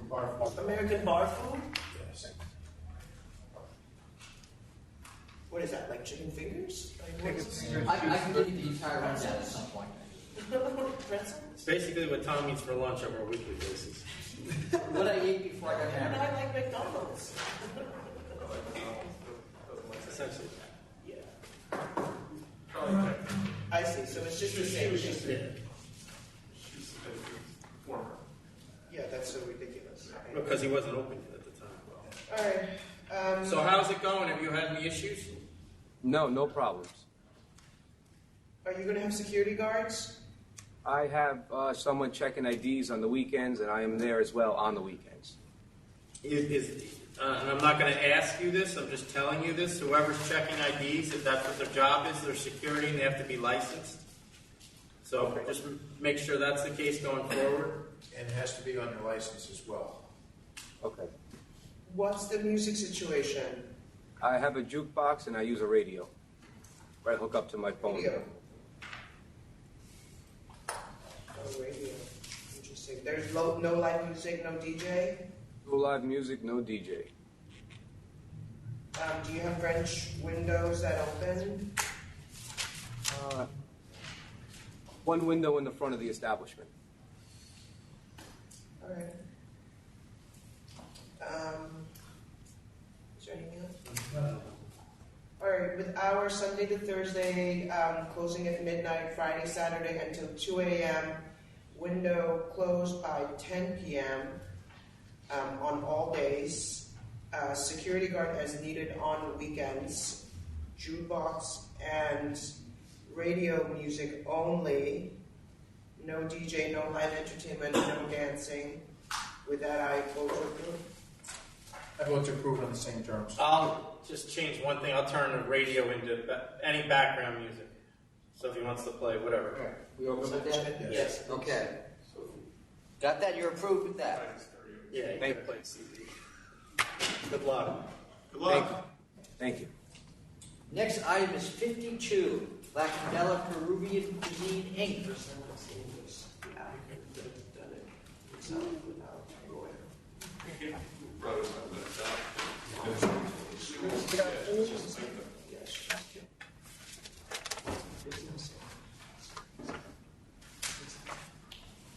I vote to approve.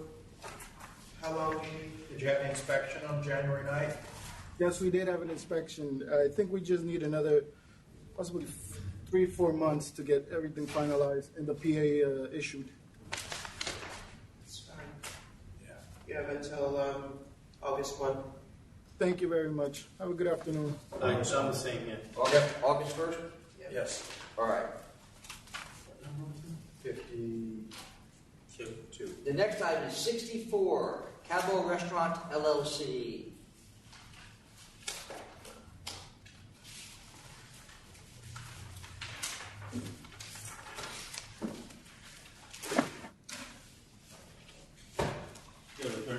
Yes. Oh, all right.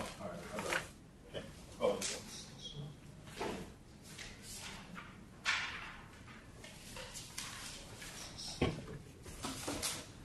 Sorry, good afternoon, Frank Palillo. This is not a default. I submitted an answer on this. Okay. To who? Oddly enough, to council's office. Well, it's got to be the council's office. Although, when? Why don't we answer that question? It was faxed to council on 11/20. I do have the confirmation. Did this get reassigned there? Because it used to be our friends, Candace. I thought everything was reassigned. All right, I'll send it back, given that it's not that serious, and take your word for it. Mr. Chairman, rather than do that, I mean, I'd ask you to send it back. But there are two companion cases that have the same problem. same principal didn't report. Oh, what are the other numbers? 1305629. No, we don't have them here, right? No, it's not today. Mr. Paul. Sir? Well, why don't you, if you're going to reopen this, they can go back. There is another default. I was going to say, I think it's two. Sorry. Not going to try to talk over time. There's another default that was actually sent back to counsel's office. It was taken off the calendar, so it hasn't gotten to you yet. So there are some other cases floating around. Okay. So are you saying that these other cases are related to the same arrest? Yes. Same individual. No, I know that, but the same date, the Yes. arrest on whatever date for 7th degree controlled substance? Yes. All right. Then they can clear that up. We shouldn't be charging them 3 times for that. Back to council. Yeah. Yeah, don't send an email to Cannon Kearney though. It was November 20th. It was November 20th, and it was an email to council's, I'm sorry, it was a fax, to council's fax line. All right, I'm just saying he doesn't work for us anymore. So if that was the reason, then let's try not. I don't know when he left, but I am aware of that. Okay. Next item is 58, Longford Inc. All right.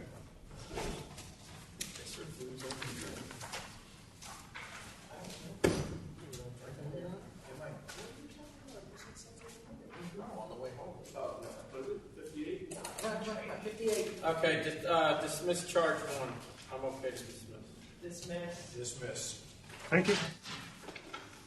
Next items, 43, 44, and 45, Manu Inc.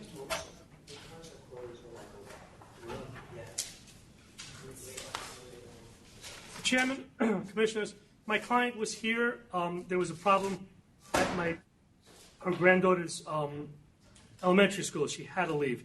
Is it possible just to table it? I'm sure you're going to want to say something to this client. Can we table this to the meeting of the 15th? Okay. Yeah, I mean, 13th. 13th, I'm sorry. She was here until about 1 o'clock, and then she just had to run. Adjourn. Yeah. Thank you. Did you know this place? Next one, 78, 79, Rancho Jubilee Rest Corp. I've been in there. Maybe not. Work. No. Clearly, I'm missing the point. Yeah, well, I know I am. Hold on for a second. Hold on. There's still. I don't hear. 78, 79. We're getting questions. Okay, go ahead. With reference to this case, my client got into an accident on the LIE. On her way in here, she called me from the emergency room. I am asking that it ought to be put off to the 13th. Is that really possible? Is it plausible? Possible. No, I know. All right, 213. 2:13. Thank you. The next item is 55, 12 Spring Street Rest Corp.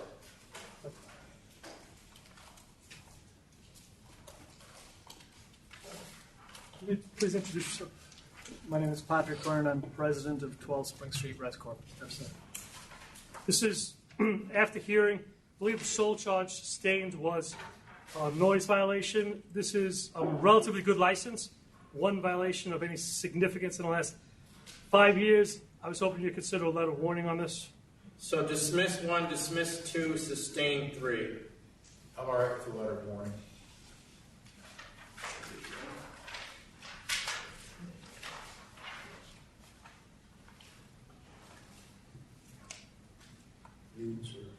Yeah. 73 DBA. I'm at 2,000. We do F that? We could. It's a really good license. 1,000. 1,000. You do it 1,000 across the board? Yeah, I'll do 1,000. Sure. $1,000. Thank you. Next item, 61, El Patero Mexican Restaurant, Inc. And for the licensee, Marcotti and Associates by William Joseph. I'm standing in for Mr. Jasari, who had to step out for a medical. Is he coming back? Does he want to put this to hold on to this, or is he gone for the day? It's gone for the day, sir. Okay, so sustain 1, dismiss 2. Correct. 3 months after one noise violation, they get caught doing another.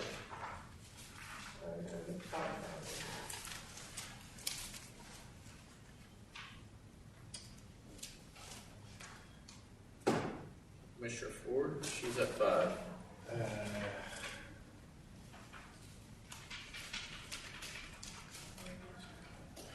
I'll go with 5 as well.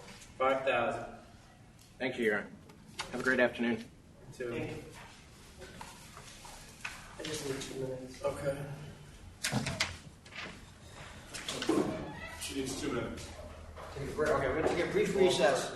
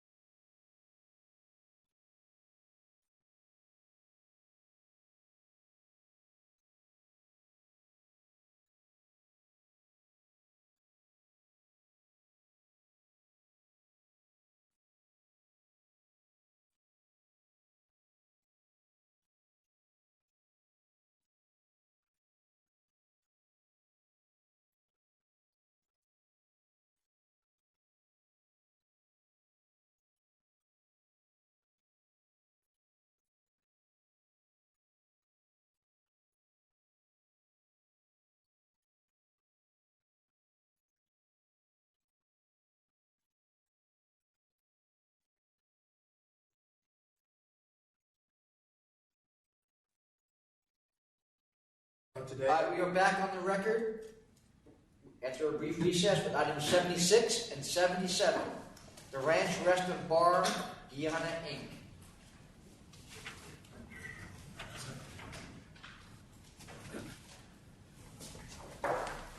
I want to make one correction in looking through the record on this.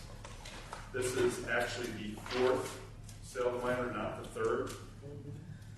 There was the reason the first sale to minor in the adverse history says 6,000 is because it was actually the 2nd. For some reason, Wait, we're on 76 and 77? 76 and 7. Oh, 160. Yeah, because what happens is at 5 years it drops off, the one before that drops off the adverse history. So when that one in 2018 happened, it was within 5 years of the first one. Right. But now it's not. So it's still, you're right. Right, but the next one was within a year. So are you telling me that there are 5 sales or 4 sales? 4.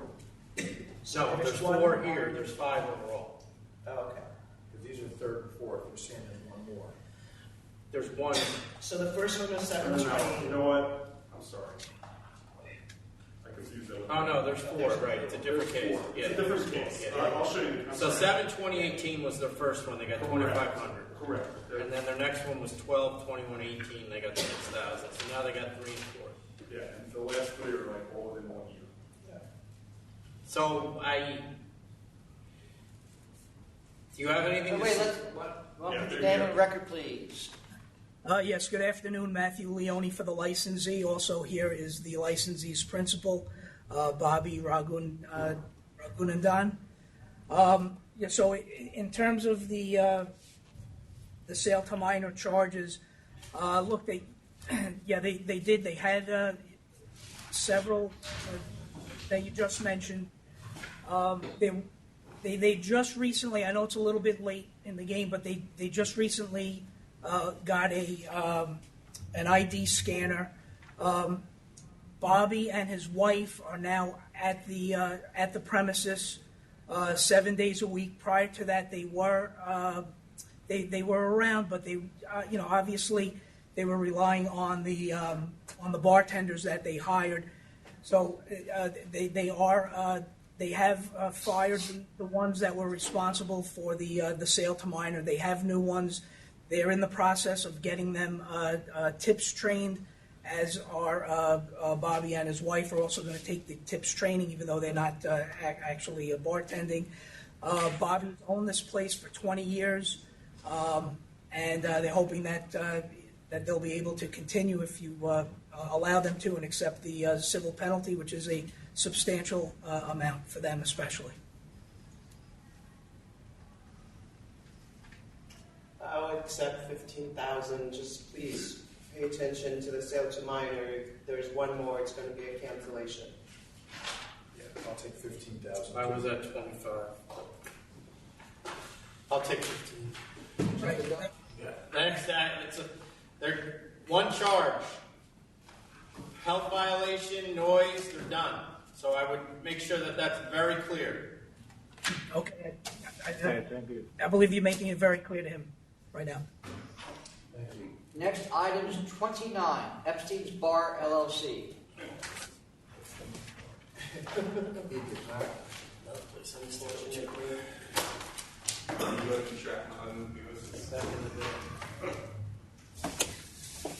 Good afternoon, Terrence Flynn on behalf of the licensee. This is an application for a change in the method of operation. We were here about 2 years ago and we were approved by the board. The previous license had been at this location at 4 a.m. hours, but there had been community opposition. You had told us at that time you would approve it with these hours, but prove that you are good neighbors and you can come back. So it's been almost 2 years. Usually I say come back. In this instance, I said you can try, which is my view of this. And I realize you have not been bad. I'm not insinuating you have, but Well, we haven't charged as much as do we have complaints or not? All right, go ahead, Mr. Flynn. Well, yes. So let me tell you what we found. We checked 311 logs up to about a month ago. There were no complaints. We have received no summonses. We've operated the premise without any problems. In the packet I sent to you, you have a letter from the 7th Precinct Community Council member attesting to how well we've operated the premise over this time.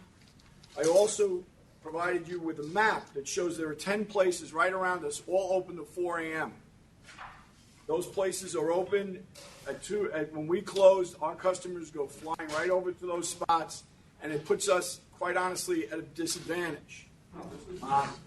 We have done everything to prove to the community and this board that we can and will operate this premise in accordance with law and not be a problem. We've also provided you with the signatures from people within the neighborhood that we also gave to the community board who were in support of this application. This is the place that we have opposition. You see the opposition? Yeah. Do we have any opposition there, by the way? No opposition is here that I know of. Because we got significant Do you guys opposition. use DJs? No, we do not use DJs. That's. Excuse me? I have evidence that they've been using DJs here. I'll let the owner respond to that directly. We've never used a DJ. At one point, somebody who was hosting a private party wanted to use a DJ. They put it on their Instagram. We told them they couldn't use a DJ, and no DJ's ever been used.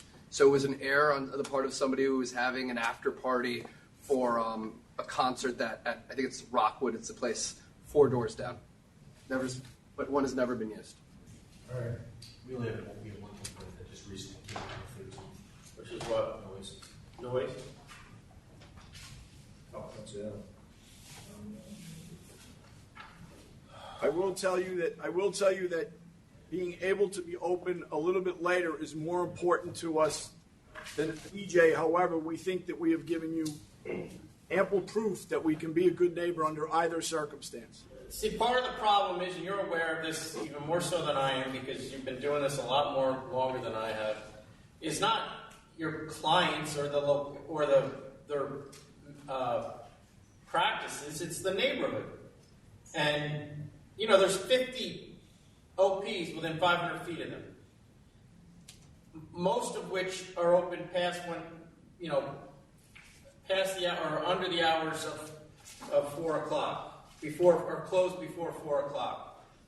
And this place historically has been a problem for that neighborhood. And it, you know, I just checked now. We have a noise complaint right now. And I'm not insinuating that they were making more noise than another bar in Manhattan. But any noise in that neighborhood just echoes everywhere because the buildings are so low. I understand that, but in this case, you have the hotel that's right next door. I mean, you have to understand where this is, and but again, they chose to go there, and that's what I usually say to people: is when you go and you already know that this neighborhood has already established the reputation that it has, and it did it long before they were there or I was there. That it's more difficult to be treated like we would treat you if you were, say, on the west side of Manhattan in the 30s. Yeah, but you know, at the same time we came before this board 2 years ago, we were approved, and exactly how you put the verbiage, I can't remember exactly, but basically we were told the phrase was, if you prove that you are good neighbors. That's not, Terry, I went back and looked, and that's not what I said. I said you can try, knowing full well that there was going to be enormous opposition to this. Even then, having nothing to do, you guys could have been the best neighbors in the world. This place was a huge issue for years. And that's why I usually do say, if you come back in 2 years, I'll give it to you. I did not say that this time. I did invite you to come back. Okay, so here's the point. To me, this is the point. This community board is going to complain regardless, and they're going to make an opposition regardless of the circumstances. That's abundantly clear, too. Whether he's the best operator or not, you know that they're going to make a complaint. Correct. Okay, so now we're in a situation where what are we going to do? This is a new operator, not the operator who had all the problems before. Okay, they changed the name, they did everything they were asked to. They finalized the C of O here, if you remember, which cost them $150,000. They went through all that cost and expense, fixed the place, have run it exemplary during this time. If there's a noise violation, we'll go against it because we've never been given a summons or anything else for noise. What is a good operator to do under these circumstances? They should not be hogtied just because the same people want to oppose every time without having. See, part of the reason they're so opposed, not just to this but to everything, is because there's so many. And that's when I put the limits on this one, and like I said, I went back and watched it. When I put the limits on this one, I said clearly, if you're willing to take it, because I knew what I was doing and the effect it would have on the potential revenues and everything. I knew that limiting the hours. That's why I said, if you're willing to take it. And the alternative is that you don't take it because the license at that time was in safekeeping. So that there was really nothing they could do. You were either going to have it open, and that one had a 4 o'clock license, or you're going to take these limitations. And they took the limitations. I get what those limitations are doing to them, but I'm not going to put my neck on the line for this neighborhood. I mean, the neighborhood, it's clearly an issue when there's 45 bars within 500 feet. What was it? Would you consider then giving them till 3 o'clock instead of 4 o'clock? Listen, I'm speaking for me. I don't speak for the other two. I understand. I mean, I think overall we get a very loud message from the community that they need less, not more. And, you know... Well, they need consolation. The place next door to You've chosen to go to that neighborhood knowing that there are these challenges and that there are a very well-organized group of neighbors that don't want more noise and don't want people standing on their streets and drinking alcohol. And so it's just, you know... I understand that, but... I realize that your client is a really good operator, and I trust all of the things you said, because we have one noise complaint, but the problem is that... we can't give you more. The noise complaint made by the same guy who sent it. The problem is you're making an assumption that he's going to create a problem. No, Just like I'm not. What you're missing is the existence of all of these things. He's paying the price, just as anybody new would be paying the price. The number of bars there is the problem, not what he's doing. It's a place that clearly, that the reason these people got so organized is because this has been going on for a decade. When I started being a district attorney, that place, I was doing heroin trials there because nobody wanted to be there, so I was getting arrests out of there. That's 1997. By 2000, that place was all bars. Believe me, I remember it when we would go to early community board meetings there and there were drug dealers and prostitutes on the corner. I remember that. And so I'm not saying that this is worse than that. It probably isn't. But in my opinion, it's not. But now they've organized to try to fight it, and they are relatively successful at it. So I'm not saying this guy's a bad guy. I get that. In the 2 years, we don't have really much anything negative other than the noise complaint. It sounds like the noise complaint is from a consistent opposition person. Yeah, so that a couple, 3 neighbors. We'll take a look at it and investigate it. But my guess is that there's nothing going to be found there. The point is that these limits were put on this thing, and it was basically to make a compromise between everybody. And I'm not in a position in my mind to change that right now.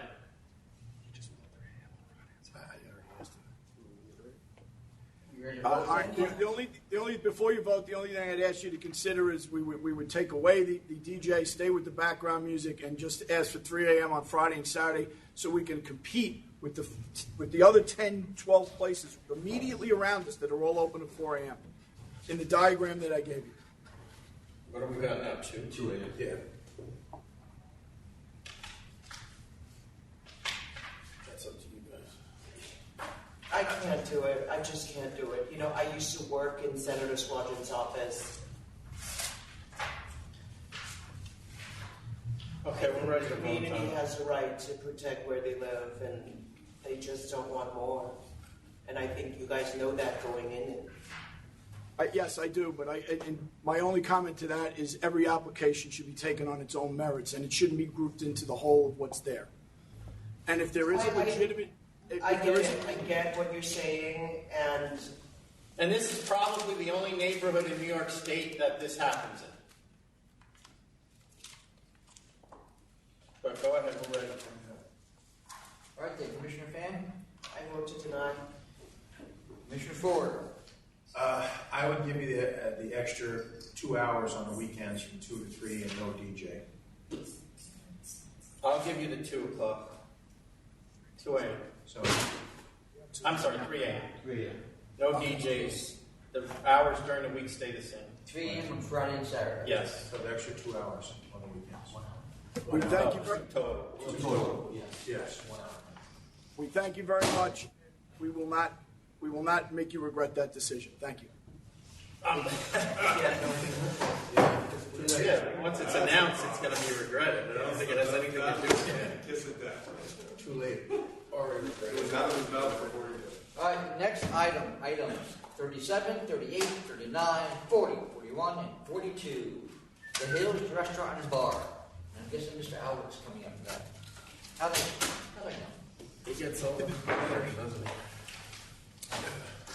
Timothy Allenwick for the licensee. Good afternoon. With me is Doris Rodney, the licensee. So I granted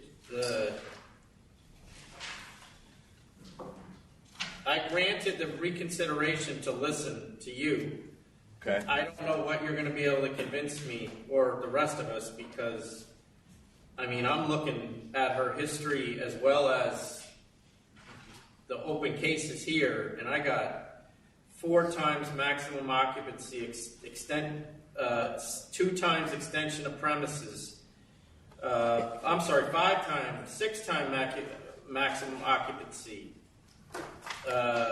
Unlicensed security guard at least 4 times. She clearly has absolutely no respect for us, for the law, or for her obligations as a licensee. She has not fixed one thing in the 9 years that she has been a licensee. So why would I keep her open? Because I don't think, the only thing that I can think of didn't happen in these 5 cases is that nobody got killed. 6 cases, I'm sorry. All right, so I'm going to let her address some of the things that she's fixed in this time. No, I don't see. That's the problem. I don't want to know that they're fixed now. Well, I mean, this is going back to 2015. On the charges you have here, on the 6 pleadings, there's 2 overcrowding. So when you said 5, you were going back into the history? No, I'm going through the 6 cases here plus the history. Okay. There's So on 6 overcrowdings with the negative history, which tells me that she pled to it, she wrote a check for it, and then could care less and went and did it 5 more times. Well, on these charges, it's twice on pleading. No. What are you talking about twice? I got in the second proceeding, it's twice. In the 4th proceeding, it's once. In the 5th proceeding, it's once. In the 6th proceeding, it's once.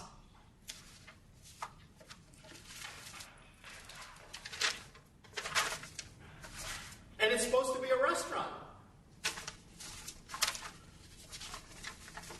I mean, I have written on my thing, this is a financial decision she has to make because there is not really an amount of money in my mind that she's going to be able to offer us that's going to cover this.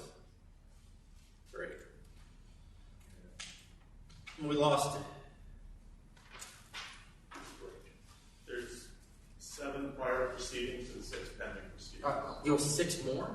No, these 6 and prior were 7. 13. I don't understand why she would allow this to go on. You can answer that. That's basically what I was. Like, why do you keep defaulting and like? Well, that's the other thing, right? She defaulted all the time. Yeah, it's like, She's gotten 13 notices of pleading since April 2016. the thing is that when you have friends in high places, you think that you will then make an effort to run an actually clean operation so that you don't embarrass your friends in high places. He doesn't. That's, you're talking about the situation where he doesn't care who his friends are. Most of his are not.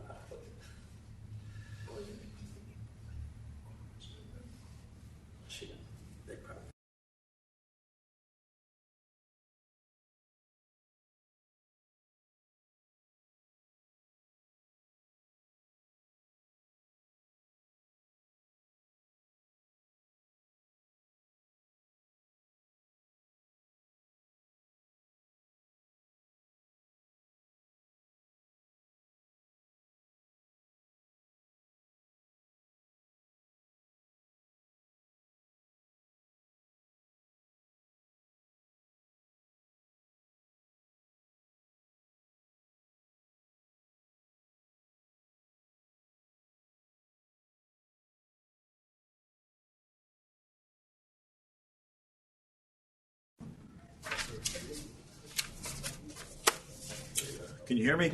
Hold on for a second. All right, we are now back on the record again after a brief IT issue on items 37, 38, 39, 40, 41, 42. Right. So I went back through the pleading during that brief break, and I do see four of them. And there's a DJ on one. There's no business records. There's a workman's comp violation, which was for no workman's comp for 3 weeks. There's one sale to minor, and there's one disorderly premise. And I recognize she's had a history here and paid significant fines in the last 2.5 years. But I would say that, as my letter explains, there were 4 cases that I had an offer that I spoke with counsel about for $25,000, and then there were 2 that were on for November 20th that I was trying to pass over to combine for a global offer. So at this time, we would like to ask you to consider $35,000 to cover all of them. And she was willing to change her hours to 2 a.m. to focus more on the restaurant. Since the license was canceled in November, she has stayed open and operated just as a restaurant with no alcohol, obviously, and closed by midnight and been able to do that. And she has significant food. She has a real restaurant.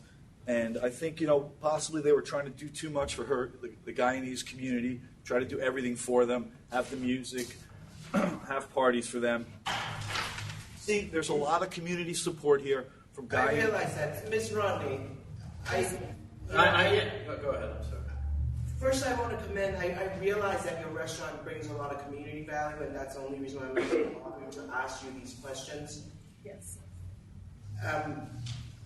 First, it seems like you've been getting written up for same types of charges all these years. Over and over again, it's the same charges since 2016,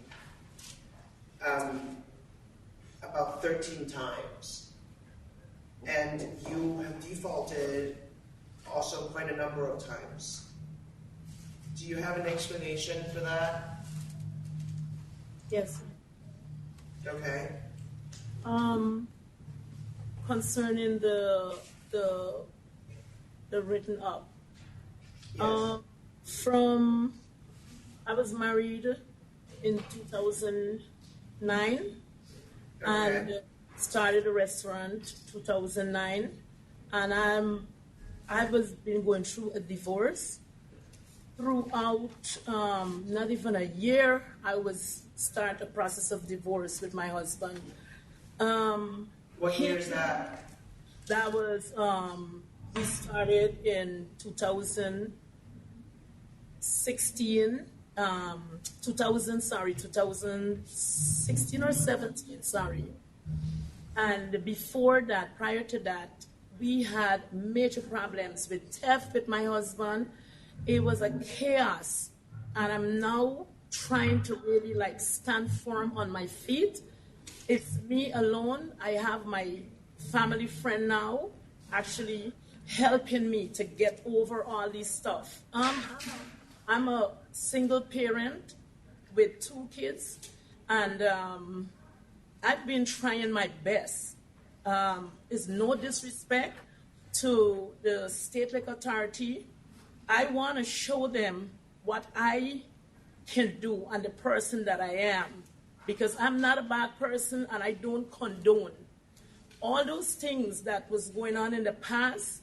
It was a major distraction for me. I was actually going through a major depression, not even remembering stuff. And my memories was even going through. It was very, very hard for me. And I'm just pleading and begging, because I have a mortgage. I have major commitments. It's like you never know what you have until you lose it. And I just want to say that I'm sorry, with everything that went on. I'm going to even speak on my husband's behalf because he is the one that messed up this whole thing.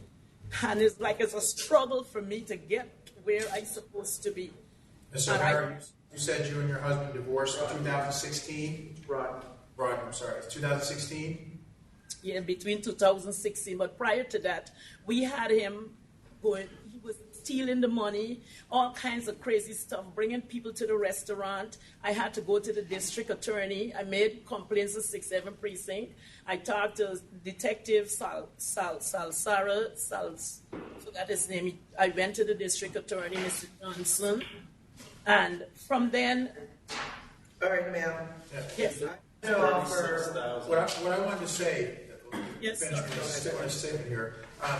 So since 2016, do you know how much you paid in penalties? Have you ever added it up? No, sir. It's almost $34,000. No, it's more than that. That I don't. Just to 2,500. It's 36. That I don't have. This one. That's in there. You can't see it. Yeah, I got that. Maybe I missed. Anyway, close enough. I mean, you paid what you're offering here. And you haven't fixed a thing. Yeah. Well, do you use promoters? No, sir. Do you have a DJ? Yes, sir. Why do you have a DJ in a restaurant? That's what I'm cleared up right now, sir. I don't have DJs anymore. I'm Because finished. you're packing enough people in there all summer that it's well beyond what your occupancy is, and every time the cops go in there, they see that. No, sir. I have a security that are very familiar with the police. They all have conversation. I have a one that is security to check. How about this? How about if we are going to do this, we're going to get rid of your security company and you're going to go get another one? No, sir. Well, somebody's not counting the number of people that are coming in your place. It's It's operating as a nightclub. She misunderstood. I didn't She already understand told me what you she's said. changing the security guard. Definitely. They're out, sir. And can do get rid of the DJ, and she's already discussed shortening the hours. I just want to do what is right. I just need another chance because right now Don't spend your time serving your community if you can't take care of your own business. That's what my advice for you. You gotta go back and look at all of these charges and fix every single thing with the help of your friend who's standing next to you. I agree. Thank you. You I know, agree. you can't just be giving. You've got to take care of yourself first. So I'm going to go to $40,000 and 1 a.m. across the board for now. If you get no charges, maybe you can come back on your hours later. But for now, you're going to be a restaurant.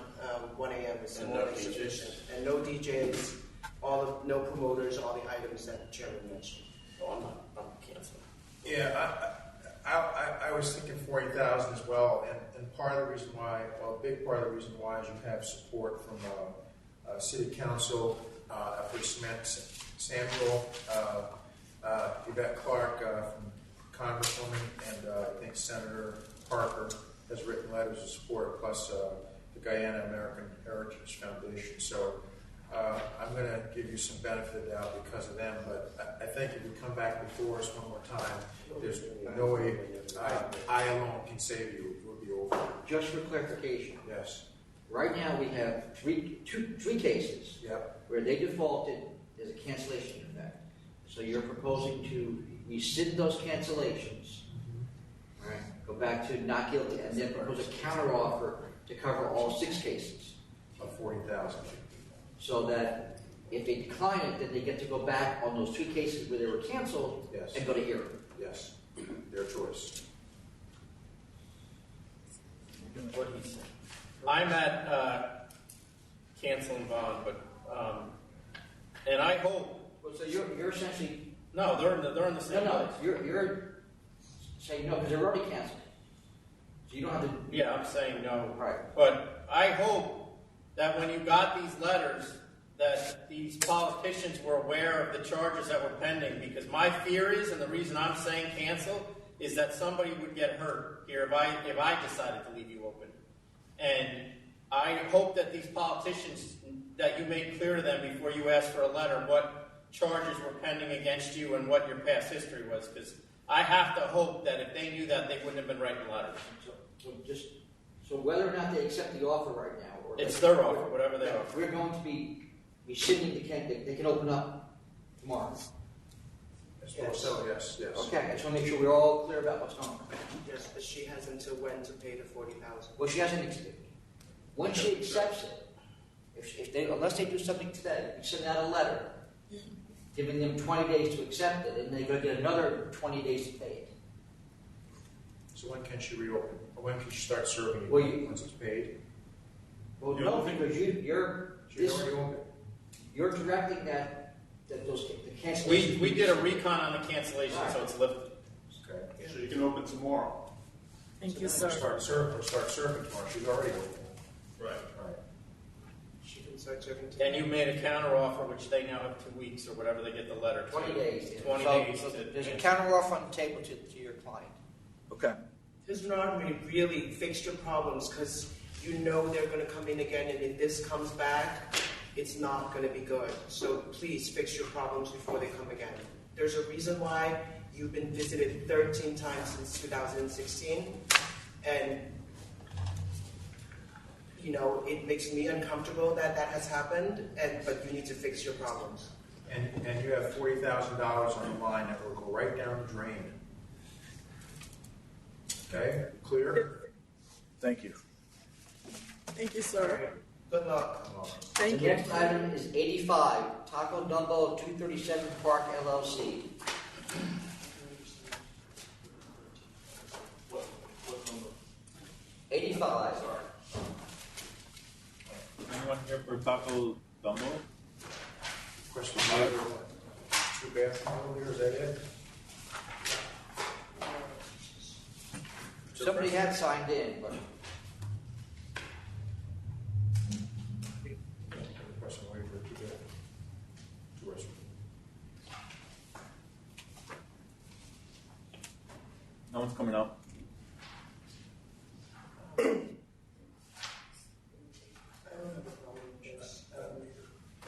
I wanted to know about the outdoor space. That's what I wanted to know. My only issue is this place is huge. Yeah, but you want For one bathroom. to drag them in? Were they here, Jonathan? Someone No. signed in. No. Now the Vikings, I know there's an indoor space, there's an outdoor space, capacity, 150. Yeah, I have concerns about the outdoor space, so I don't know if we can hold it over. Yeah. 213. You want to come in? Yes, please. Next item is 9, Island Station Restaurant and Lounge Court.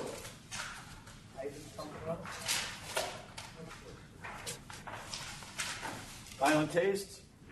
Yes. Yes, okay. Timothy Alnick for the licensee. You offer a compromise? I can tell you right now, I'm going to counter. Well, Go ahead. the alteration application was approved, was filed already and was approved. So I can tell you they did what they said they were going to do.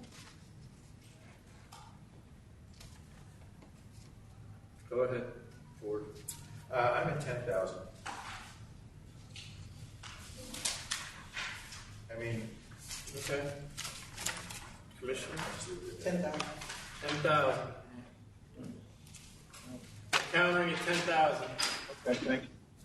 Next item, 114, Caribbean American Entertainment Center, Inc. Timothy Allenwick for the licensee. After hearing 3 was withdrawn, 4 was not sustained. All right, so sustain 1, sustain 2, withdraw 3, dismiss 4. Hold on for a second. There's a problem with the hearing report. What's wrong? And maybe Mr. Albert can offer some input. So, the hearing was going to be held over for a second day. for the licensee to present its evidence. That's in our notes. But the ALJ went and issued a decision based on the first day. Mr. Albert, did you decide not to have a second day of hearings, or what happened? Do you know? For the decision, I think we had the second day. The decision cites 2 dates, and it refers to my client's case. It refers to my client's testimony. Now, the hearing decision only mentions 1 day of hearings. That was my concern. But it does reference the licensee's case. So as far as you're concerned, you put your case in? Correct. Okay. All right, I'm at 2,500. 2,500. 2,500. Thank you. Next item is 4. Morelia Mexican Restaurant, Inc.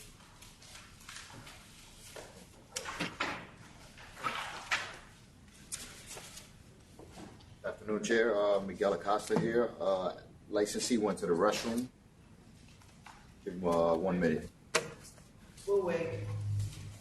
Okay, how about 56? El Pedraga Restaurant Corp.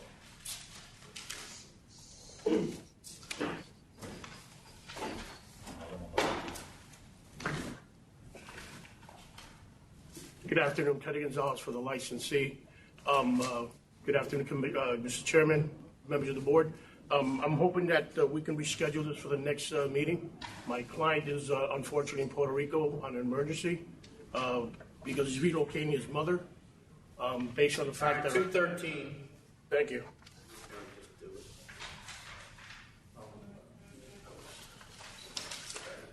Next item is 82, Soul East LLC. Sorry, 36? 82. 82. Good man. Good afternoon, Thomas McCallum, on behalf of the licensee. Gave the licensee my word that I would show up to argue mitigation. The charge for you is for a noise violation in 2019. There were noise violations for 2017 that were just settled out. Penalty was paid in December. Here we are a month later on this one. There are some mitigating factors here, and I think you need to hear this. This noise violation was for music emanating from a wedding reception. The licensee obtained a tent permit from East Hampton, music permit from East Hampton. They had the wedding reception this June.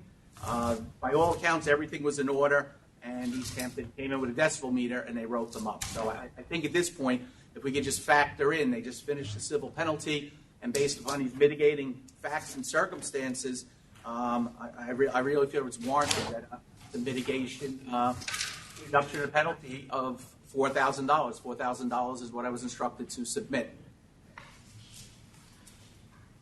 And then they did everything right as far as permitting, and the decibel level is 55. Yeah, but see, here's the problem. And it goes back to the fact that you're not out in Binghamton and raising the decibel level. They're in East Hampton, where it's a huge issue during this time of year. So I don't have a lot of sympathy for people that choose to do this business there with music. I mean, you basically know what you're getting into when you do it. But in this particular instance, Mr. Chairman, respectfully, if this was an every night, Friday, Saturday, summer event out in Montauk, this was a wedding reception. No, then we wouldn't. If that was the case, we wouldn't be talking about money. We'd be talking about taking the music away entirely. So, I'm getting tired of having to send guys out there every summer because these people can't turn the music down. And it's getting to the point where this stuff's going to go up exponentially until they get the message. So I'm going to accept the $4,000. I'll take 4,000. I'll accept it as well. Have a good afternoon. Next item is 14, Ovenville Chill LLC. Yes, good afternoon again, Matthew Leone, licensee. Also here is the licensee's principal, Arturo Centurion.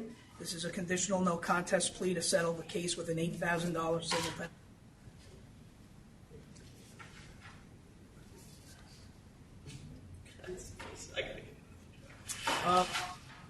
In terms of the...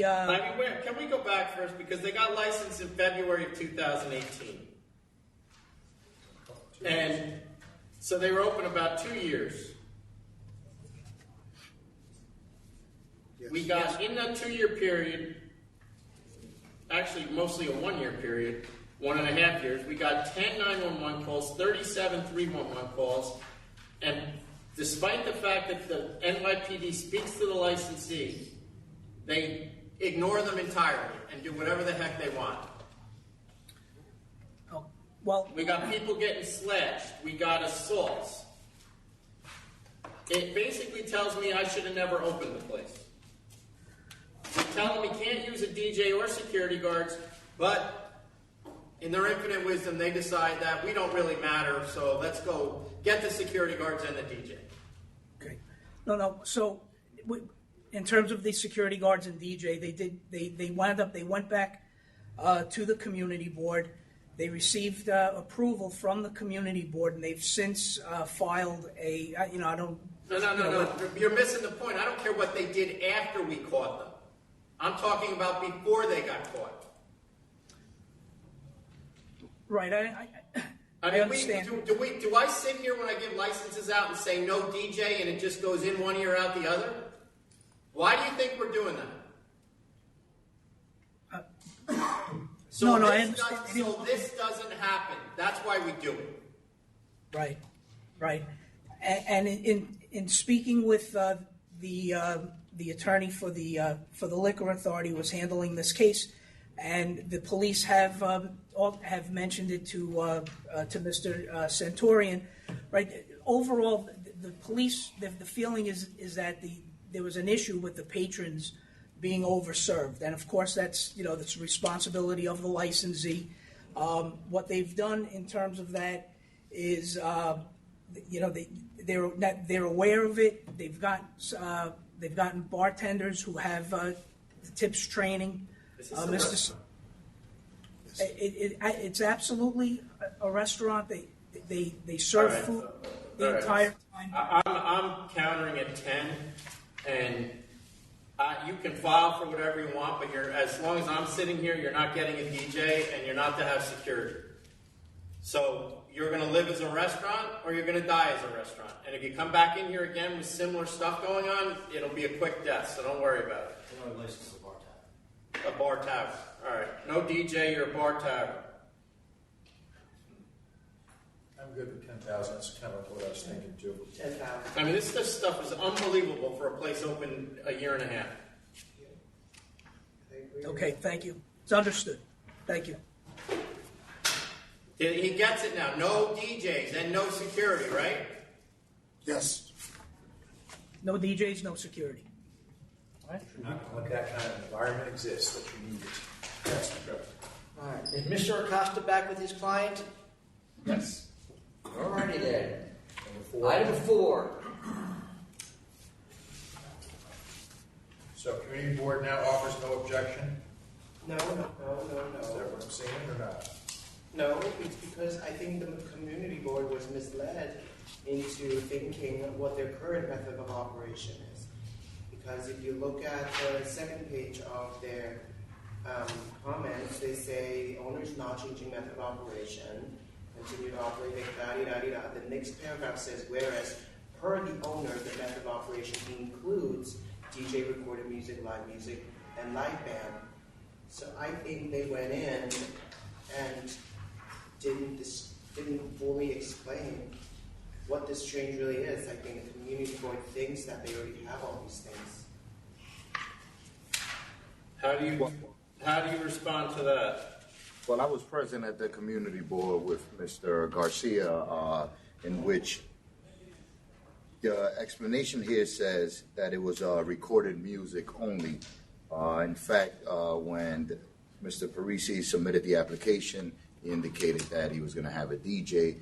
Mr. Garcia was unaware that until he requested FOIL records.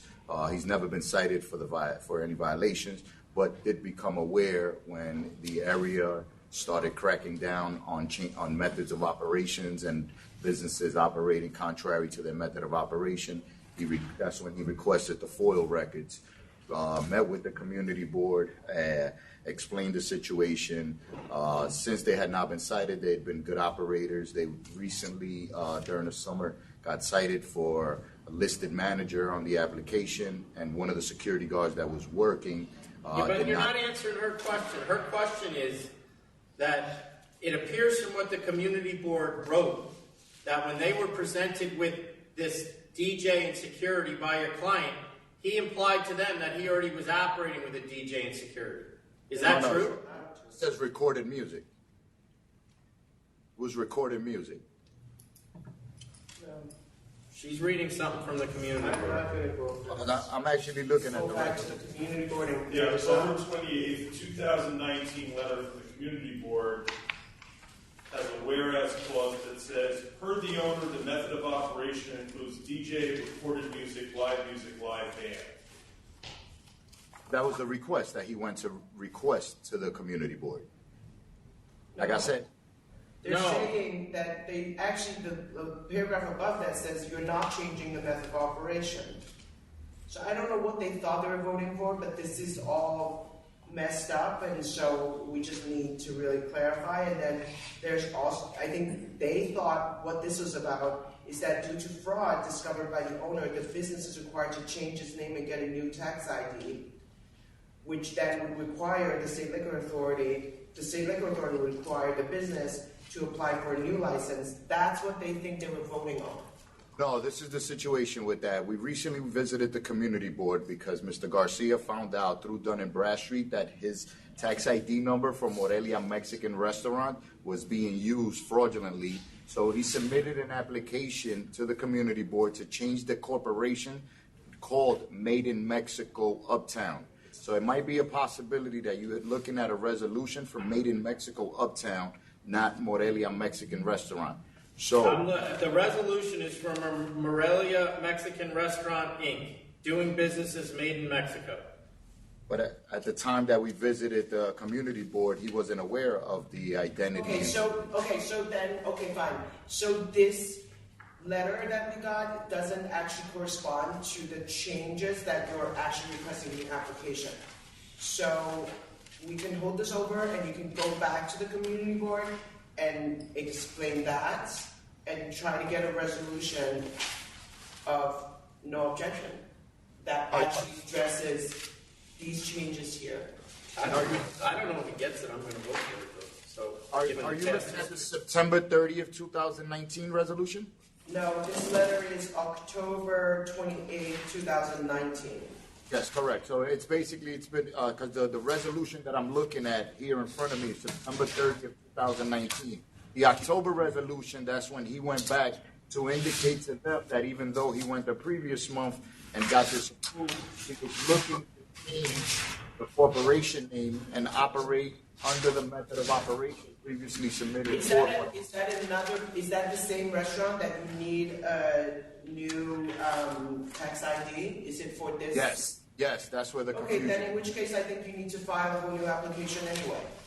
No, but that's what it is. He resolved the matter for the tax ID issue and decided to continue to pursue the change of method of operation under the previous corporation, which is the one he's using now, not the one that he was meant to. What is this? A new application? No, it still doesn't make sense because he told them.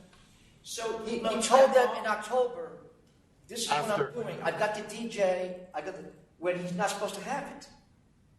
No. He told them in October that the method of operation that he requested in September to be changed was going to be the same method of operation. That's not what the resolution in October says. If you look at the prior resolution, the month earlier, it looks like there are no objections to these changes.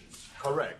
That's the resolution I'm looking at now. And then in the next month, he went back to the community board and essentially told them he already had these things or he wasn't asking them for it, and it was just an additional change. But the community board did address, I don't see DJ, but I don't see a September. It's right before. Yeah, it's right. It's more of like the agenda. But why are we voting on a change in method of operation if he's going to file for a new license? No, he decided not to file for a new license. That's what it was. Spin it out. But are you getting a new tax ID number? No, he decided not to because he resolved that matter already. So the resolution that you're looking at from October is going to be withdrawn because basically there is no application going to be filed for Made in Mexico Uptown. Look at, do you see that? Yeah, I see. Look at 15, 16, and 17, and 18. Yeah, I see. Oh, wait. No, that's not for his restaurant. Right. No, it isn't. Which one is this? Yeah, number 21. 21, I'm sorry, I got the wrong. Yeah, no, 21.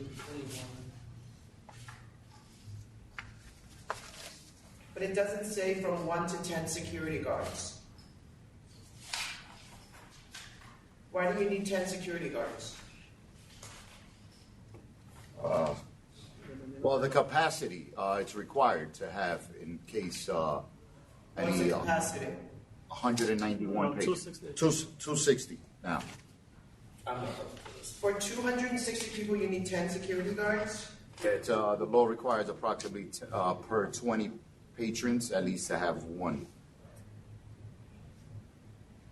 And that's the discussion he had with Officer Pena at the 34th Precinct. He meets with him frequently. This is a restaurant. You need one security guard for every 25 people? Well, it's a recommendation that the precinct made to avoid. What kind of restaurant? What are you doing? Cage matches in there? No. It's actually it's a pretty big place. It's a Mexican restaurant. It's been established for many years. It gets crowded almost on a daily basis. It hasn't been never an issue with the area. No, that's not true. There is an issue. There's a lot of issues with the area. I got paperwork here from the NYPD showing that there's issues with it. With that location? Yeah.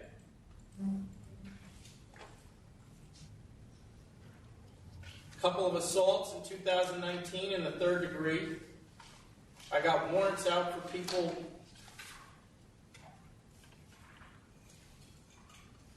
So the premises.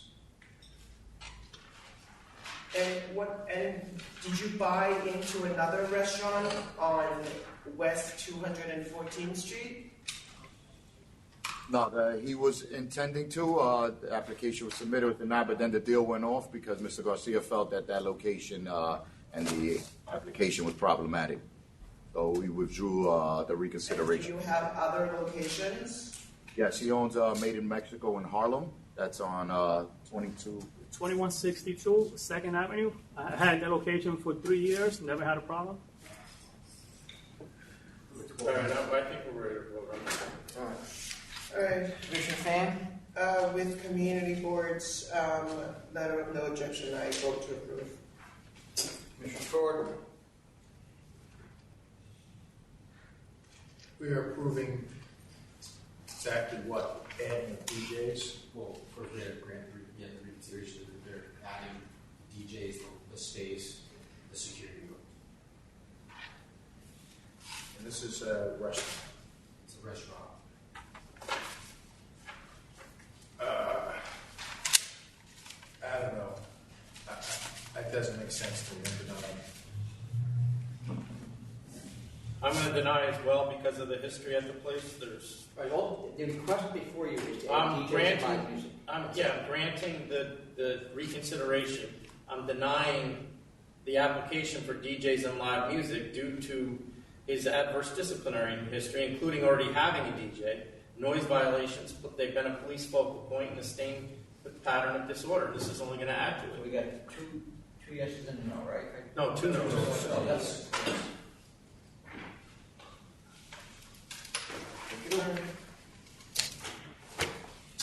Thank you. Yeah. Jonathan, I have nothing else in New York, is that correct? That's correct. Alrighty then. Shall we move on? Yes. Somebody call Amtrak and make it so Commissioner Fain can get a drink on that train. Yeah. All right. Just make sure you get one that's coming from Canada, then you can get a drink. Yeah. 2.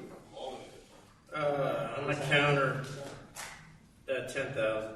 Oh, that's what I had. Because this, once again, maximum occupancy. 2. We all set with that? Yes. 3.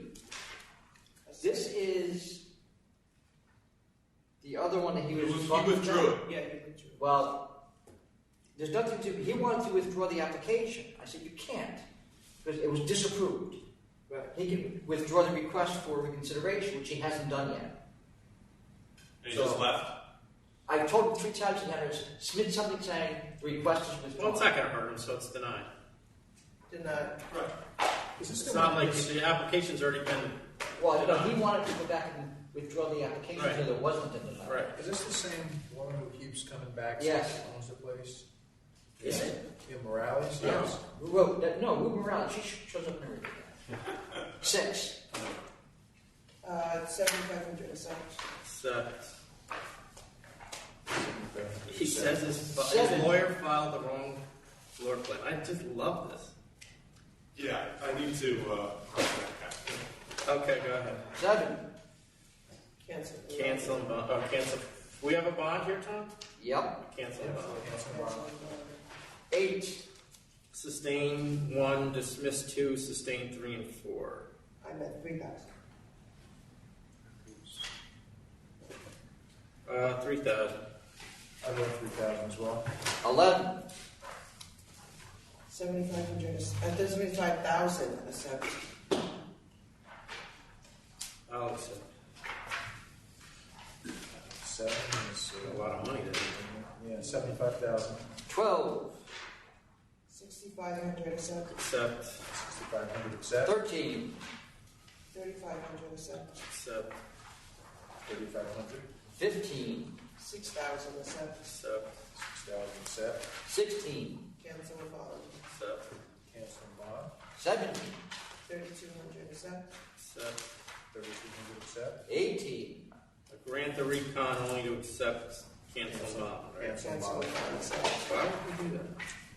Is it rather just cancel? Okay. Well, see, if they didn't pay the 20, it'd be revocation.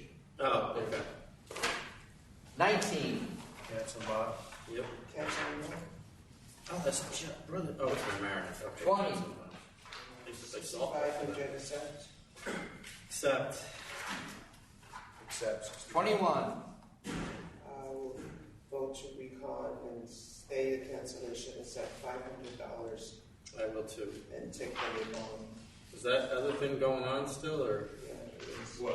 are we ordering? Okay. So we're taking what you've They have no We're imposed. rescind the cancellation, accept the 500. and take the new bond. Right. 22. 6,000 accept. Accept. 23. Accept. This one is of concern. I would accept that this is places regularly serving liquor when they are restaurant wine. Really? They offer free shots. You good with that? Or Or want to? Well, do we want to do something else then? I've sent it to John. Oh, okay. For the next time. 12,000. 12,000. 24. 7,000 accept. Maybe this place should just close it. Accept. 7,000. Accept. 26. Accept. Cancel the bond. Accept. 27. Cancel the bond. Accept. 34. 5,500 accept. Accept. 4,500 accept. 35. Accept. I would. Accept. She's gonna. 36. Hold on, she's gonna do something. Yeah, no, 35. They had it, yeah. Oh, she accepted. 34 and 35 were accepted. 36. Yes, they were both accepted. 36. I'm at Cancel bond. 2,000. Really? Oh, North Carolina. 36. Yeah, failure to arrest. Do we have a disposition? No, that's That's a default. Default. Charged with No, but- promoting gambling. I Yeah. mean, we're never going to get a disposition unless you Yeah. prompt something. Cancel bond, yeah. Really? Yeah. I was at 2,000. Why can't we just charge her? I mean, why can't we just fine her? You then would never know what happened To what? to the arrest. Yeah, the guy's been arrested. Has Oh, all right. address, that's why I said I cancel wasn't bond. thinking about that. Cancel and bond. They'll do a recon, and then we'll find out what happens. So just create work for Gary's people. That's 47. you know what sounds like lately out there. Yeah, it's true. What do we have to? 47. I think this one seems like accidental. I think that's why the author is what it is. It is accidental, but it's the responsibility too. So there's no question it's accidental. 2,500. That's why it's low. Impeccable, is it? Yeah. All right. So accepting that? All right. 48. Cancel. 49. I never knew that we did this, that we went in to count up the items. Too much alcohol, too much beer. I know. Is there such a thing? Accept. By the way, that's only done out. No, this is- we don't do this a lot. Yeah, but this is like, We this is to distinguish between a liquor store, right? We used to do this quite frequently. A beer store. A beer store, rather. Okay. We would go in and 2010 we changed the The tape standard. Okay. But we used to frequently go in and have grocery stores for not complying, and we worked out a new stipulation with the Convenience Store Association. And so there should be fewer violations. Like the guys here will do it. I don't know why he's doing it unless we got a complaint. You know why you did that? All right, I'll accept. Well, it's zone 3. Yeah. That's why it's so free. They got nothing else to do it. All right. Good. That 50. 6,500, is that? I was going to drop this because it is clearly illegal, but our people found that they were doing it for a sick person. Yeah, that's what I was going to say. All the money went to the beneficiary. If they went to the beneficiary, all the money was that. I'll cut it. You guys. No good deed goes unpunished. Go 25. All right, 2,500. 2,500. 51. It should have been 10,000, but I realized that we offered 9,500, so 9,500. But next time just cancel. Should just you're right. Walmart. Yeah. For that reason. Cancel Walmart. You're done. All right. 9,500. 57. Dismiss. Dismiss. 59. Dismiss. 60. Sustain all charges. I'm at 2,000. 2,000. Which one now? I'm sorry. 60. This is the 60. Sustaining charges 2,000. Yes. All right. 2,000. 62. This is the one that had the Yes. extra sale in mind. Yes, so you want to explain that? Wait a minute, did we do I think- 61? 60, We did 61 already. All right, that's 5,000. 62. This is the earliest sale in minor, that number 1 in the adverse history says 6,000. There was a prior sale to minor. There was a okay? So prior we- sale to minor. We only show you the last 5 years. So then they got a second prior sale for the same reason on 131.19. So that the one in 19 became the second one in 5 years. But there is another sale. We know there's another one. At close least, by. at least another one. Is there more coming? I see. So that fine didn't go up from 6,000 because at that time there was only one prior during yes. the prior 5 years. Yes. Okay. So, is this a fourth sale This is an 18 or under. It's, within 5 years? it's What's not. the year of the first one? 2014. And we only consider the last 5 years? Correct. That's the policy of the board. What month in 2014? March. Well, the CNC was in March 2014. I don't have the date. I can hold on for a second. Got it? Sorry. So the sale was before that. Yes, so I it's think the sale might have been in outside 2013. They're just hanging on by a thread here. All right, I'll take 10,000. There was one in 11, 13, and Yeah. that was the first one. Yes. November 2015. So we're taking that? Yeah, Yes, it'll take 10,000. 10,000. But we need to go back there. 66. Well, I guess it should be. We need to hold this, Gary? Chess? Yeah, we have to put it over. Because, 213. well, we have one more thing to check regarding, what were they, treaties we? There are Native American treaties that have different gambling standards and definitions than the penal code. So we need to make sure that approving this doesn't violate one of those, because if it does, then we don't get that they say we breached their treaty and they can stop paying. The Native American casinos, when we started opening up the racinos, argued that the racinos violated the exclusivity clauses in those compacts. Good catch. 67. 67. Oh, this is Dutchess County thing? Dutchess County. All right, I go Wow, I'm to... surprised nobody came back on that. So just so we are clear Yeah. for you guys, we got several hundred written statements from public individuals saying they supported it. Yeah.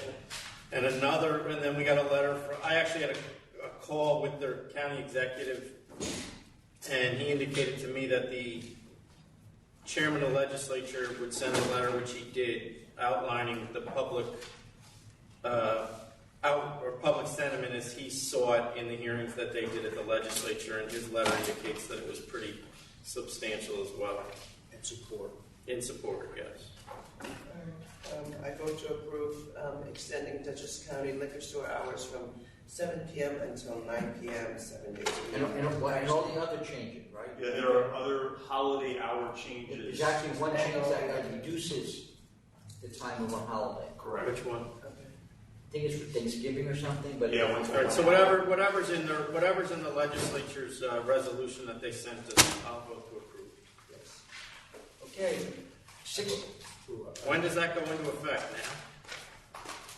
now? Yeah, we'll probably put an advisory out, but I think we should announce something that those hours are now in effect. So we just did. I'm announcing. Can we put it on the website? That's what I'm saying.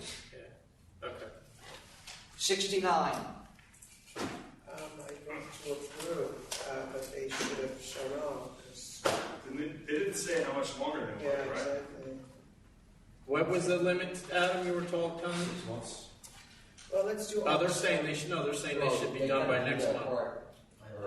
So let's give them 3 months. Yeah, 3 months. So April 1st. April 1st. Yes. God, is that 3 months away already? Yeah.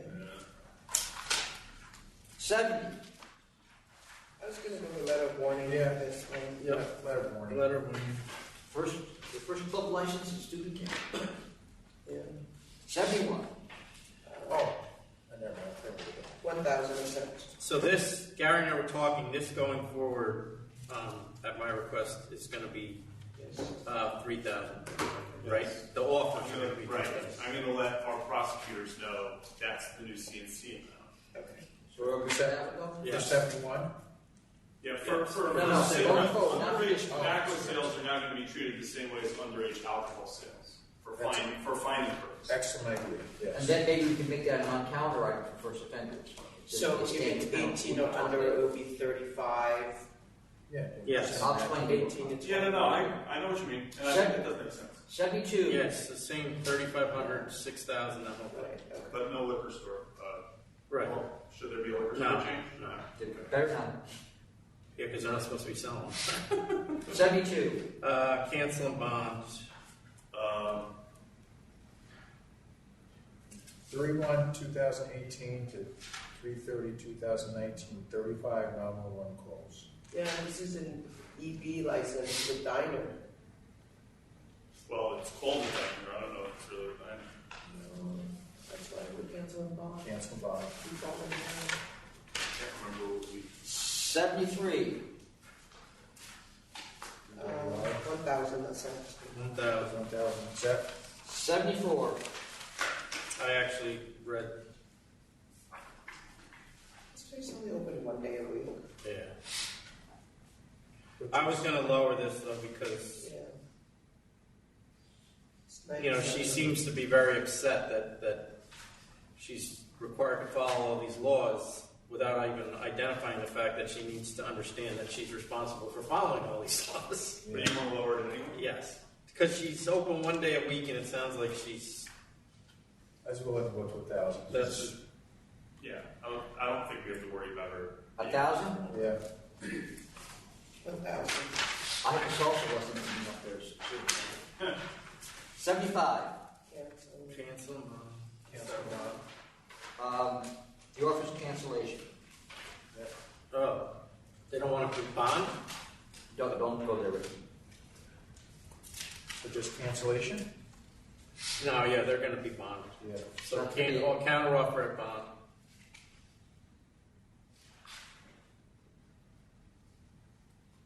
Okay. 80. This is really odd. disabling equipment to prevent requests for emergency assistance, is that like disabling? What is that? What is that? Fire alarm? Yeah. They're disabled They the fire removed alarm? the fire alarm? They took the battery out or something? So silly. It was I've fallen and I can't get out the All right, Tom. I'm at 1,000. For 80? 1,000. 1,000. 81. Stabbing. No proper licensing.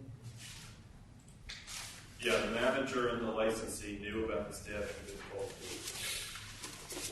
Not good. And then they had a bunch of city ordinances they I can go either 10,000 or ask them to come in. So it's pretty bad. Unqualified, disorderly. I don't know. 10,000. 10,000? You all good with that? Yeah, 10,000. 83. 4,000. 4,000. 87. I can't believe they didn't show up. Who? 87.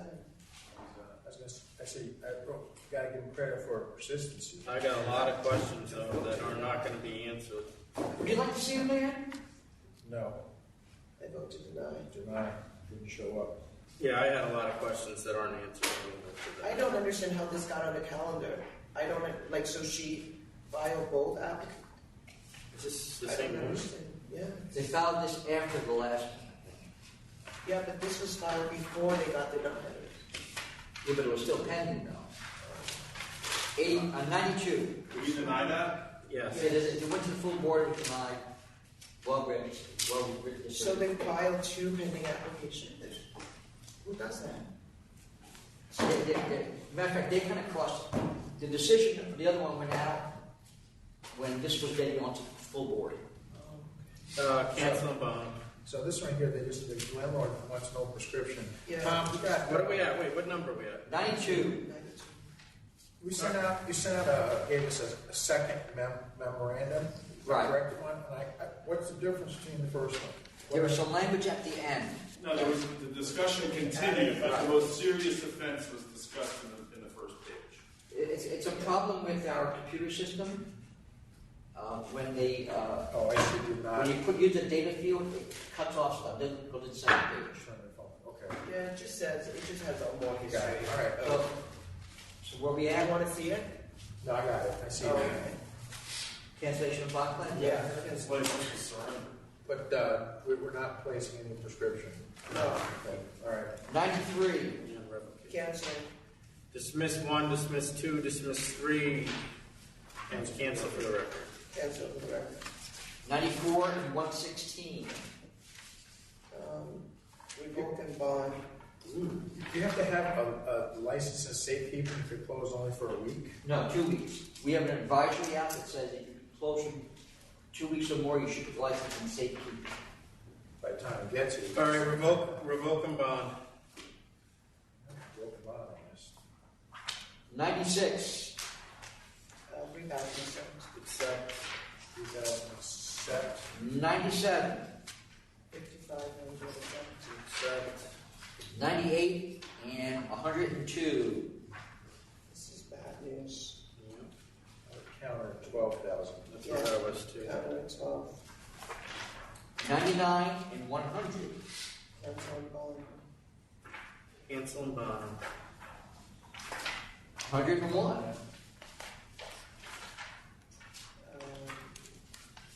5,007. I'll accept. 5,000. Yeah. 103. I didn't have a problem. I don't know. I wanted to know about hours, music. The diagram doesn't match Yeah. the description. You want me to come on in? Yeah. They don't change your license. This application is a mess. They didn't review. Get it. Or we just can't. We can just deny it. Well, maybe give one chance. What are we doing, 213? 213. You said diagram doesn't match application, is that what you're Yeah, the description doesn't match the diagram. 104. Except, Accept. 105. You go to this place? I do. So do I. A little shocking. I'm not there at that time of day. What kind of, Or night. what kind of place is it? It's a restaurant that has a DJ. I think he's there. And the security. It's in a little village. Do you run with a particular promoter?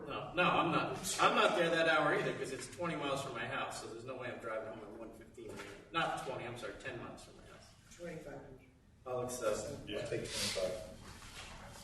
106. Oh, it's closer to you, right? You're probably 5 miles away. 25. 25. My house is actually in Saugus. Oh, is it? Oh, so you're right on 212? I'm off the John Joy Road. So yeah, right near there. 7,500. Everybody get that? Listening? 2007. Oh, this is not recorded? There are a lot of outlets on that. 7,500. Accept. Accept. 108. That's combined. Cancel. Cancellation? Cancel for the record. We already got the Yeah, we have the bond. 109. 3,000. 3,000. 3,000. 110 was requested pulled over to the 13th By who? by the attorney. Which is who? It was Bookman before. It's not Bookman anymore. Alex Victor. Yeah. Okay. Yeah, this is the one where Bookman said, wrote a letter saying everything's fixed. Yeah. And then it's like, but what I was going to come back. 111, 112. So sustain one, and then in the second proceeding, the ALJ dismissed one. I think that should be sustained, and I'll explain why shortly. Yeah. And then sustain 2, 3, and 4 in the second proceeding. He says that the real owner has been locked out, but the licensee took no legal action to correct it, in my view. And I don't know how, if you're the real owner, you actually get locked out of your own restaurant. Well, as I asked Eric, can't you go there when the place is open? Yeah. I mean, that. Well, he could have at least gone to us. Tell them somebody taking over the place. He did. And have the license surrendered. He could have asked for the license to be surrendered. He did not do that. But the mistake the ALJ made was in treating the licensee's principal as if it is the licensee. Yes. And it's not. Right. The corporation that is the licensee One of them is allowed the license to be available to somebody who was not on the application. Right. So we're sustaining availing, so all the charges are sustained, and I'm going to cancel them to clear this right up for everybody. There you go. Now it's clear. 113. 7,000. Oh, 7. I'll do 7. 7,000. 7. Okay. 115. Cancel. Wait, 115. Cancel for the record. No. Cancel. This is the same place we already canceled. Cancel for the record. Oh, wait, hold on just for a second. Guys? Yes, hello? What's up? He's here. Sorry. Sorry, I had stepped out. They cleared out the room downstairs, and I'd been here all day. And they cleared. I just literally just came back and they cleared out. What are you here for? It's for it's matter number 85. It's serial number 1317858. No one. Yeah, that's when we moved to 213. Oh, good. So do that. Lucky day. Taco Dumbo. Or not so lucky. Who knows? Okay. Yeah, we called you. You were not there. Yeah. Sorry about that. I said that's been him. You want to? Yeah, recall it. I gotta go find him. Hold on. Do we have to tape this? It's being taped right now. They can call back in. Yeah, you're requesting the waiver of the 2-bathroom rule. That's the case. Yes, that's correct. All right, hold on just for a second. All right. You want to put your name on the record, please? Harry Callion, attorney for address is 77 Sand Street, Brooklyn, New York. No, that's just your name, is all you need. Where are all the licensees? I'm sorry? You didn't bring any of the applicants with you? No, this was my understanding is a 2-bathroom waiver request, so I didn't know. No, I mean, it's not. It's a new OP. Though. That's why it was sent to you. It was on. I get that, but it's still a 500-foot case too. All right, go ahead. What are they planning to do in the outdoor space? The outdoor space is it's contained part of the. It's not within the building. It's not part of the C of O. It's a separate outdoor contained space. It's part of the service of the premises.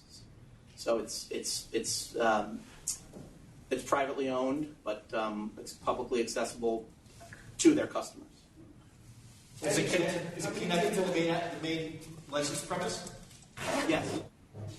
How many tables are outside? I believe it's the capacity is, I believe, 78. So 78 people outside. How many people inside? 74 is the max capacity. So you want 150 people plus probably at least 20 people working there. 170 people to share one bathroom. If it's a condition, we can.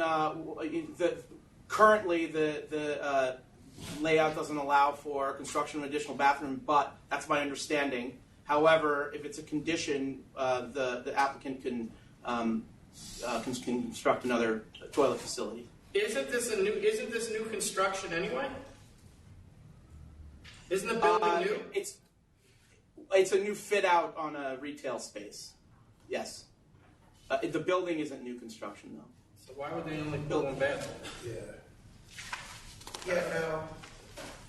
No, I think they have at least 2 bathrooms. Yeah, if not more. If not I more, mean, you for really hundreds. should have a ladies' room. I mean, actually, let me not say that. You should have at least 2 bathrooms. At least. I can request that of the client as a condition of approval. So you want us to hold it over so you bring them next time, or what? No, we'll grant the application condition on the fact that another bathroom is constructed. Could I ask a question? So that bathroom is ADA compliant. Could they build it in the same facility but segregate it? So there would be 2 facilities. So the plumbing matches. Correct. That makes sense. Yeah, if as long as it's a separate room, so 2 people can use the bathroom at that there's 2 separate bathrooms. I don't care if they're next to each other or across the street from each other. Isn't that a Department of Buildings question, though? That's not our question. Yes. Well, they would have to get permitting. Yep. So, but with respect to the liquor license application, that will be a condition at which then they'll have to get approval for and submit proof of that to you. What we're just saying is you got to have at least 2 bathrooms. However you work it out with DOB, that's up to you. Not 2 stalls, 2 separate bathrooms. Yes. Understood. Okay. All right. You're all set. Right? Okay, thank you. I apologize for. No, that's all right. Thanks. Thank you very much. Thank you. Sorry about that. No problem. I thought you guys were being raided. Startled us there. Okay, return to our regularly scheduled program. 1:15. Yeah. Cancel the bond. No, cancel the bond. Just cancel. No, just kidding. We got the bond. Yeah, cancel for the record. Cancel for the record. 1:18. Same thing. Already canceled. 1:19. Cancel the bond. I didn't have 119. I must have Oh, cancel and bond. Cancel and bond. I'll take it. 1:20. Sustain 1. I am at She's banging a live music DJ. 5,000. 5,000. I don't know, because she's not supposed to have live music DJ jukebox karaoke, and she got a noise complaint. So that means she's doing something. All right. Why? We should have banged her for that. Oh, we probably don't have a witness about what it was. I don't think it was looked into. All right. I'm with 5,000. 5,000. All right. I was gonna cancel it. 122. Cancel and bond. 123. Authorized trade name, do you know if this has been addressed, or? Yeah, I don't know. That's my question. Yeah, he blames the gas supplier for posting the sign, but explains it on a letterhead that uses the same trade. Did you notice that? Well, because the gas supplier gave him the letterhead. Also, Yeah. that bastard. And then he sends you a letter, sends us a letter with. So there is an endorsement application pending. I'll give him a letter of warning, just because I love lobster. Me too. All right, letter warning. 124. The lobster? You good? 124. One of my favorite restaurants. Every 500-foot application now is going to say we have lobster on the menu. Yeah, letter of warning. Letter of warning. I'm hoping they get that Chelsea Hotel reopened faster than. 125. Don't need any lobster, so. 6,000. 6,000. 6,000. Well, they sure stayed there too. 28. Recon. Stay cancellation and accept the 3,000 I'll grant it. Yes, agreed. Just to accept it. Accepting the penalty they offered? Yep. Yes. 129. I had dismiss. Dismiss. Yep. Yes. Yes. Grant the recon, dismiss the charge. 130, 33, 34, 35. Yahtzee. Exactly. Oh, second. Yeah, I'll accept too. Accept. 131. 1,000 accept. Accept. 1,000 accept. 132. Accept. 1,000 accept. 1,000 accept. 136. 1,000 and class change application. And the prosecutor said they would she would monitor to make sure that the class change was filed. Okay. So 1,000. Accept, yeah. 137. 3,000 accept. 1,000 accept. 138. Where's Pan Yan? Penn Yan, that's where all these. Penn Yan is just north of Keuka Lake, right on Keuka Lake, as a matter of fact. It's in the Finger Lakes. That's funny. I went to Cornell and never heard of it. Yeah, it's just west of Ithaca. I just. It's on the other side. It's across Cayuga Lake from Ithaca, isn't it? No. It's on Keuka Lake. It's down 54, directly south of Geneva, more or less. I just drove through this week and went past Holden's. Yeah, he opened a place there that was somewhat of a. It's the Bend County, it was Dry County. Oh, His right. mailing address is Penn Yan, which is Schuyler County. So This guy was a grocery store, beer bar, sub shop. It was like, because when you're out there, I guess you stop and shop before both of the times I drove past that place. No, they did a good job. That was a dry county. Yeah. Oh, that's cool. All right. It's never It's been like the open first for a dry license bar. in the. Yeah, he got the law changed. Oh, that's so cool. 138. Another pen. 4,500. This is another pen yan. What is it? They have a run on violations in I pen know. yan? It's zone 3. Yeah. 4,500 accept. There's a 1 a.m. closing. 140B. This is just unbelievable to me. Yeah. So just so we get this clear on the record, Gary, correct me if I'm wrong. The corporation doesn't exist, so it can't legally hold a license. So we canceled the license. The judge decided rather than accept our cancellation, he overruled us. We didn't even cancel the license because it was. No, we canceled it. We canceled it for being the fourth sale minor in 3 years. So then the judge, not knowing anything about our penalty systems, We found out before we went into court that it also didn't exist, and the judge in mid-December gave the guy a Christmas gift and instituted his own penalty. An illegal penalty. A legal penalty that essentially allowed him to operate until the 2nd of January, and now he's on suspension. Well, no, he's not. He is. Well, we didn't issue a suspension. Right, but the judge suspended him. The judge suspended him, so I guess if he sells liquor, we can't do anything, but the judge can cite him for contempt. Which would probably be overturned. You're right, and we want to appeal, and we just want your approval on it. Yeah, you can have it. Yes. Take it to the court. That is just amazing. I mean, I get the Christmas gift. I said that.